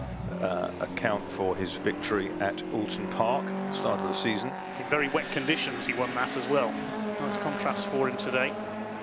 341 then, Tom Bell. Side by side with Martin Reynolds is Anglia down the Wheatcroft Straight. They've got the BMW of Cornwallis ahead of them there. David Cornwallis, the Radio Caroline car. And Ralph Budd has come in from second place, so Charlie will take over. He's got the extra seat padding there waiting to go in to account for the different heights of the drivers. The booster seat. Yes, indeed. To account for different heights of drivers. Peed in 5. Vargas Racing. The Durdal Mini is in. Will take over. Very successfully in junior racing and in Ginettas, modern Ginettas, if memory serves. Number 11 car, I think that is heading back out. Saw Marcus Fellows in the gravel earlier on. It's Alistair Bowie who has taken over.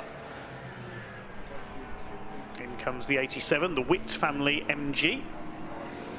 And 26 MGB in as well. That is the Pickett family. Daniel handing over to Dennis. Didn't Dennis Pickett race on Morgan many years ago? May have done, yes. Who knows? The 141, the Longdon Mini is in. Number 2, Anthony Hunting's Mini comes in as well. There goes the Bell Ferguson Mini continuing to lead. 5 more minutes to make his pit stop. 87 is Abigail Witt climbing out, and Ian getting in. It's a midget. Leading Bell Ferguson Mini is yet to stop. Joel Wickham hasn't come in yet. He continues on his way. Tom Peed's BMW third. Durdels are in. Potter and Stowe have yet to stop as well in the very green 45 Sprite. I think everybody else, except for David Cornwallis, have now stopped. The Tong and Winter Mini's going again. That got stuck in the gravel at the chicane earlier on, so that's been rescued. Two laps down, that car. Thought we might see a safety car when that went in there, but Marshals again excellent in their recovery. Have done a brilliant job, the Marshals, this weekend, putting that fire out yesterday with the TVR Cigaris and other continuous work. Justin Potter has now come in to hand over to Simon Stowe in that grass green number 45. Enjoying better fortunes than with the Clio, and the leader comes in. The Bell Ferguson Mini is in then. 15 laps then for, we believe it's John Bell. The only car that has not yet come in is Joel Wickham in the BMW number 131. 141, that's Richard Longman going out in the car that Rory started. Here's the TBR 44 coming back in. Overshot its pit, it's been lugged back into the box. Dave's got his body. Yeah, had to be pulled back there. I noticed Tom Bell nearly missed his pit there. That'll cost them a bit of time. Steve Smith looking out of the bonnet of the MGA. Yes, Son Jack standing beside it, but he's not hooked up for action, so he's not geared up. So something's let go. Yeah, it's, they had a spin, of course, down the bottom section of the circuit while running fourth, and the car hasn't rejoined after its stop, so issues there, sadly, for... Car took a good win at Silverstone, I remember, a couple of years ago on the international circuit, the Smith family. They're looking rather disappointed there. Meanwhile, pit stops going on, and Joel Wickham has now come in with his BMW, so everybody has made their stop. Now we'll start to see the times cycle through as they complete their outlaps. Tom Bell has done the fastest lap of the race with a 1:24.586. And their time in practice was 1:24.498, so very, very close to it in hotter conditions. There was a spinner at the exit of the chicane. It's the Witt MG Midget, just on the outside of the exit there. That's Ian Witt on his outlap, isn't it? So Ian Witt has been caught out on his outlap there and has spun, facing the wrong way at the chicane. We see it on the screens. The yellow flags at the chicane at the moment, no passing there. Hopefully Ian can get that car going again, but as we said earlier, that's the car they had trouble firing up to leave the assembly area for practice. So it's a nasty situation. If he can't restart it, he's in a dangerous position there. He's sitting there looking actually at the action, which we'd prefer not to. The last car to pit is coming in. It's David Cornwallis in the RadioCaroline.co.uk BMW. Been a mainstay of this series. One of the real unsung heroes of the Classic Sports Car Club is David. Never misses a round.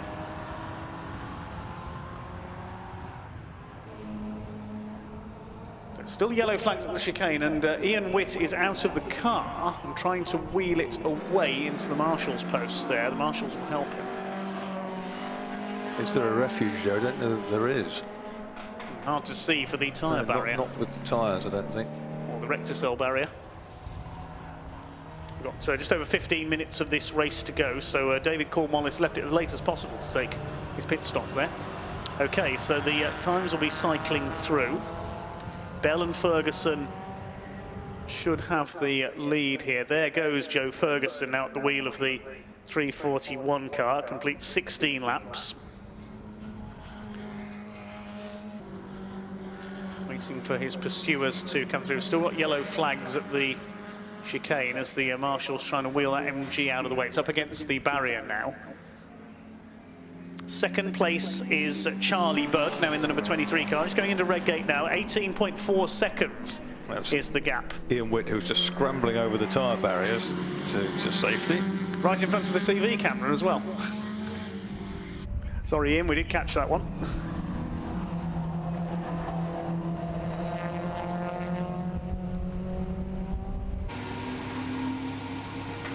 There's the Cornwallis BMW. Resplendent, its Radio Caroline livery. So the two minis, first and second, are now separated by 18.4 seconds. Are lost quite an amount of time at the pit stop. And it's the Beamers third and fourth, isn't it? 5 and 1, 3, 1. Peed and Wickham. Yes, Thomas Peed and Joel Wickham. Will Deardale in 5th place. The Crudgington showing in 6th place. The Mini Gem, that's going well, up in 6th place. Then Martin Reynolds in his Anglia. It's waiting for the car of Potter and Stowe to come through. Yes, they're in 8th place. They've got Kemp and Loughnan behind them, right behind them, and having a look there into Redgate. Yes, Loughnan goes through into 8th. And rounding out the top 10 is Anthony Hunting with the number 2 Mini as the leaders go over the line now. Ferguson did a 126.5, Charlie Budd a 124.8. So let's see if he can close in here on our race leader. Over the line go the BMWs. Peed is 8.3 seconds back on Charlie Budd. Wickham is 4 seconds off him. Yeah, fastest lap of the race still stands at 24.586 to Tom Bell in the car that leads 3.41. But a 24.830 by Charlie Budd would indicate that that car is now at its quickest. The fuel load has gone down. Tyres are still hanging in there. The brakes are still hanging in there. And Charlie Budd is trying everything to close that gap, which is 16 seconds with 12.5 minutes to go. 2 seconds a lap quicker at the moment. It may well have been traffic. There's traffic, you know, that can influence every lap here. It's a big field, 2 angle boxes together. Williams, isn't it? There goes the leader. Joe Ferguson a 124.754, so he was quicker that time through. Then on his team to see if Charlie Budd comes through here. There's the Potter and Stowe car, now a lap down in 9th place. Here's Charlie Budd in the turquoise Mini, number 23. Gap is 17.2 seconds. It's gone out again by half a second on that last lap. Yeah, which would indicate it probably was a traffic situation. Looking good then for the Mini of Tom Bell and Joe Ferguson. And it was a successful day today. Tom Bell not a great day in his Fiesta yesterday in the Tin Tops race when the bonnets flew open after some contact and smashed the windscreen. Yeah, one fly open in that race. And the other one was a Fiesta as well, Terry Upton. I think that was some contact on the first lap. Here come the Deardales in their Mini. Will Deardale now at the wheel in number 501 in 5th position. Lap to second quicker than Joel Wickham near enough on that last lap. Joel Wickham. Joel Wickham, sorry. There's the Mini Gem, the Crudgington family. That's going well up there in 6th place. Yeah, waves 3/5 of nothing, which is kind of helpful. It's going very nicely. BMC A-Series engine. It's not until you stand next to that car you realise just how tiny it is. I couldn't fit in that car.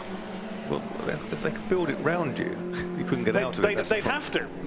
They have to take the car, take the shell apart and put it back together around me so I could drive it, and then probably leave me in there for eternity afterwards. Alex Williams has got the leader behind him in his Anglia as they go round Redgate. 19 laps in. There goes Charlie Budd, the chaser. 17 seconds in it between the two Minis. It's not going anywhere. Yes, the gap has stabilised. Yeah. The MGA of the Smiths still in the pit lane.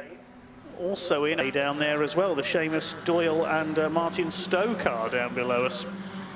Not a good race if you're an MGA pilot, unfortunately. If we lost any other cars, not much attrition in this race. We lost the 51 of Ian Hewlett on the first lap, of course, the WSM Sprite up at Schwantz. Mark Cloutman went off in the Austin A40, the purple liveried car, and made it back to the pits. Phil Bullen-Brown was an early casualty as well into the pits. We've also lost Paul Wybrow's MGB. That didn't rejoin after its pit stop.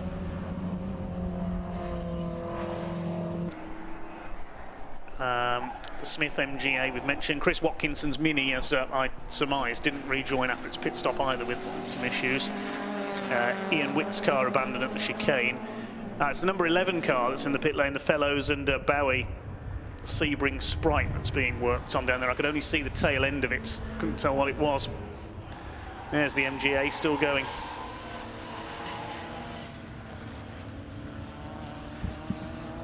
Over the line goes Charlie Budd, and he does a new fastest lap of the race. 9.6, where did that come from? So Charlie Budd is not done yet. Came from a clear lap, and that's vitally important. He's got the gap down to less than 16 seconds now, so he's gained over a second on that last lap. The battle of the minis.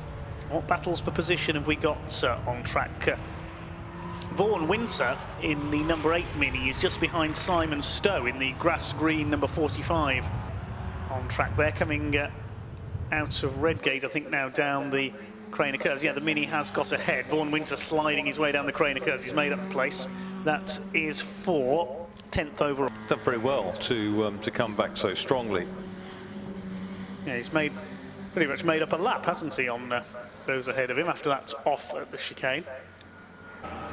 Heading up towards McLean's now. Down the exhibition straight, Gary Lyons Alfa Romeo is taken by the Fraser Cortina. You instinctively go to say Fraser. Being forced wide onto the grass there, the car of Sam Loughnan. Brent Fowler didn't see him there, the Sunbeam Alpine, but he's kept it going.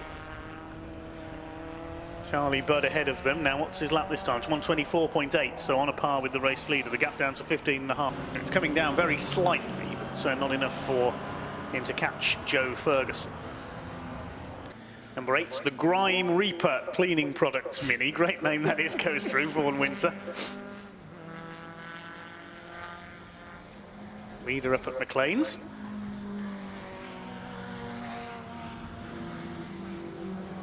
Thomas Peed still in 3rd place in the BMW. Joel Wickham in 4th. They're separated by about 10 seconds.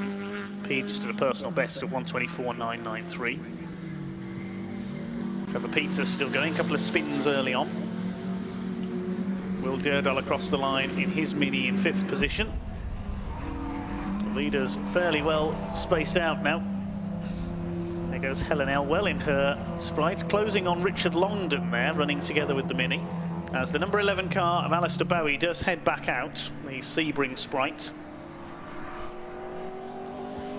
Named for the famous Sebring 12-hour sports car race, of course. Crudgington Mini Gem is closing on the Durdals, or was last time round.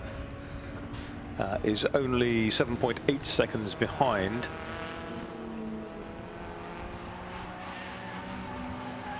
.131.1 last time for which the Crutchingtons in the car. James Crutchington did a 129.8, so closed up slightly. A long 29. 15.1 to first second. So it's been in the 15s for 3 laps now. So they're pretty much balanced out. With only 5.5 minutes to go, don't see that changing. It's looking good for Tom Bell and Joe Ferguson for classic hatchback racing up into historic minis. Grew up racing together in the junior ranks, now sharing their Mini in looking for a deserved victory. There goes the Mini Gem. Still 9 seconds for a couple of back markers. 23 laps down for the race leader, Joe Ferguson. There goes Martin Reynolds in the Anglia. Well, it's into the 14s now. 14.5, so it's coming down little by little, but I think Charlie Budd will run out of time to catch the race leader, Joe Ferguson. Sam Loughnan passes into Redgate there, the 159. That's Martin Stowe in. The Crudgington battle, or potential battle, I think has been diffused, because I think the traffic that Durdal encountered the previous time round has got Crudgington, so it's gone out to over 9 seconds now. Over the line goes Rob Roodhouse with his Mini, very smartly turned out red and yellow machine. Mainstay of this series over the years. So they started with 5 Minis up front, we're down to 2. The Roodhouses race a Triumph, don't they, as well? Sometimes like TR. Yes,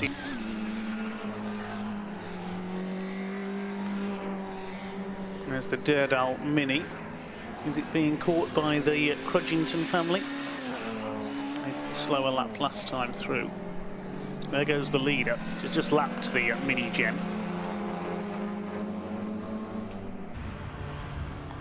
It's to go, so 2 or 3 more laps to go for Tom Bell and Joe Ferguson. The Elwell Sprite 33 car, Gordon Elwell, Helen Elwell, that's a beautifully turned out little thing, isn't it? Little frog eye. Yeah, and that's for position as well on the back of Richard Longden. It's Helen at the wheel of the 33 at the moment. Joe Ferguson flings the leading Mini through the old hairpin.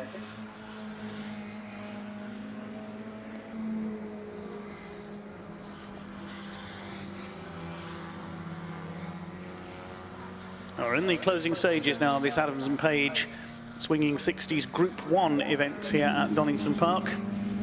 It's looking good for a second Mini victory out of 3 races this season in Group 1. Chris Watkinson won in the wet at Alton Park. There's problems for him today, dropping him out. Didn't rejoin the race after his pit stop.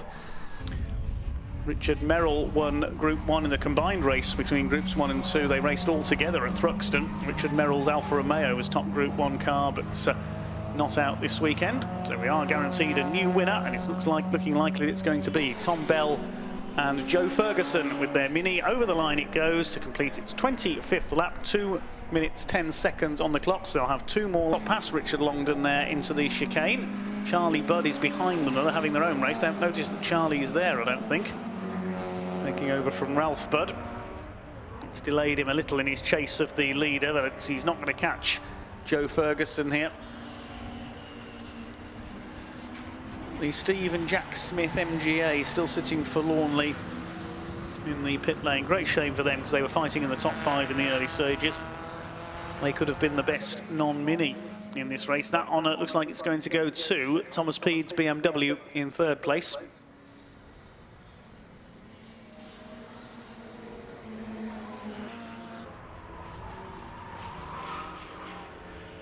Coming round to start the final lap very shortly.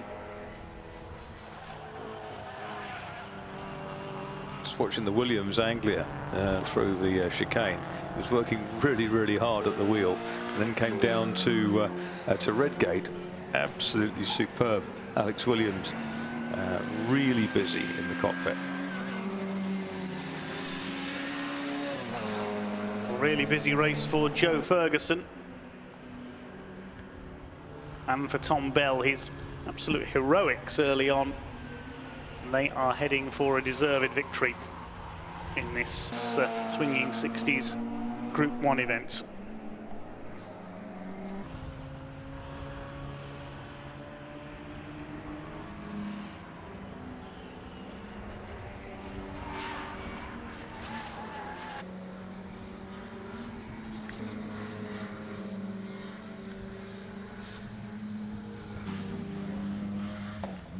Oh, yes, really missed a gear. Ominous noise in the transmission for Alistair Bowie there in the Sebring Sprite. So after the antics early on among the Mini battle at the front, it all became a bit self-preservation society. It's now a much more calm run to the finish. Round Coppice for the final time comes Joe Ferguson. The clock has counted down to 0. He's got a lead of over 16 seconds. To Coppice, that looked like a BMW. We've lost Wickham, haven't we? Yes, it's Joel Wickham who's pulled off up there from 4th place as Joe Ferguson throws it through the chicane for the final time, and our almost stuntmen in their Mini, Tom Bell and Joe Ferguson, take a clear win in Swinging 60s Group 1. Very deserved indeed, just lapping Will Durdal before crossing the line there.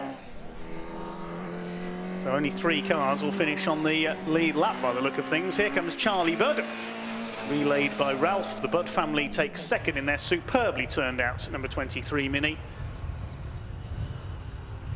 And we await 3rd place, which should be Thomas Peed in the number 5 orange BMW. Yes, Joel Wickham, it looks like, unfortunately, yes, he's pulled off on the inside of Coppice Corner. Well, Thomas Peed comes in his BMW to complete the podium.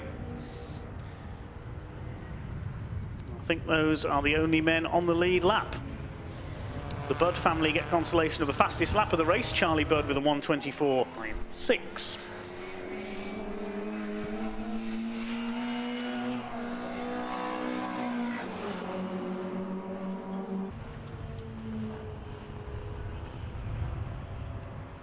Another fine race then with, yes, you mentioned Bell Ferguson.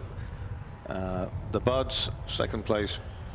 Tom Peed, third in the BMW, fourth the Durdals, and fifth the Crudgingtons in the Mini Gem, ahead of Martin Reynolds in his Ford Anglia. Going down the order, top three all win their classes. Reynolds wins his class. Potter and Stowe with the bright green Sprites coming home now. They'll win their class, and that will be the long and short of it.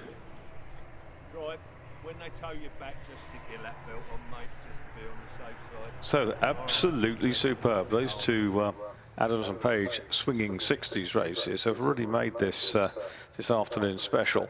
Bell and Ferguson then, they have done their 27 laps. They win by 17.433 seconds. Peed third in the BMW behind the Budds, and then a lap down the Durdals in their Mini, and the Crudgingtons in the Mini Gem, and Martin Reynolds in his Ford Anglia 105E. Brilliant racing. The Adams and Page swinging 60s Group 1 grid. We've got special saloons lining up behind, and I'm really delighted to see that Clive Anderson's BMW is there in the lineup. So we're back in just a few minutes with that one. Take a short break.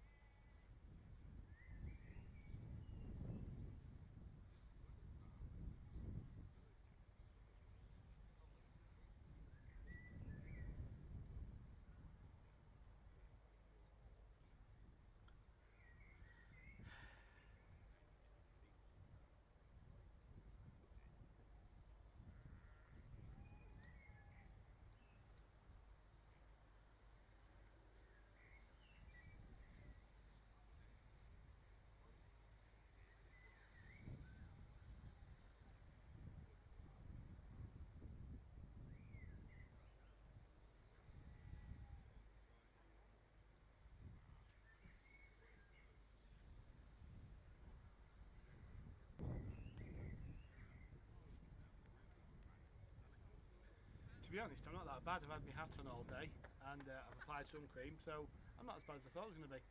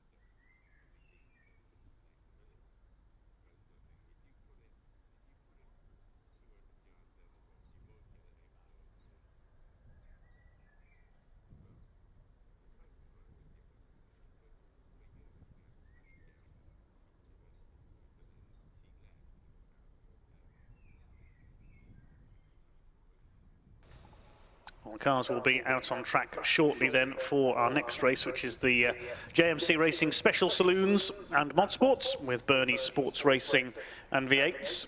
Bernie Kurdosh, their organiser, probably still celebrating son Simeon's win earlier on in that cracking Swinging 60s Group 2 race. The question on everyone's lips going into this one, of course, can Wayne Crabtree and the RS200 clone score a hat-trick? He's got the grid penalty, back to 11th on the grid, a 10-place grid drop. Speaking of drop, I've just dropped my paperwork. Bear with me 1 second, please.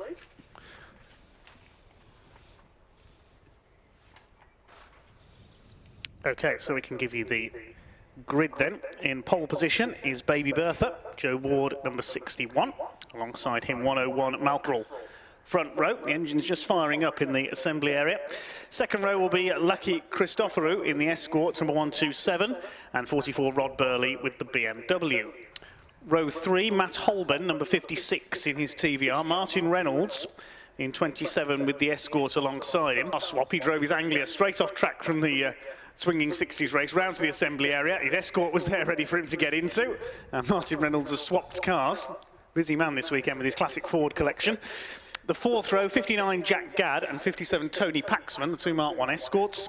The fifth row, 80 Matt Smith and 581 Clive Leatherby, their TVRs. Row 6 is number 5 Wayne Crabtree and 571 Aaron Moyse, RS200 and TVR. Seventh row, 55 David Beattie, yes, he's there with the Prelude, and 69 Robin Gray with the Trans Am. 77 Richard Morris is next, and 48 Matt Snowball. What a contrast, a Space Frame Mini and a Plymouth Cuda together on the same row. The Night Carlo and number 1 Mark Bowd with the GT40 replica. 10th row, 166, which is driven in this race by Cheng Lim, and 22 the Buick Regal NASCAR, Derek Drinkwater at the wheel this time. 92 Neil Vaughan is next in the Corvette alongside 65 Steve Frey with the Eurocar Mondeo. 58 David Gadd is not there on row 12. 54 Chris Ridge in the TVR is. He starts there alone.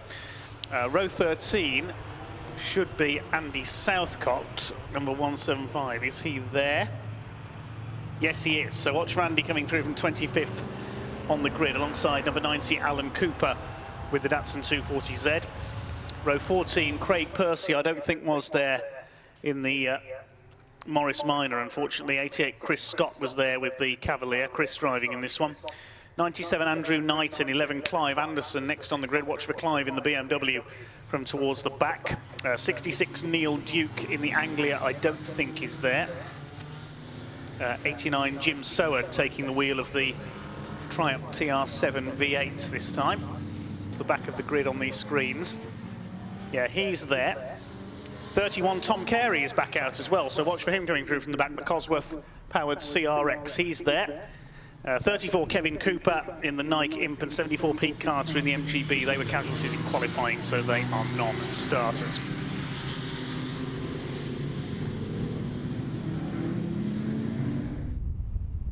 Jim Soward right at the back in the Triumph TR7 V8 that he shares with Ian Hall.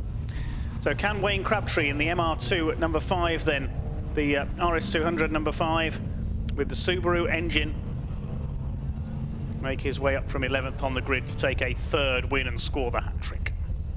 Baby Bertha on pole position, Malcolm Harding in the Escort alongside him. What a front row that is, the two Castrol cars. Magnificent sight as they come through them in the Escort. Rod Burley in the black BMW. A cavalry charge about to get underway. 15 minutes of racing down towards Redgate. Baby Bertha makes the start. She leads the way into the first turn. Joe Ward at the helm. Round the first corner at Redgate, Malcolm Harding slots in the second ahead of Christopherou in the Escort. Matt Holborn is there on the inside, leading the Bernie's V8 VR. They're all going to make it round, it looks like it. Now the man to watch could well be Andy Southcott at the wheel of that Mod Sports Midget, coming through the field from 25th on the grid as they head round the old hairpin for the first time. Southcott's already making up places in the midfield, so is Turbo Tom Carey on the back of one of the TVRs, the IMSA Datsun 240Z. The leaders are at McLean's. Malcolm Harding harrying the number 61, that's Baby Bertha. The dealer team Vauxhall Firenze V8s, the third place behind them. Then it's Rod Burley. We'll see how far up the order Andy Southcott has got, and also Crabtree as well. There's Crabtree's RS200. I think he's up into about 6th place on this opening lap, down towards the chicane for the first time.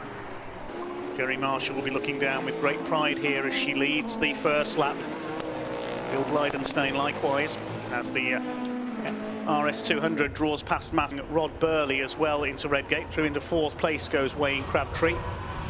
An amazing RS200 clone. Looks like it's doing 100 mile an hour even when sitting still. Where is Southcott up to? That's one question. He's up to 12th, so he's gained 12 places on the opening lap. The NASCARs at the back of the field, the Eurocar and the Corvette head through over the line. Jim Soward's Triumph TR7 has failed again. That's stopped up at Coppice. That's car not running well today at all. And that's not a good place to be stopped on the outside of Coppice, is it? It's not particularly visible if you're in the dice, and we'll see what happens with that. But Stewart then pulling off in the car that Ian Hall, previous one. And that really is disappointing because they come all this way and they won't run. There is Southcott in 175. Andy Southcott charging through the field in this Vauxhall engine MG Midget, a low-line space framer made in Northern Ireland by Mike Johnston, and it's streaking along, sort of like a radar cheating sort of matte black finish. But out front, it's Joe Ward in Baby Bird coming through into 2nd place. There was Wayne Crabtree, who shot past Malcolm Harding on the way past the pits on the Wheatcross Straight down towards Redgate. Crabtree 3rd, Christopherou in the red Escort is 4th. 5th is Burley in the black and blue BMW, and in 6th place is that XE in Flux TVR, dressed as the Chris Hodgetts car of the period, funnily enough, of Matt Holborn in the Bernie's V8s. group. Baby Bertha holding sway out front, but do you think it's only a matter of time before Wayne Crabtree can unleash that Subaru turbo power in the RS 200? But the escorts are giving him a hard time as well. There were yellow flags there at McLean's as well because of Soward's car being removed by the marshals. Popped up onto three wheels as he hopped the curb on the inside there, and down the straight. Crabtree tries to wind the turbo RS up, and Joe Ward just gives him the room. Crabtree leads then. Quite stunning performance by the RS 200 today. Andy Southcott was up to Holborn now, so he's into the top 6. He'll be with the leading group fairly soon. Clive Anderson was up to 15th from the back, and Tom Carey is up there as well. He's up to 8th now behind Holborn. He's got ahead of Martin Reynolds and Tony Paxman. Behind them is Anderson. He's just taken Jack Gadd, so in among the escort battle there. So some of our faster runners from earlier on who had to start down the order due to issues in the second race. Chen Glim back at the wheel of his Cobra replica, rumbles his way through. Chris Ridge is on the move up as well, goes past Matt Snowball and Entwistle in one move down the main straights. Baby Bertha under fire from Malcolm Harding's escorts as they head up towards Coppice. The yellow flag has been withdrawn there. This is allowing Crabtree to get away in the RS 200 up the front. Of course, Baby Bertha seen here regularly over the years, not only in the hands of Jerry Marshall, but also with Paul Hayward Halfpenny, the late, and also in the hands of Phil Barrack. I was just going to say, didn't Phil Barrack race as well? Oldest current race driver on the MSA register in his later 80s. Yeah, probably close second to him is Tony Skelton, who occasionally races at Brands Hatch. He's been racing since the 50s. In a black Clio. Yeah, he's got a Clio these days, racing in the Tin Top Series down at Brands Hatch. He's about 84, 85 now. Phil Barrack, yes, raced Baby Bertha in a black livery. In dark blue livery for a while as well. Dark blues. Towards the glory of her dealer team Vauxhall livery. I think Hayward Halfpenny drove it when it was owned by Martin Dilks of... who was an American car dealer. Malcolm Harding all over Bertha's tail there as they head out on McLean's. Christopher, who's been caught by Southcott as well, so he's going to try and join the lead battle. Anderson up into 9th place in the Oka BMW Turbo. Has failed to take the restart in race 2. Cheng Lim back in the Cobra. Just been overtaken by the smoky Volvo Turbo. Oh no, we've got a NASCAR off in the wall. Oh, that's taken a big wallop there. That's Stuart Entwistle's Monte Carlo. That's coming out of Redgate through Hollywood. Yes, the yellow flag's out at Redgate then, on the exit of Redgate. Let's hope Stuart Entwistle's okay. Jack Gadd's very, very pretty space frame escort. And then the steel-shelled car, Tony Paxman in behind. The space frame Sonny Howard SHP escorts. Matthew Moore's won a fair few races in special saloons, one of those, and Tim Foxlow's campaign won successfully as well. The Benetton Chimera once again holding off a pair of Tuscans. Now that Chimera, the best I've seen it run for some time in the hands of Matt Smith. But yellow flags out at Redgate there for the remains of the ASCAR that's gone off. See it there on the screens, number 46, Cole Trickle, aka Stuart Entwistle, and that's what both in the barriers. Yes, it's taken quite a spin into the barriers there, hasn't it? That's a great shame. In time, wait for the leader to appear. Here he comes across the line, Wayne Crabtree. Looking good here for a hat-trick. He's got just over 7 minutes of the race to go, so we're just past halfway. Malcolm Harding is now... So Bertha's had a moment somewhere. She's back to 5th. Behind Harding, Christoforou and Southcott up into 4th place now. And behind them, Tom Carey in the CRX. He's come through nicely from the back of the grid. Anderson is now up to 9th behind Matt Holborn's TVR, which is still leading the Bernie's V8s. And rounding out the top 10 is Martin Reynolds in his Escort ahead of Jack Gadd's Mark 1 version. Tony David beating. Yep. Last time, yes, Ward had a 23 Southcott did a 20, so I wonder if there was a moment somewhere between the two of them. Possibly, yes, they may have tripped over each other. Southcott's got the fastest lap of the race, the 1 minute 13.9. King Lim rumbles past in his Cobra rep. See what the order's going to be this time through. Somebody running wide. Is that the... oh, the leader's slowing. The leader's broken up at Coppice. I thought I saw somebody slowing and running wide there. So Crabtree has broken down, unfortunately. And Tom Carey's out as well. So 2 cars in the leading, in the top 10 in trouble there.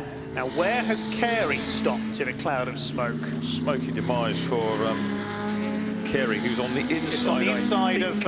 It's a Schwantz curve. He's pulled off to the right. Okay, we'll see what the order's going to be when they come through this time. Malcolm Harding now has the lead in the Castrol Escort. Southcott is up to second. And here's the 8-speed RS200 just limping back to the pits. Oh, what a shame. There goes the hat-trick. He had that in the bag. The Subaru engine. Southcott's only 1.6 seconds behind Harding, and he's going to catch him. Southcott, who started 25th on the grid for this race, is going to blitz his way through and catch Malcolm Harding in the Castrol Escort. Try and pick him up.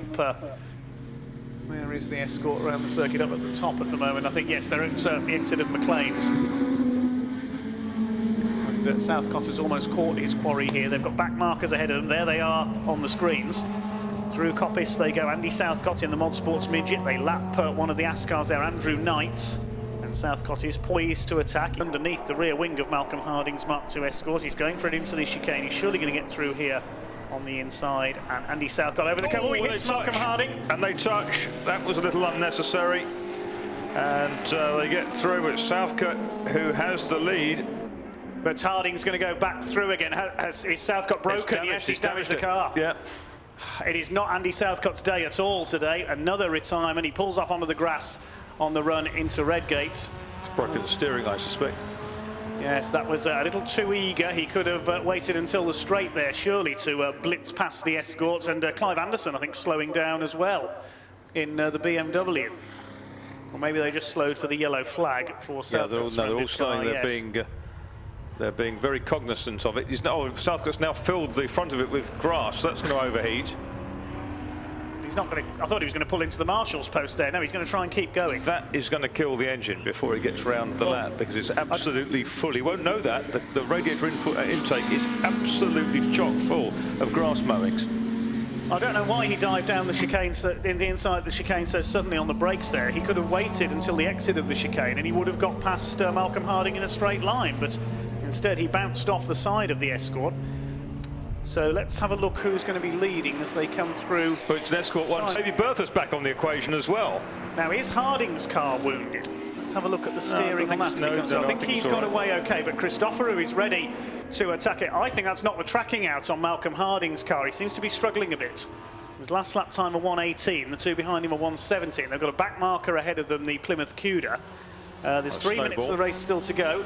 This is looking really mighty. Christoforou looked down the inside, but Harding has got the grunt there. He's also got a bit more downforce with that wing on the boot of the Zach Speed Tribute Escort 2. Now, can Joe Ward catch these two and take a fairy tale victory?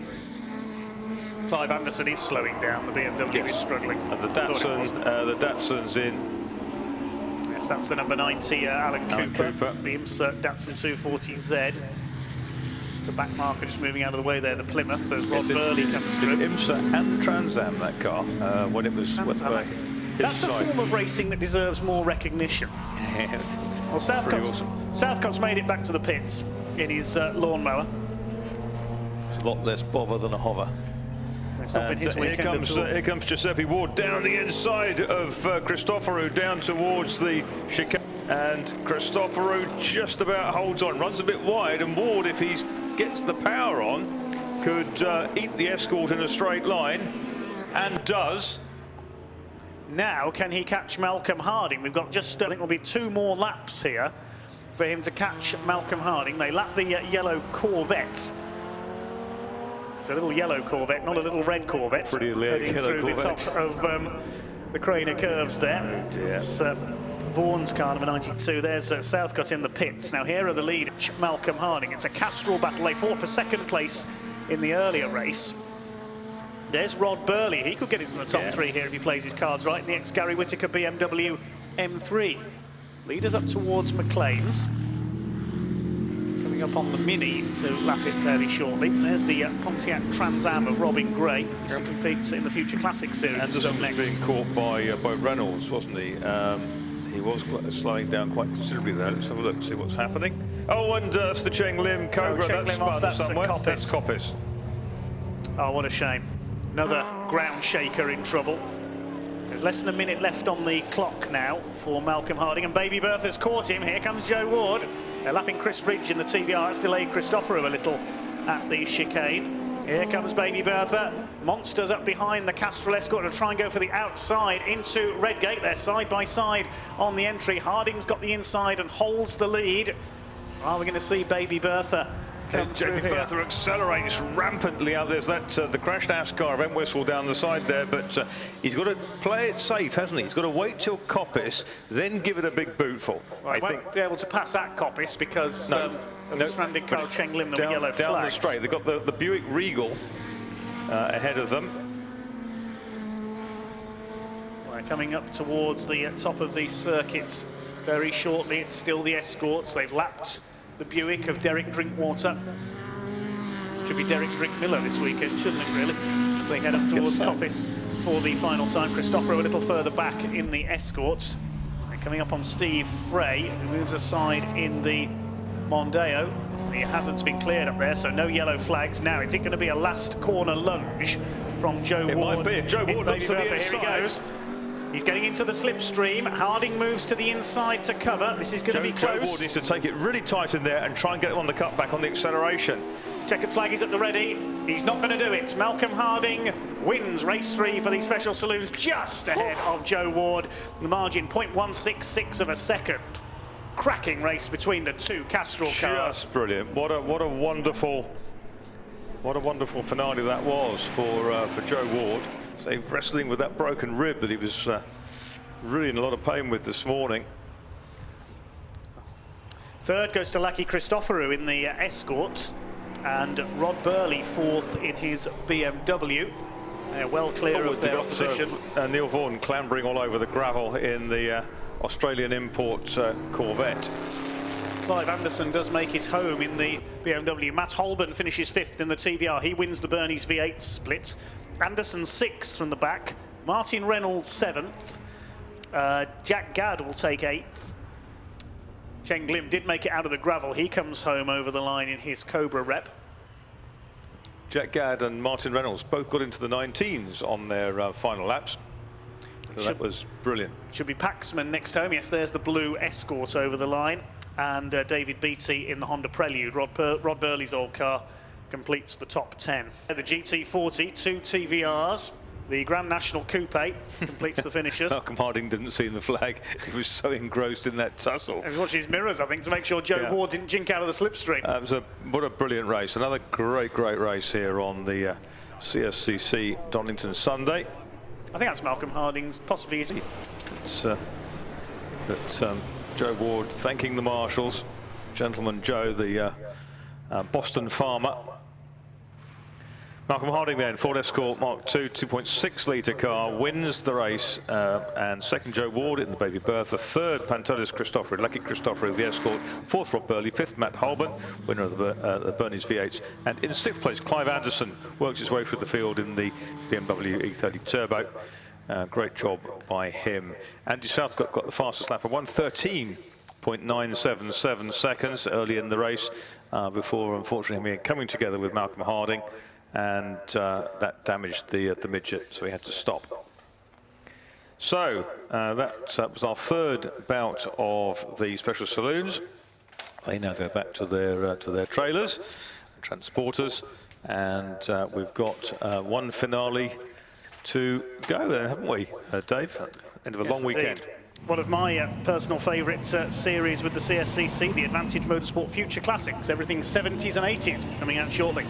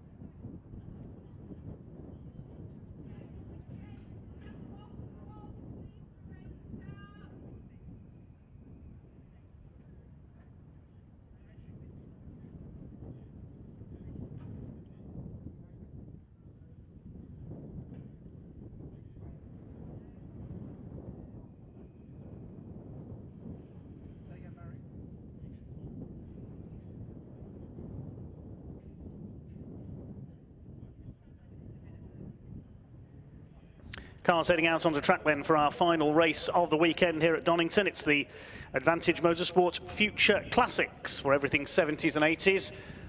We'll give you the grid for this one with the starting drivers in pole position. The beautiful Morgan +8 of the Pratt family, number 174. Martin Pratt takes the wheel for the first stint. Alongside him, number 70, Stuart Dayburn in his TVR Tuscan. Number 1, another TVR Tuscan, the Blake family, former Porsche racers. On the second row of the grid, it's Aston Blake taking the wheel first. His father Tony will take over. And Skyline of number 79, Mark Chilton. The third row, the Lancashire family in their TVR, no, not their TVR this weekend, sorry, they're in the Morgan +8 this weekend, I apologise. It's Bill Lancashire taking the first stint. Howard will take over. That car, I believe, has a 30-second penalty at its pit stop for a win earlier in the season. Alongside them is Mr. Chairman himself, number 156, John Hammersley in his Vauxhall Astra GTE. He'll hand that car over to Adam Brown, his protege. Row 4 is the second of the Skylines. That's the Winfield Skyline of the Kennedy family. Jason Kennedy starts alongside Beam Lotus. The fifth row is number 44, another Morgan, Bob Searles, taking the wheel of that one. Tony Jardine, his partner, a very noteworthy name, of course. The Dingle family, number 74 in their Porsche 944 alongside William Dingle taking the start. On the sixth row, we have number 2, which is Paul Dingle in another Porsche, alongside number 30, Sam Smith with his Mazda MX-5. Row 7, number 21, Paul Dolan. He won at Alton Park at the season opener, so he'll have a 30-second success penalty. Alongside number 16, David Nunes in his BMW E30. Stephen Scott Dunwoody will take over from him. Row 8 is number 29, the Renault 5 Turbo. It is started by Tony Hart. Jay Shepherd takes over for him. Number 91 alongside Hugh Gurney, starting that BMW sharing with David Gardner. On the 9th row, 75, Matthew Lewis with his Marcos. Alongside him should have been Tony Marion in his Porsche, but he's a non-starter. Broke down in qualifying, unfortunately. The 10th row, number 25, the Wright family. Liam Wright going first in their BMW, alongside the number Sims in the Rothmans liveried Porsche. Ian Everett will take over. Behind them, 776 Adam Air with his Porsche 944. The number 4 car should have been alongside, but that is a non-starter. 128 Daniel Stewart is next. No Graham Smith, though, alongside in 175 with the Mazda MX-5.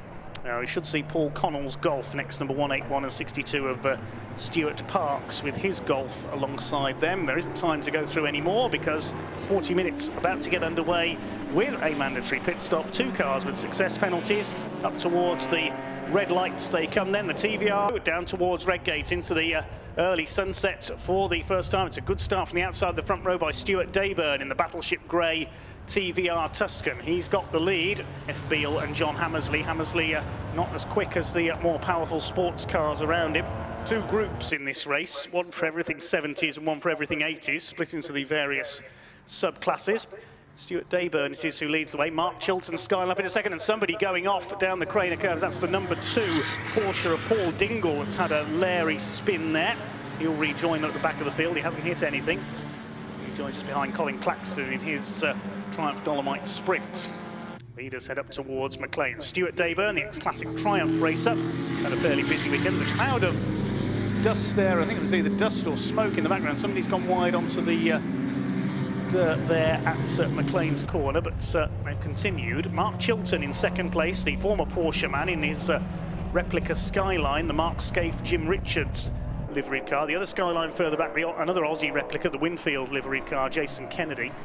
It's Dayburn who will lead as they complete the opening lap. Third place is Aston Blake in the number 1 TVR. New acquisition over the last two years or so for the Blake family from North Yorkshire. And up the inside, Mark Chilton into Redgate. He's going to take the lead from Stuart Dayburn. The power of the Skyline telling from his hands over the last few seasons.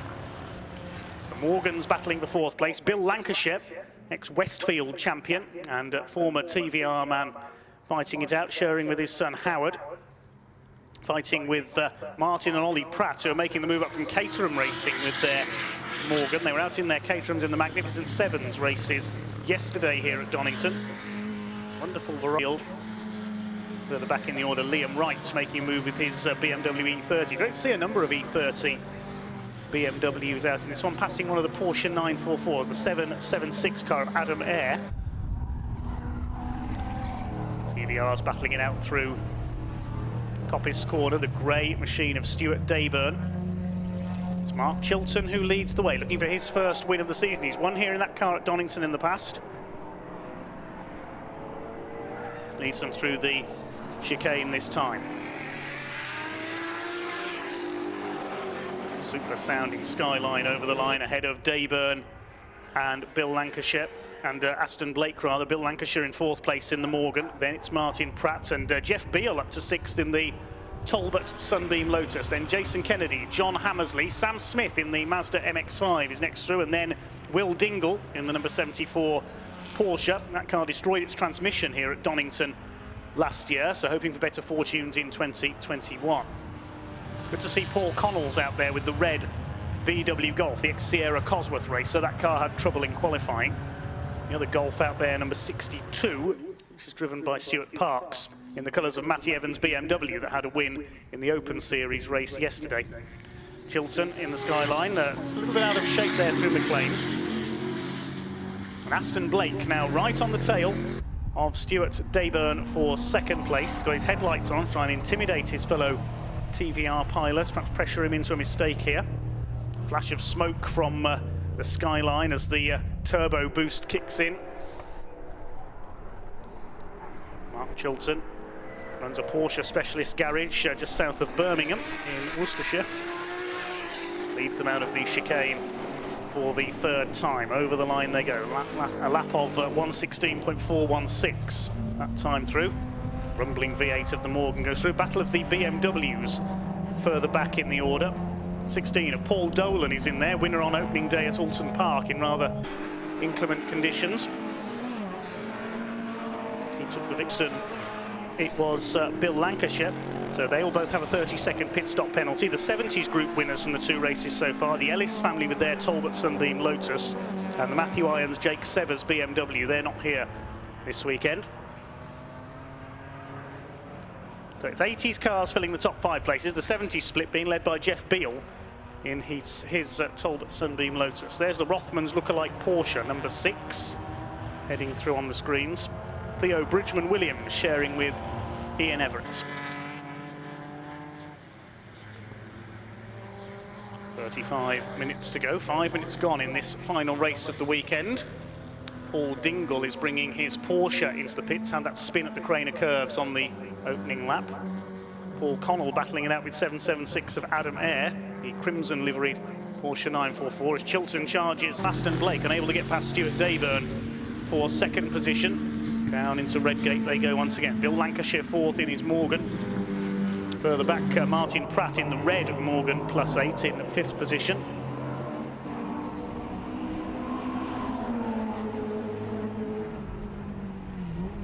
Third Morgan of Bob Searles further down the order. Lovely flash of flame as Jason Kennedy's Skyline headed down the Wheatcroft straight there. Replica of the car that won the Bathurst 1000 in the hands of Jim Richards.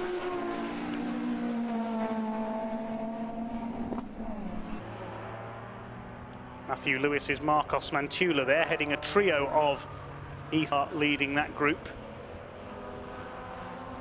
And there's the number 91, that's Hugh Gurney, was racing his more modern BMW M3 yesterday.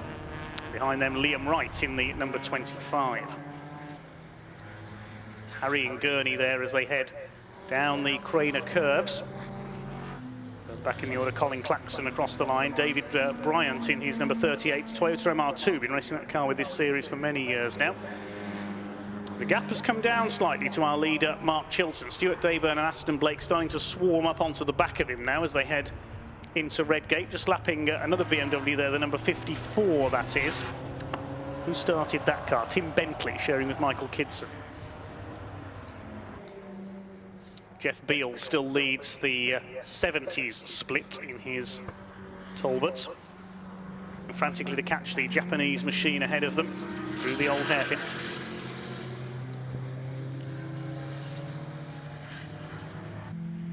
Buxton's Triumph Dolomite sprint ahead of them there. Aston Blake has a look to the outside. Seem to have stopped racing each other, these two, trying to work together. Well, just as I say that, Aston Blake goes through. He got the better exit from McLean's there, up into second place ahead of Stuart Dayburn. Now is he going to go after Mark Chilton for the lead? The pit window opens in 2.5 minutes. Who's going to be the first to make a stop? Aston Blake up into second place. They've been the top crew in this series previously in a Porsche 911. See, Aston Blake is pulling away from Stuart Dayburn slowly but surely now as they lap a couple of back markers. Chris Pidcock, the former Speedway rider in his Porsche 924. Also the 48 car there of the Simpson family, Tom and Jerry. Yes, really, in the 48 car. It's currently Tom driving that car. Jeff Beale clear at the head of the 70 split, second in that. So quite a long way back is the Bob Searles, Tony Jardine, Morgan. John Hammersley still going strong. I'm under orders not to say too much about John and that car, because over the last few years, whenever I've commentated for the CSCC Advantage Motorsport Future Classics and John and Adam have been out in that Astra, it breaks down. So I'm going to be careful not to put the curse of the commentator on them this time. Adam unfortunately didn't get out for his race yesterday, problems in qualifying for his Fiesta ST in the Tin Tops race. John Hammersley made it out in the Turbo Tin Tops and finished on the podium with his new Scirocco R. Pit window opens in 1 minute. Still Mark Chilton ahead of the TVR pairing. They're lapping number 20, which is Paul Barker's Toyota MR2 Mark 1. Fastest lap of the race for Aston Blake, 1:16.203 that time through. It pulled well clear to the tune of nearly 8 seconds from Bill Lancashire in the Morgan.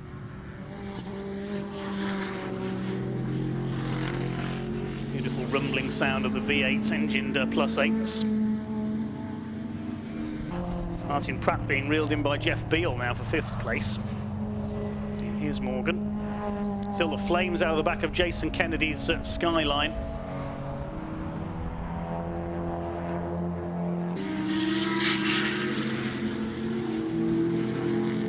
Stuart Dayburn trying to close back up on second place man Aston Blake, but he's not doing so at the moment. The leader's starting to get a little more spaced out now as the pit window opens now. Who's going to be the first to make a pit call?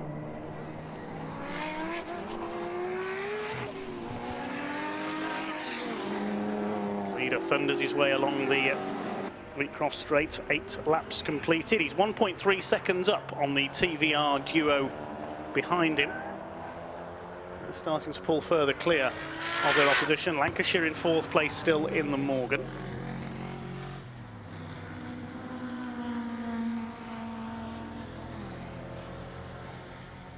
A good debut in the Morgan +8 by Martin and Oliver Pratt in the number 174 car.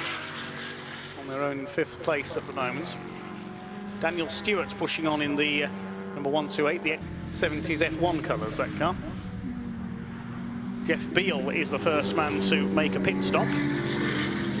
70s leader in the Talbot. He and Philip Seaman have shared one of those cars on many occasions in the past. Would have seen the Martin and Matthew Ellis number 4 Talbot Sunbeam Lotus out this weekend, but unfortunately didn't make it out. In comes one of the Morgans. That's the Searles Jardine car. Tony Jardine, the Formula 1 journalist among many other areas of motorsport in the past, will take over. Matthew Lewis brings the Marcos Mantula in. Very rare car. That one, the more modern Marcos. We've seen several of them in the 60s races, of course, earlier on. Also in comes Paul Connell, ex-Ford Sierra Cosworth racer with the Golf.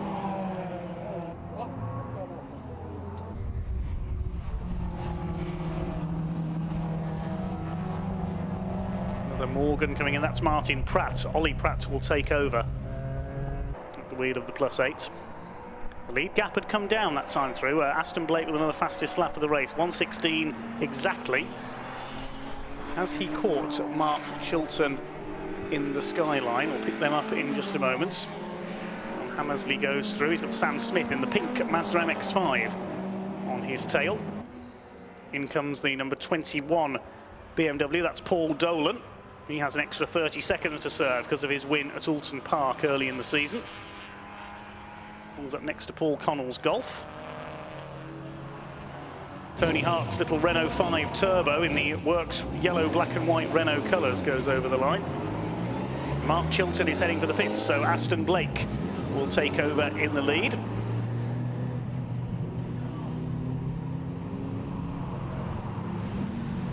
Now Blake has gone through, so has Stuart Dayburn. There goes Bill Lancashire up into third position. Also in his number 300, that's one of the Triumphs, Shirley. Stuart Parks still battling on with his black and Dayglow Golf. Had a few issues with that in qualifying as well. Not been a happy day for the VW Golfs. So Aston Blake, now your race leader in the number 1 TVR. Mark Chilton in the pits, the red, white and blue Skyline. Certainly one of the quickest cars out there. Has been a bit fragile over the last couple of seasons. The car's still in development.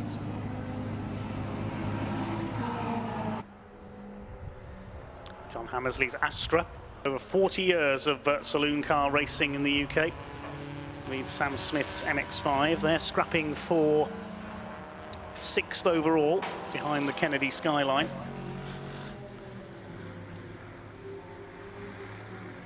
Aston Blake continues to set the pace. He's leading Stuart Dayburn by nearly 5 seconds now as the red number 54 BMW comes in. Tim Bentley handing over to Michael Kidson. Jeff Beale back out on track. There goes Bill Lancashire. 13 seconds down on the 2 TVRs. In comes the Rothmans lookalike Porsche 944. It's the number 6, Theo Bridgman Williams handing over to Ian Everett.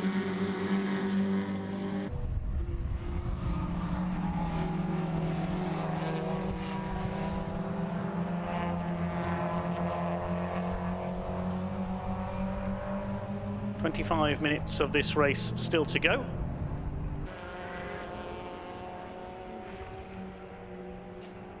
It's a case of waiting for all the leaders to take their pit stops. Now there goes Jason Kennedy. Still flaming from the exhaust. That's at Winfield Skyline.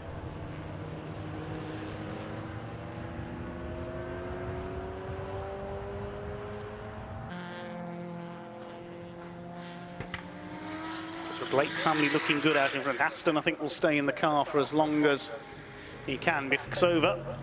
There's Dayburn through. He has closed the gap. Well, as I say that, Aston Blake comes in, so that's proved my theory wrong. Still some of the pit window to go. And Aston Blake will get out. Tony will step into the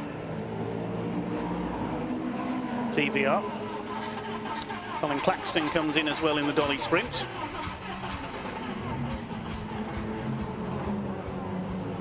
Stuart Dayburn will now take the lead on the road. The first of the lead group to stop, other than Mark Chilton, was Aston Blake.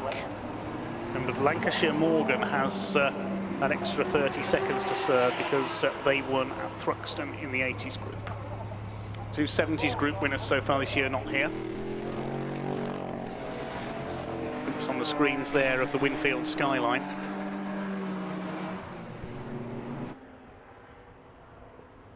No flames as it goes through that time. Still the battle between Hammersley and Smith for 5th place. They're just over half a second apart as Paul Barker brings the MR2 in. Stuart Dayburn, your current leader. 2nd is Lancashire. Jason Kennedy now 3rd in his Skyline. Dayburn goes over the line. Matthew Lewis in his Marcos and E30 BMWs, and a cloud of steam there from one of the cars into the pits. That is Stuart Parks' Golf. He had the same issue in qualifying this morning. The Golf has overheated.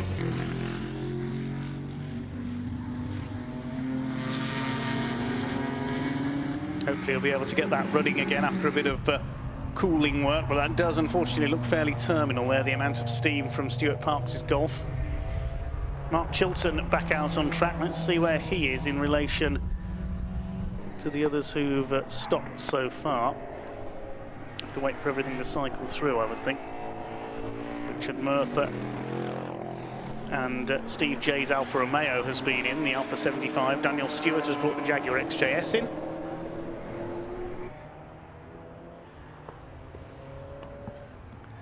Sam Smith has almost caught John Hammersley now, the pink MX-5. It's because those ahead of them have begun to make their stops. Stuart Dayburn, still your leader in the grey TVR. Was due to share David Trigg's Lotus Europa yesterday, unfortunately. No, the new Lotus Europa Dayglow yellow car. Unfortunately, that didn't get past qualifying for the more modern races. Number 6 comes in. Oh, and number 75, Matthew Lewis, pulling off down at the bottom of the circuit at Starkey's Bridge. The Marcos is out of the race. Problems for Matt Lewis, the Marcos Mantula. Number 16, BMW is in. David Nunes gets out, and Stephen Scott Dunwoody gets in, the former Sierra Cosworth racer who's campaigned more modern BMWs as well. Adam Eyre brings in the 776 Porsche 944. It's coming up to half distance in this Advantage Motorsports Future Classics event. Several of the leaders yet to stop.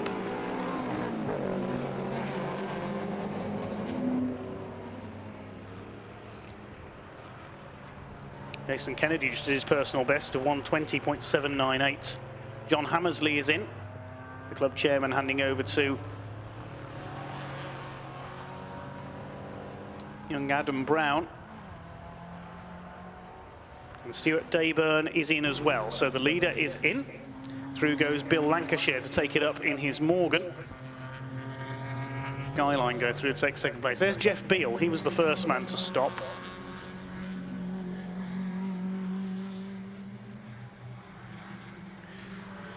Steve J in the Alfa 75. Rare car these days, very sought after.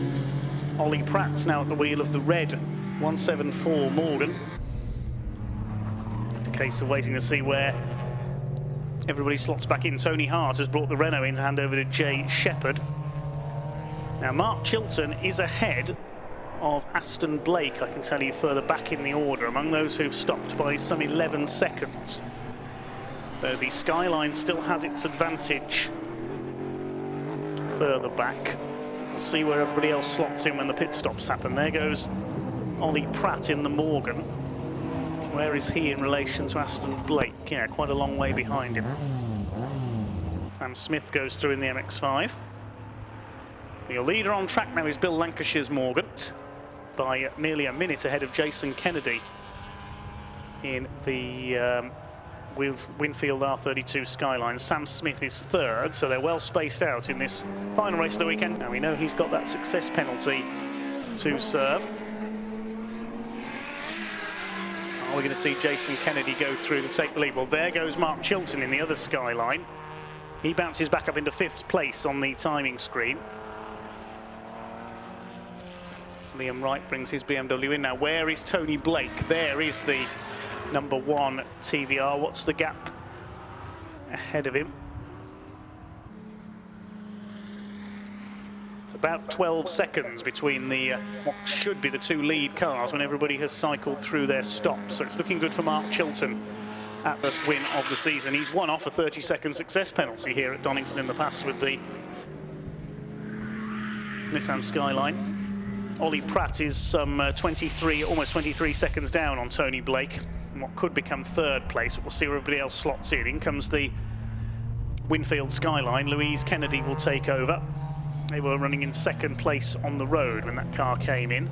Sam Smith's come in as well. Now it depends where Stuart Dayburn slots back in as well. David Bryant's MR2 is in.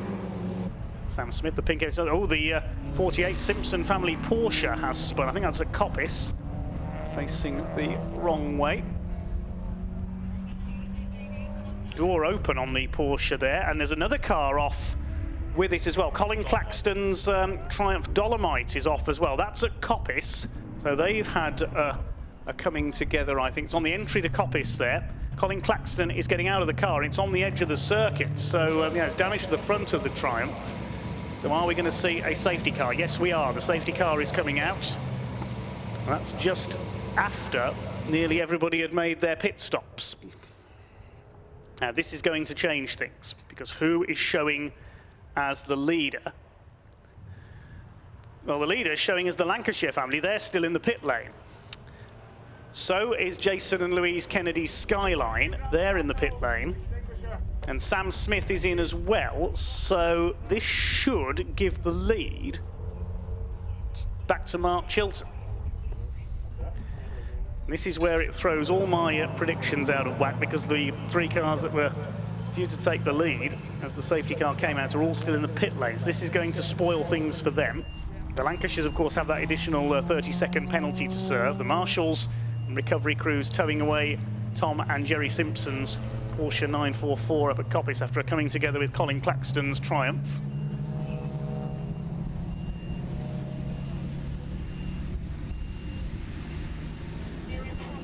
The pit lane, yes, the Kennedy Skyline rejoins. Sam Smith rejoining in the MX-5.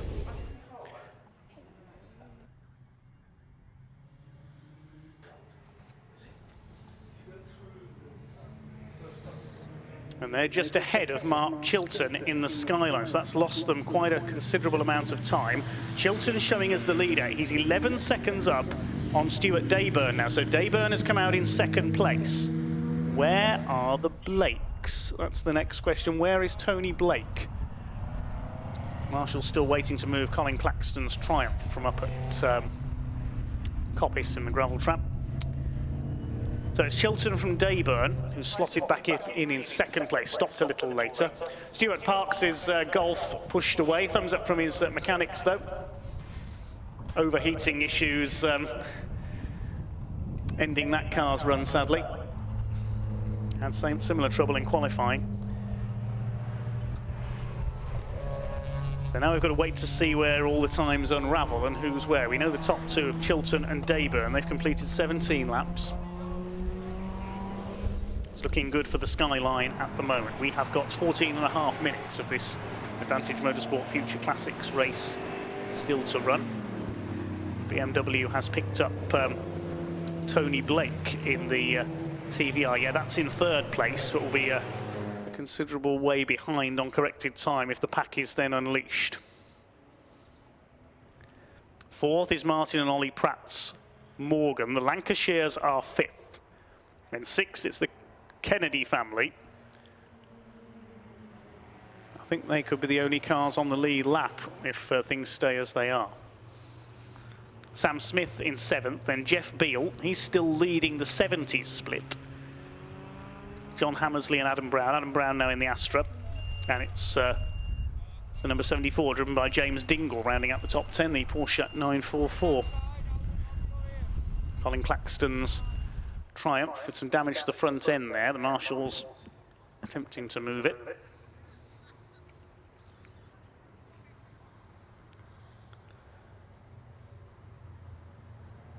Safety car heads them through the old hairpin. Still plenty of racing to come. Triumph being dragged backwards through the gravel.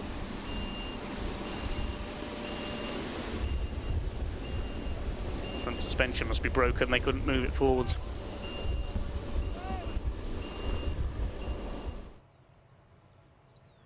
So Chilton leads Dayburn by 12.3 seconds behind the safety car. It's the gap between the two leaders. But directly behind the safety car is third place Tony Blake in the TVR.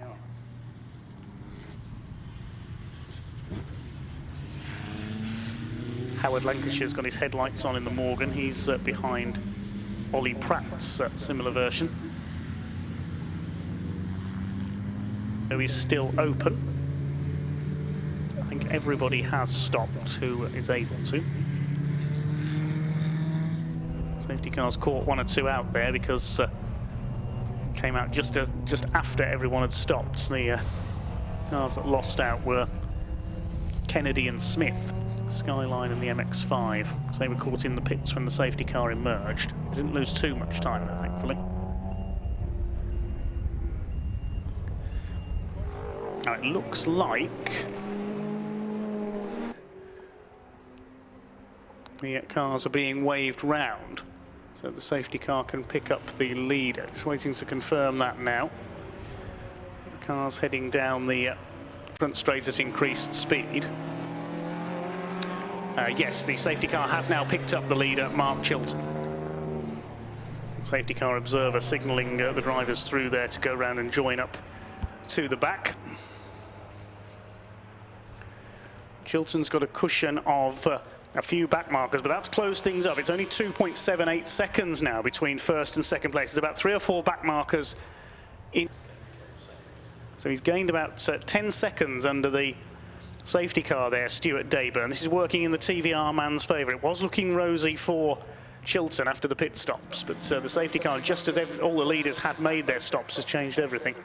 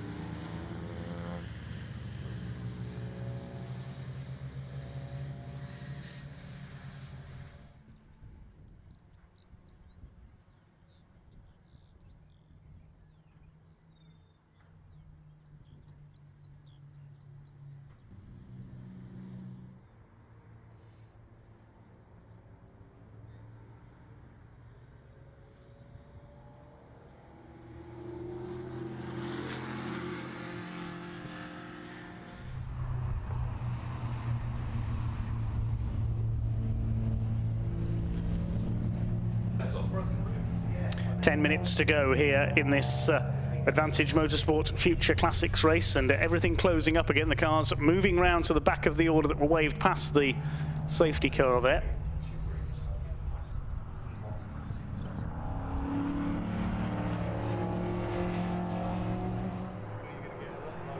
Lights are out atop the BMW, so we are going back to racing this time, and Mark Chilton needs to get his right foot down in the skyline, because Stuart Dayburn, as we said, has gained around 10 seconds with the safety car out, so they can't pass until the line, and off rockets the skyline. Dayburn can't pass the back markers until he gets over the timing line. He's done so now. The power comes on from the TVR, but he's seen Mark Chilton clear away into the sunset, quite literally there at Redgate. Away goes the Nissan Skyline. It's Tony Blake a further 4 seconds back near enough in third place, but with the pack having got the wave around there, up to third is Blake. Fourth is Ollie Pratt in the Morgan. He's 11.5 seconds further off Tony Blake. Fifth are the Lancashires in the black Morgan. Now it's coming through now on the main straight.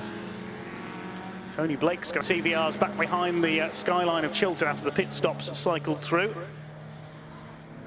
Lancashire, Howard Lancashire it is on board now, is 34 seconds behind our race leader. There you see how the success penalties affect them. If they hadn't had that 30-second penalty, they'd now be fighting Dayburn for second place in the Morgan, because their win at Thruxton. We've got a car off on the exit of the chicane. That's one of the Porsche 924s, just trying to pick up the number on that. It's Chris Pidcock, I think, number 131.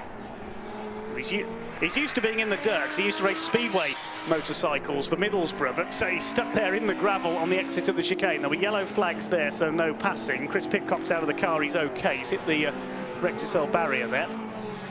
Over the line go the leaders, and the back markers helped on the restart there, Mark Chilton. He's nearly 5 seconds ahead of Stuart Dayburn, who's 3.2 ahead of fellow TVR pilot Tony Blake. The Morgan's gobbling up back markers as they go down the Wheatcroft straights. Ollie Pratt's nearly 10 seconds off Tony Blake, though, so I would say it's between those for the overall victory and the 80s victory. Jeff Beale is told that Sunbeam Lotus still dominating the 70s group. And one car coming into the pits, the number 21, and that is Paul Dolan's BMW, the Alton Park winner. Looks like he's got a problem. David Bryant racing it out with the car started by Hugh Gurney, taken over by David Gardner, number 91 there, the E30. BMW, 7 minutes of this race to go. It's looking good for Mark Chilton, the Skyline pilot. developing that car over the last couple of seasons. Had a few teething issues with it, but it is very quick indeed. He thunders across the line now to complete his 22nd lap. Stuart Dayburn in clear air behind him, going after him. 3.8 seconds is now the gap. So Dayburn closed a little. He took just over a second out of Mark Chilton on that last lap. Hammersley and Brown car race. Don't say too much, Dave, after what we said earlier on.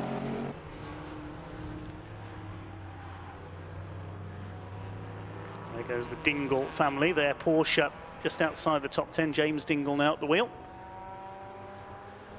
Bill in 5th position. Howard now 20 seconds off Ollie Pratt's similar +8, and Louise Kennedy behind him. Good to see the Winfield Sky, another car that's had a lot of teething troubles over the last year or two. Up there in 6th place. All the top 6 cars in Class A of the 80s group. 7th is Sam Smith, he's leading Class D of the 80s group. Class C is led by the Astra of Hammersley and Brown. Ahead of them in 8th overall is the 70s leader, Jeff Beale in the Talbots. Chris Pidcock walking away. Here's Porsche 924 in the gravel and the chicane. Mark Chilton, whose dad Richard Chilton was successful on the short tracks in the old revival. Will we see 07 Richard Chilton back out, I wonder, in his old Rover Vitesse? You never know. Racing drivers never really retire.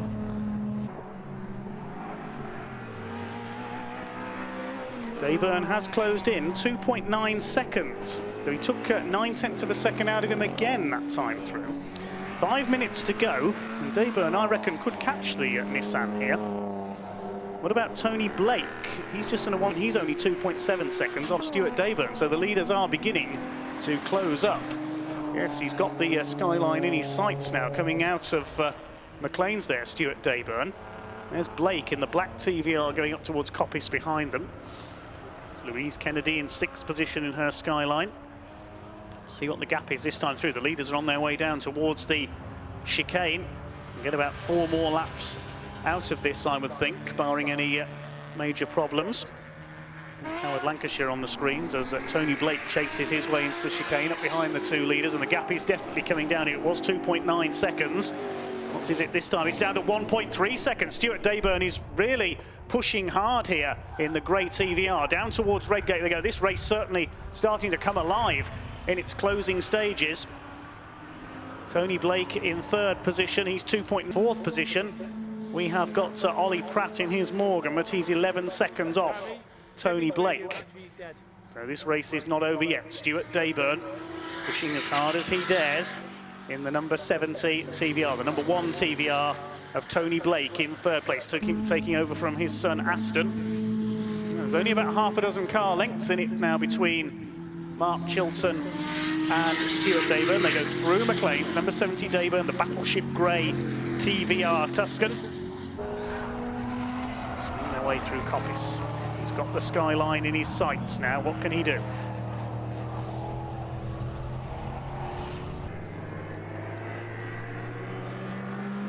Down towards the chicane they come. 3 minutes just. Oh, Dayburn ran a bit wide there onto the curbs in the second element of the chicane. He's pushing a little bit too hard there. That'll have lost him some time, and Tony Blake was sideways on the exit of the chicane there as well. The gap goes back out to 2.6 seconds. He lost a few tenths there, Stuart Dayburn. He doesn't want to push too hard here and risk spinning the TVR. They're lively beasts at the best of times.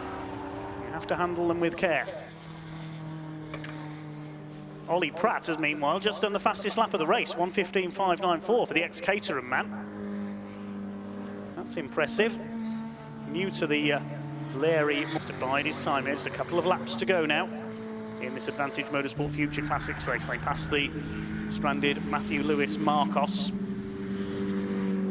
to lead in the skyline. Can he hang on for his first victory of 2021? Incur a 30-second success penalty for the rest of the season if he does so in future events for the Future Classics. Lapping one of the BMWs there, Michael Wright in the number 25. Will it be last lap this time? They might get 2 more laps in here, I think. Just under 2 minutes to go. He's got a slower couple of cars ahead of him there at the chicane. Where is Dayburn? There he is. The gap was 2.6 seconds. Here they come over the line. It's going to be less than that this time. 1.3 seconds. He's halved the gap, Stuart Dayburn. Now, there was just over 1.5 minutes as they crossed the line. They're going to get 2 laps, including the one they're on, out of this. And Tony Blake is only less than 2 seconds behind the TVR of Dayburn now. Ollie Pratt's closing, and he's just done a 1:15.359. Another new fastest lap of the race for Ollie Pratt in the Morgan. In 4th place, Tony Blake with his headlights ablaze. He's put the 3 of them together towards the end of this one. 3 McLeans once again. Chilton, Dayburn and Blake. They slap this time, I think. Can't see the checkered flag being prepared, so it looks like we are going to get one more lap out of this.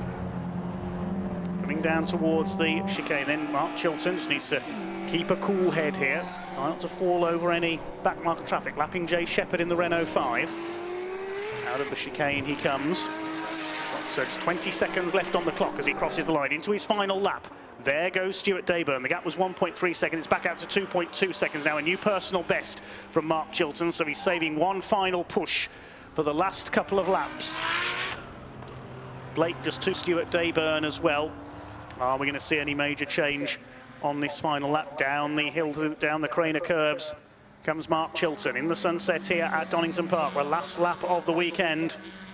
Dayburn trying to close up, Blake trying to close up as well, but I think it's too late for the TVRs. Up the hill towards McLean's for the last time. The clock has counted down to 0. It's only the right here, the right at Coppice, then down the straight into the chicane. And Mark Chilton, the man from Hagley in Worcestershire, just outside the south of Birmingham, is heading for victory. Stuart Dayburn in 2nd place. Not going to get close enough on the run down towards the chicane for the final time. Rounding off a wonderful weekend of racing here at Donington. Side with Sam Smith, who gets in his way slightly there, but it matters not because Mark Chilton comes over the line to win the Advantage Motorsport Future Classics. 2nd goes to Stuart Dayburn, the gap of 1.9 seconds at the line, and Tony Blake comes over in 3rd, a further 2.6 seconds back. Well done to all 3 of them. It was close towards the end there. 4th place goes to Martin Ollie Pratt, a fine race for them, and fastest lap for Ollie as well with a 1:15.359. Waiting to see who comes through for 5th. It should be the Lancashires in their Morgan +8. And Jeff Beale comes home to win the 70 split, a lap down in 8th overall. He'll get a 30-second success penalty for subsequent races as well. John Hammersley and Adam Brown make it home without problem. They finish 9th.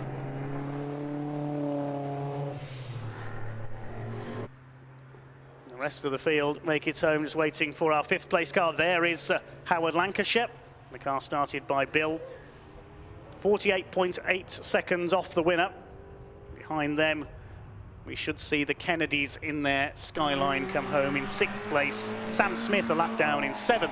The Kennedys, their Skyline over the line for 6th position. Behind them, Paul Connell, the race to the line with the number 16 BMW of Steve Scott Dunwoody. They were on different laps though. 7th for Smith, 8th for Beale, Hammersley and Brown 9th, and Bob Searles and Tony Jardine round out the top 10 in their Morgan +8.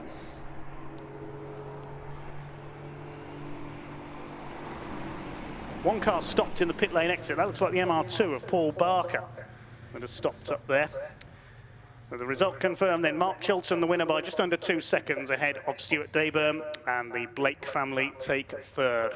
Final round of applause please for everyone as they head back into the pits at the end of a wonderful weekend of racing here at Donington Park from the Classic Sports Car Club. Well done to everybody involved. Well done to Mark Chilton. First win of the season. He does like Donington Park. He's taken several wins in this Advantage Motorsport Future Classics series over the years. And the Skyline prevails again. He'll be very pleased with that victory. TVR pair tried their hardest after the stops, the safety car helping them, but they couldn't quite catch the Nissan. Pleased for the Kennedy family as well, a fine 6th place for their Winfield Nissan as well. And Jeff Beale in Talbot Sunbeam Lotus wins the 70s division. Well, that's about sums things up here at Donington this weekend. I invite Marcus Pye in for a few final words. He's been busy getting ready the reports for Autosport race. And plenty for you to report on this weekend, Marcus. Absolutely, not enough words in which to do it, but it's absolutely wonderful. What a superlative weekend of club motorsport, pure club motorsport we've had here. It's been hugely enjoyable. It's been safe, which is always a huge bonus.